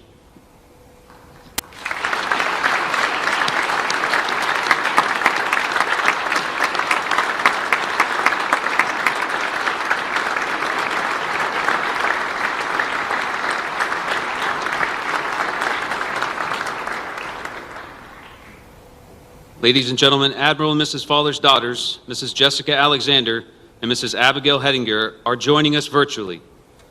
Mrs. Fowler, on behalf of her daughters, will receive from General Milley certificates of appreciation signed by the Secretary of the Navy. The certificate reads, "On the occasion of your father, Admiral Craig S. Fowler's retirement from the United States Navy, you have earned the nation's grateful appreciation for your own faithful and dedicated service. Your steadfast support, understanding, and love helped make possible your father's lasting contribution to the United States of America. His 38 years of service and commitment meant that he often missed holidays and important family events, and with every new assignment, it meant packing up again, saying goodbye to friends, and starting a new school. Through it all, you remained resolute and resilient. Thank you for always keeping the faith and for blooming where planted. Your spirit of sacrifice and devotion to family reflect great credit upon yourself and the Department of the Navy."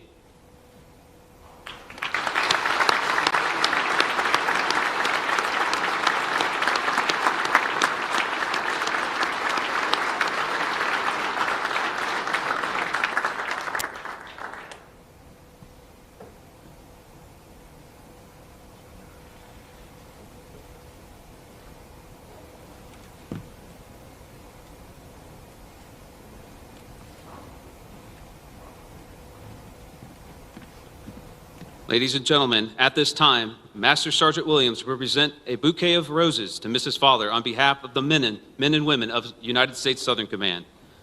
In accordance with tradition, the roses are in full bloom, representing the many contributions she has made to this command and community throughout her tenure at U.S. Southern Command.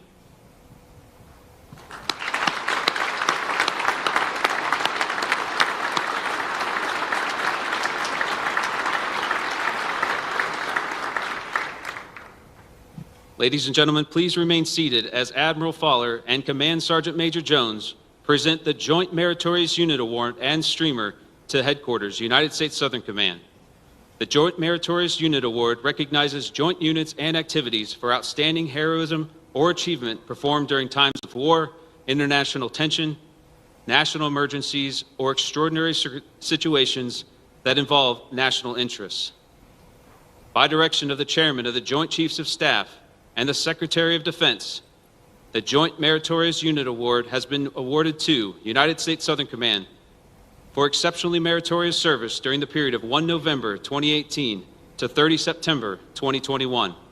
During this period, Headquarters United States Southern Command, its security cooperation offices, components, and joint and interagency task forces demonstrated exemplary commitment and leadership to become a mission-ready and trusted partner, working collaboratively with the interagency partners and allies to ensure the Western Hemisphere is secure, free, and prosperous. The Southern Command team executed over 500 humanitarian assistance projects totaling over $100 million to both enhance quality of life and provide life-saving assistance, ensuring critical aid arrived quickly to Central and South America and the Caribbean impacted by COVID-19, powerful storms, and a devastating earthquake. The Southern Command team pioneered new initiatives to establish relationships with key interagency partners, improve awareness across the enterprise, and enhance integration and coordination across the region.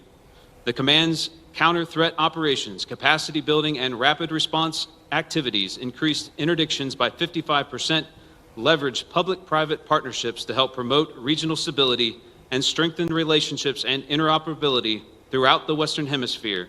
By their exemplary performance of duty, the members of United States Southern Command have brought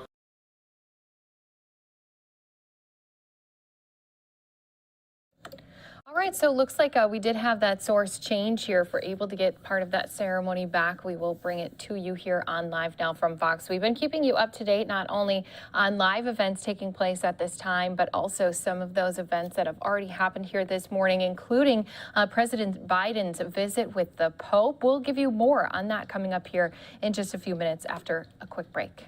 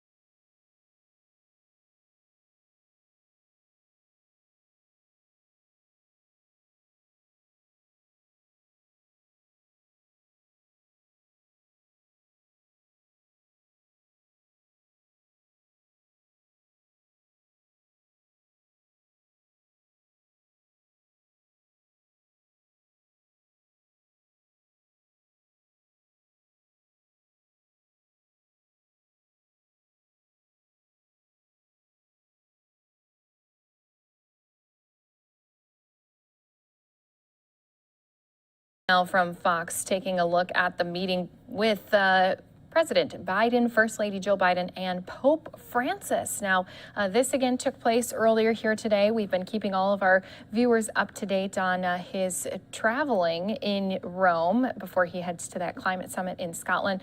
But let's go ahead and get more details on this visit with our Fox 32 team. Happening right now, President Biden in the Vatican meeting with His Holiness. All right, this is, we got video of their meeting moments ago. Biden, of course, is the only second Catholic president, so this is a big deal. I want to bring in our friend right now, Heidi Schlumpf. She is the editor of the National Catholic Reporter. Good morning.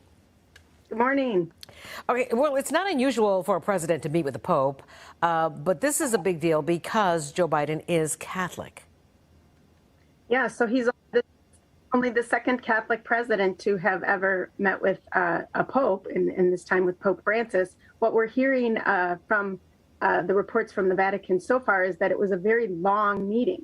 So they met for 90 minutes, which is quite a bit longer than previous meetings. So for example, when Francis met with Trump, that was a 30-minute meeting.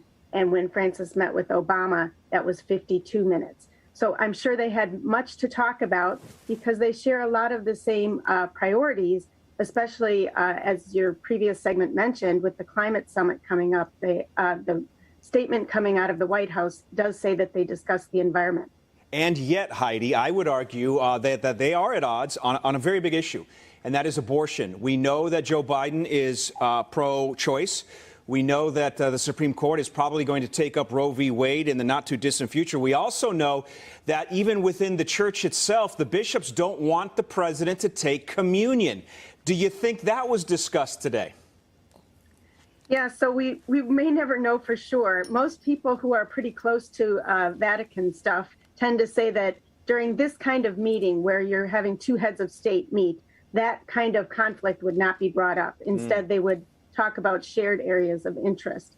But it is an interesting timing, given that that bishops' meeting is coming up in just a few weeks, where even the U.S. bishops are not in agreement among themselves about how to proceed with this document about communion and whether to deny communion to pro-choice politicians like Biden.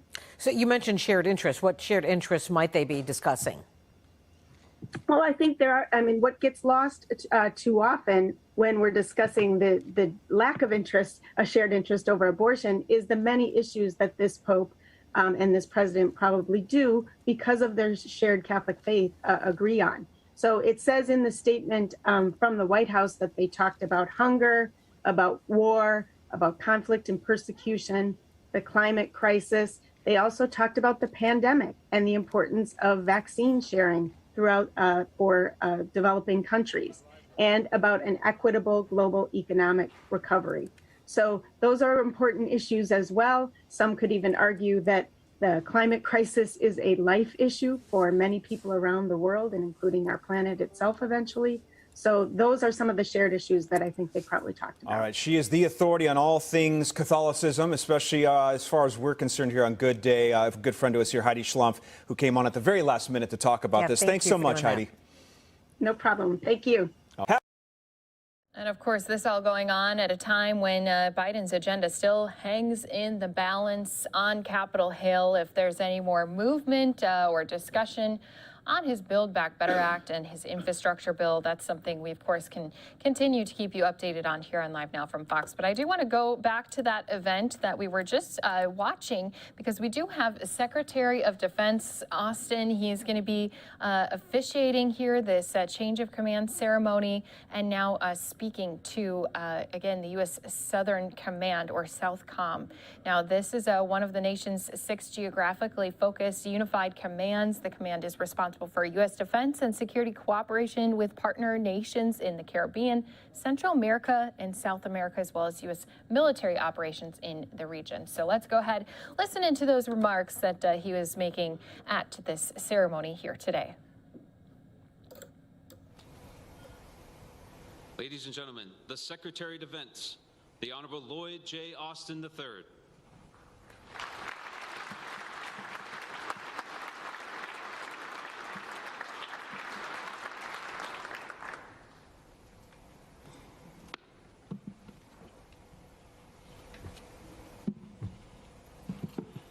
Well, good afternoon, everyone.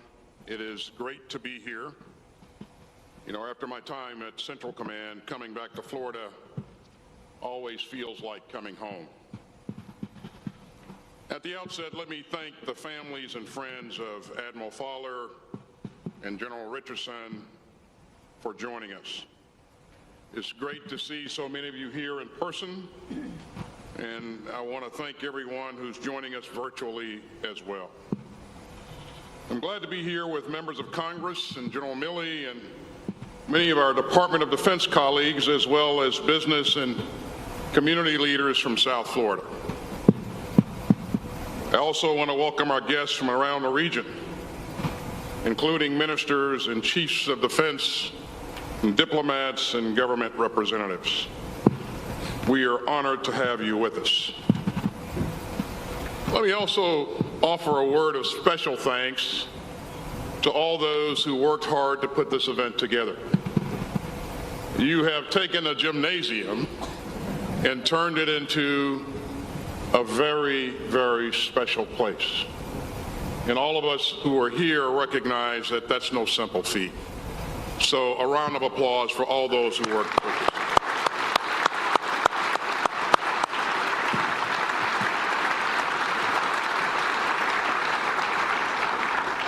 Now, we're here to celebrate some of Admiral Fowler's proudest achievements.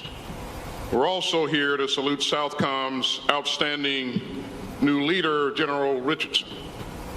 But before I say more about these two tremendous leaders, I want to say a few words about the important work that you all do here.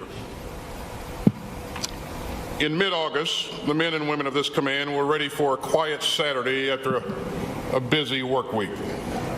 But at 8:30 in the morning, a 7.2 magnitude earthquake hit Haiti, and churches and schools and homes collapsed, and boulders blocked the roads. And one of America's neighbors needed help. And so you raced to respond. All of you, from Admiral Fowler on down. You sent aircraft to survey the damage, and helicopters from Joint Task Force Bravo and Puerto Rico's National Guard delivered food and aid. And working together with USAID, you saved hundreds of lives.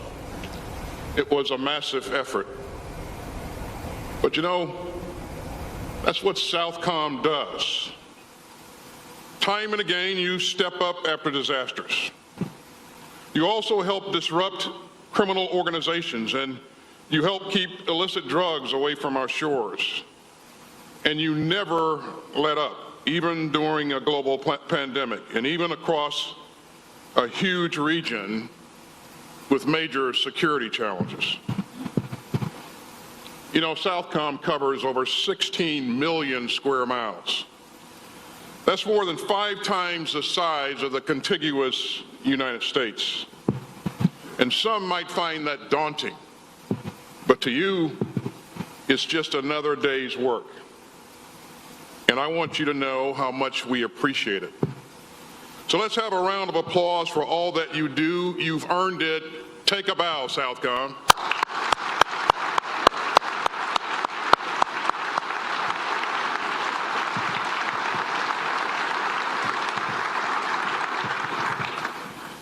As you heard the chairman say, when we talk about this area of responsibility, we're talking about our neighborhood. So Southcom's work is vital to American security and American interests and American values. And when there's instability nearby, it can echo here at home. Think of the crisis of COVID-19 or the transnational criminal organizations that thrive on corruption and erode democratic institutions, or the disruption and damage of climate change. We have to tackle these challenges together as neighbors and friends. And Southcom is building and strengthening true partnerships rooted in respect and communication and candor. A true partnership means deepening the ways that we work together. And Southcom has years of experience of conducting military exercises with our partner. And Craig Fowler will tell you that this is one of the reasons that we had such a well-coordinated international relief effort after Haiti's recent earthquake. We know our military partners, and they know us. And true partnership means expanding security cooperation. Today, Southcom helps our neighbors deter, detect, and defend against cyber threats. And this command helps counter drug trafficking. And true partnership also means humanitarian assistance and disaster response. Whether it's an earthquake or a pandemic or a catastrophe related to climate change, we're there to help.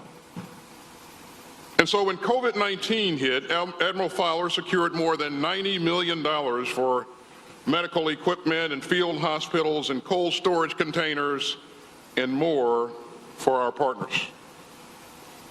The United States government has also donated nearly 34 million vaccine doses to this region. And we're going to keep on fighting COVID in the region because that's what friends do. And because we understand that a threat to global health anywhere is a threat to security everywhere. And finally, true partnership means that this administration will continue to make it a priority to build closer ties across the hemisphere.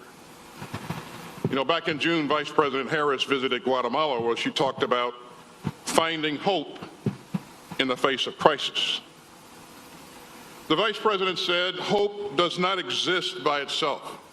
It must be coupled with relationships of trust. And Southcom strengthens those relationships of trust each and every day.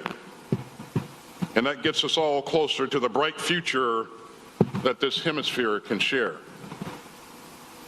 You see, our partnerships are based on much more than proximity. They're based on shared values of equitable growth and prosperity. And they're based on common commitment to human rights and human dignity. And they're based on the region's long-standing consensus in favor of democracy. Last week, my friend and colleague, Secretary of State Blinken, was in Latin America. And I want to reiterate something that he said.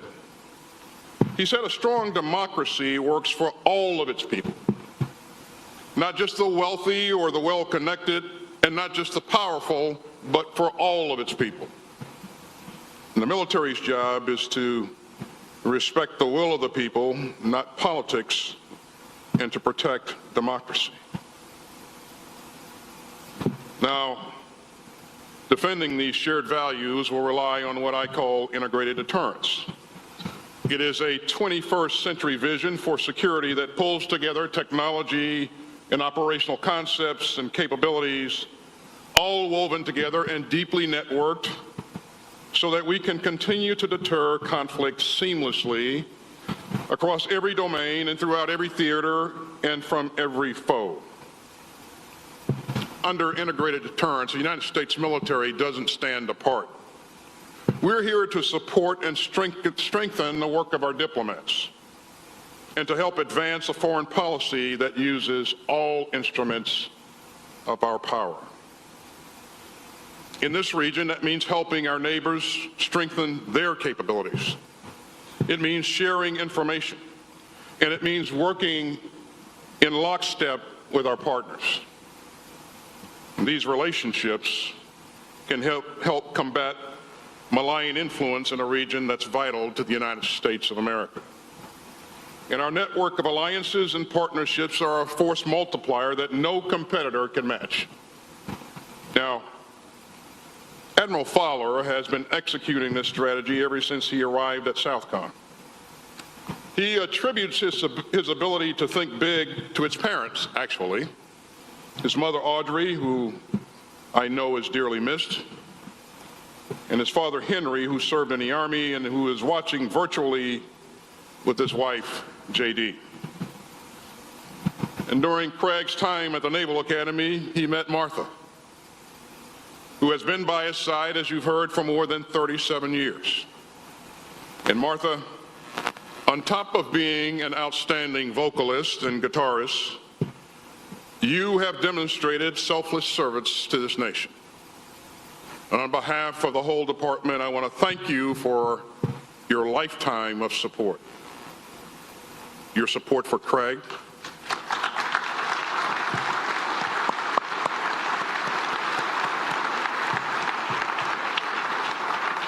your support for our military, and your support for this command.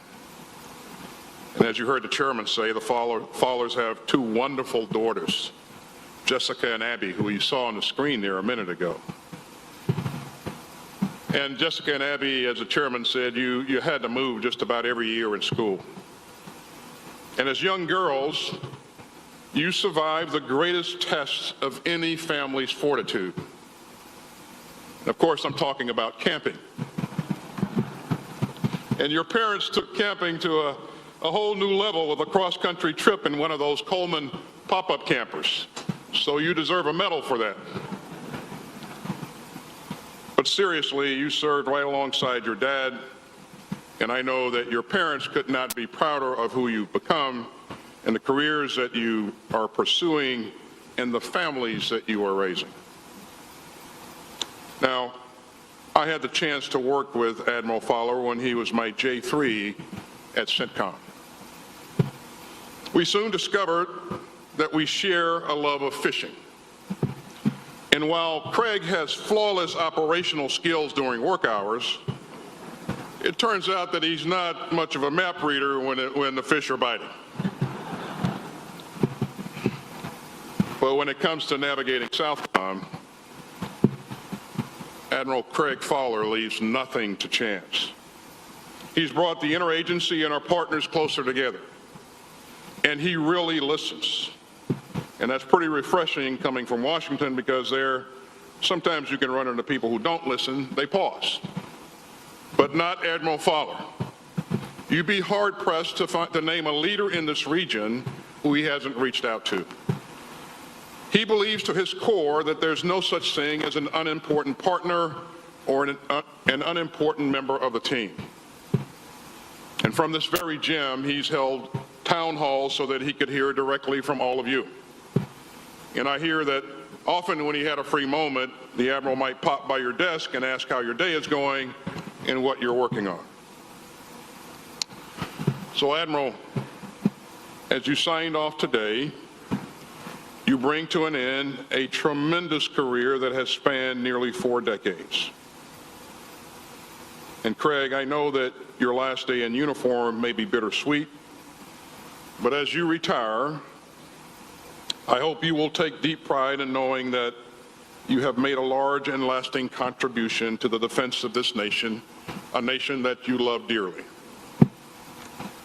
Bravo, Zulu, and well done, my friend.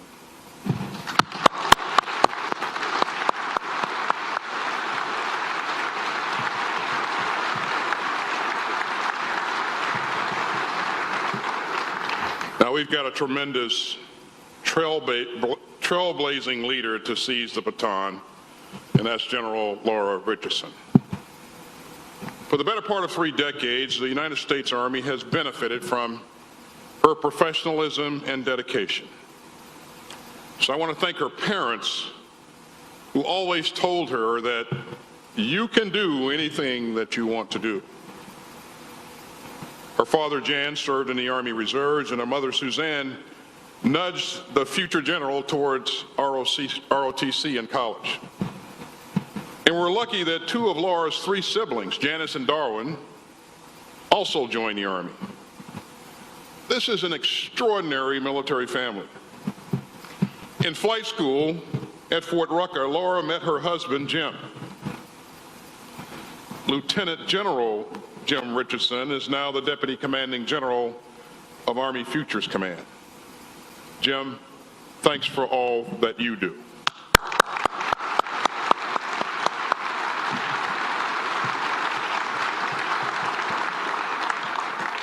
Now, you don't mess with Team Richardson. You don't mess with them. Early in Operation Iraqi Freedom, Laura commanded an assault helicopter battalion, and Jim commanded an attack battalion. And together they flew missions to support the same infantry brigade on the ground. And during one operation, Jim's Apache was badly damaged. Now, pilots will tell you that flying low and slow in enemy territory is just about the most dangerous thing that you can do. But Jim had Laura by his side, and she flew her Black Hawk alongside Jim to escort him back to safety. So you've been listening in to this U.S. Southern Command change ceremony out in Florida, Doral, Florida. Secretary of Defense Lloyd Austin speaking out alongside several other prominent figures in the defense industry. We do have other events that are happening at this moment in time, though. I'm Daytona Everett, live now from Fox. We bring you all of these live events, and so I just want to preview for you some of the things that we're watching that we will bring to you through the rest of the day and the rest of the hour here. Mayor Lori Lightfoot out in Chicago getting passionate, talking vaccine mandates in the city of Chicago. We know there's been quite a bit of controversy between the Chicago Police Union and the city itself on whether or not police officers should be vaccinated and be required to be vaccinated in order to keep their jobs. Also, following everything out of NASA TV, we showed you a press conference a little bit earlier today. We'll preview one of the launches coming up this next weekend, just in the coming days here over Halloween weekend. And then last but not least, to look at the podium all set and ready to go. Andrew Cuomo, the former governor of New York, facing a misdemeanor sex charge. Albany County officials are going to be coming out, holding their first press briefing about this in just about 15 minutes. So you know we'll have it for you live here on Live Now from Fox. I'm going to send all of you off into a 2-minute commercial break. We'll be right back with all these top stories.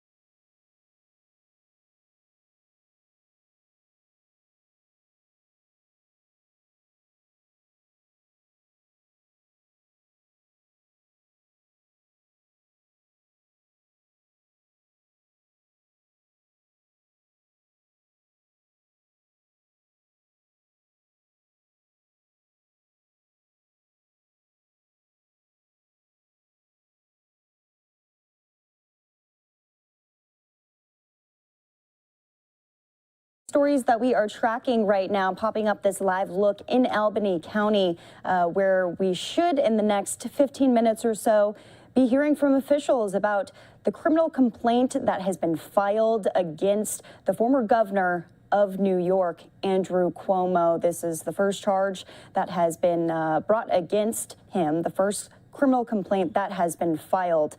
So we'll be giving you all of the details on that and be taking the press conference live, as we really have not been hearing from or about the former governor for a while here, but we all remember all of the allegations brought against him by former aides and several other women who spoke out about situations, sexual interactions with the former governor. So more on that, but we do want to head out to Chicago, Illinois right now, where Mayor Lori Lightfoot is speaking in front of other city council members, talking about that vaccine mandate for all city workers, but it's mostly been prominent concerning the police union, because there has been quite a bit of frustration from police officers who don't want to get vaccinated and are concerned that they would lose their jobs over this. So here's some of those remarks from the mayor. For most, they're given a direct order, a lawful order to comply by a supervisor in a chain of command. So do you think that it's appropriate to say to the chain of command, you have no power here? It's the employees, the only ones that matter. Now, Alderman Irvin said it's about whether or not people are going to follow the chain of command, and it's 100% right. So why is it that some of the people that we trust to uphold the law should be elevated above the law? Because that's what this is about as well. Some said, well, the ordinance isn't perfect.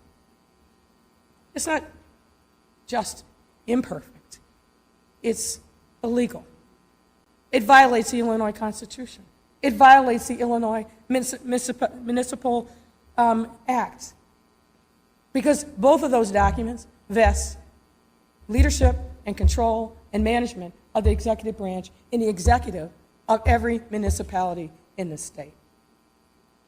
So voting yes means you want to change the form of government by fiat in a way that violates the Constitution and state law.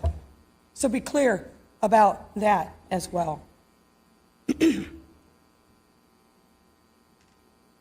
I don't know what this notion of natural immunity means, but here's what I do know.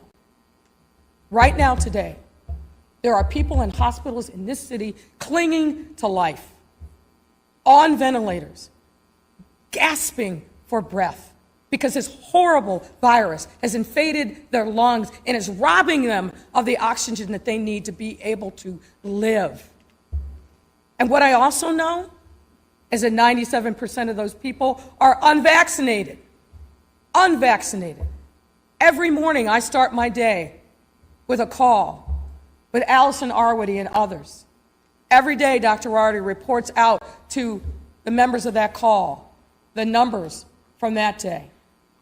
And every single day, since this horrible virus came to our shores, people are dying every day. Every day, I hear the devastation. For those of you who say you support the police, I wonder how many more have to die.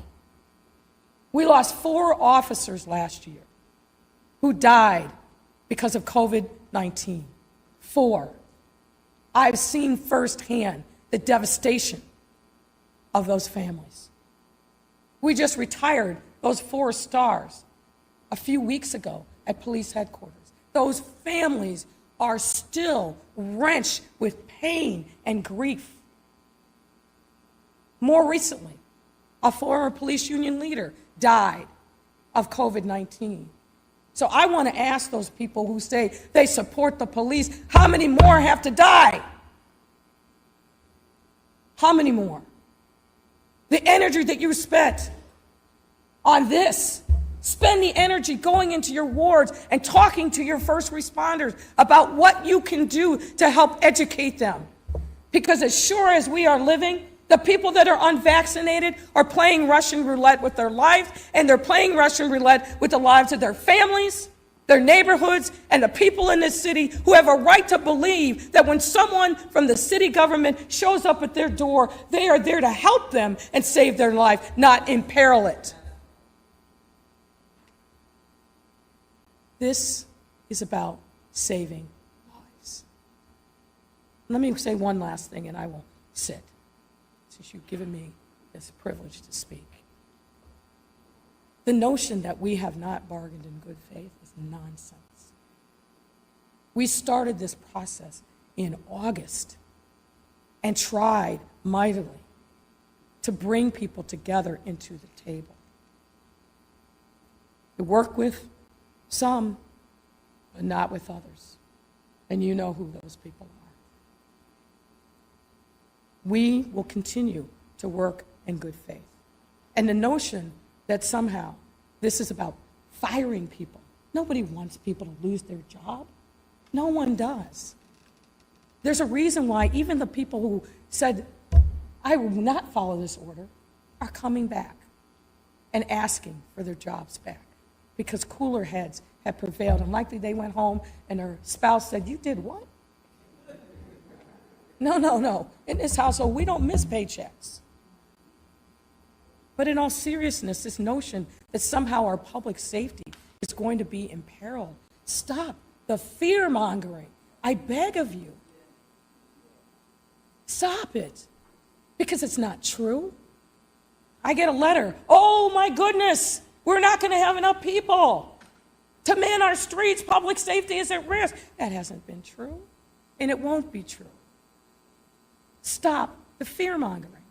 Spend the time in your ward educating people about the safety of this vaccine.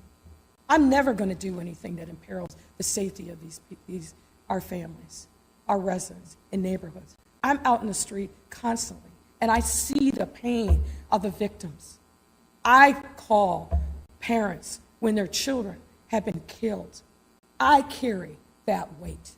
I know firsthand what it feels like for these families because they are in pain and suffering. So trivializing and politicizing an issue about public safety is shameful, and it must stop. It must stop. Just 2 days ago, we celebrated the most historic and progressive budget that the city has ever seen. And I know you took note, as I did, that we brought members of this council together to move forward, to help our residents in their time of greatest need. That's what we need to be focusing on. And I refuse to let that feeling of joy that so many of us felt with that vote be dissipated by this nonsense. Our residents need us now to stand tall and be leaders. We will never put this pandemic in the rear-view mirror unless we take bold steps. Some of you understand that. Some of you don't want to. But don't hold the rest of us back when we are trying to do the right thing for our residents in this moment of greatest need. And right now, when it comes to the pandemic, that means getting people vaccinated, going door to door if we need to, bringing the vaccine to them as we have been. And this notion that suddenly now I want to come together and talk, where have you been? Where have you been? Allison Arwady comes before this body in the health committee on a regular basis and talks. I know some of you outside of that time reach out to her and ask questions. We have put so much information at your fingertips. So somehow you don't know, then you haven't been looking. Ladies and gentlemen, we have to stop playing games with the pandemic. We have to stop playing games with people's lives. Alderman Mitz is right.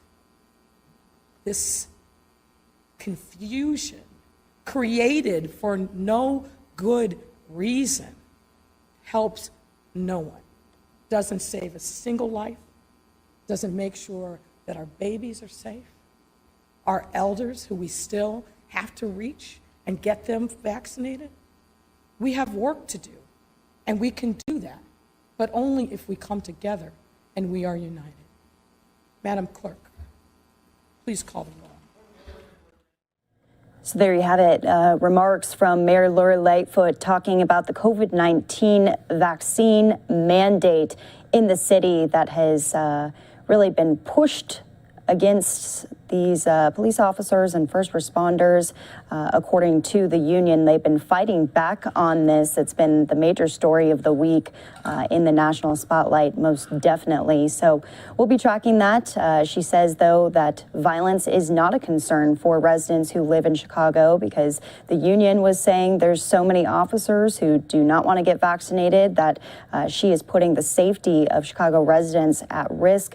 She just came out and said, no, the streets are safe at this time. They go into the question and answer portion. We are going to go into a quick commercial break, but before that, I want to take you out to California, Baldwin Hills, where fire crews are on scene. They're trying to take out a house fire. You can't see the house fire right now. You can just see those fire crews and media that's on scene right now. So we'll give you any more details on this breaking news out in Baldwin Hills once again as they zoom in on the home there as plumes of smoke are going up into the air, trying to just consolidate it to that one home that has been affected in this neighborhood.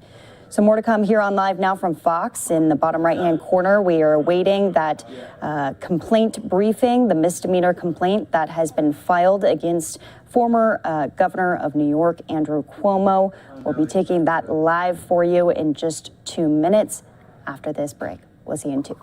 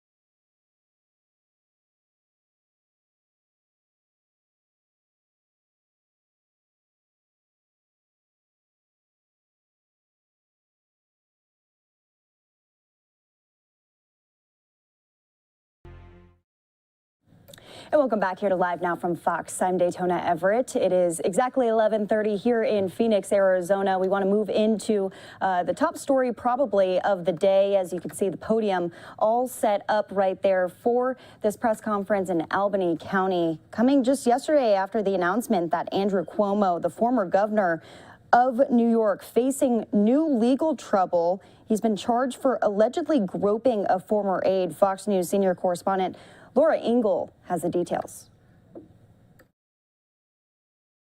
Former New York Governor Andrew Cuomo charged with a misdemeanor sex crime. The criminal complaint was filed yesterday in Albany City Court, but according to the Albany Times-Union, the court prematurely issued the complaint after an investigator filed paperwork summarizing their findings. The district attorney's office said it was caught off guard by the filing. The alleged crime took place last December at the governor's mansion. The complaint says Cuomo, quote, did intentionally and for no legitimate purpose forcibly place his hand under the blouse shirt of the victim and onto her intimate body part. The document does not name the alleged victim, but Cuomo has been publicly accused of groping an aide, Brittany Comesso, at the executive mansion. If convicted, the former governor could face a year in jail. Cuomo has repeatedly denied sexually harassing anyone. He resigned this past August after a report from the state attorney general concluded he sexually harassed 11 women and retaliated against his accusers. I think that given the circumstances,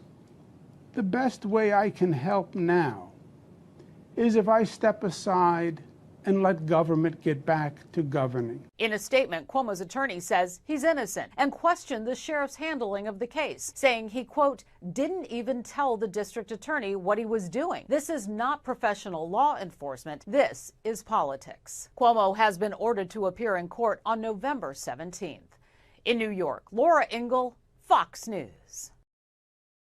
And back out to that breaking news in Baldwin Hills, California. You can see the wind really pushing these plumes of smoke into the air.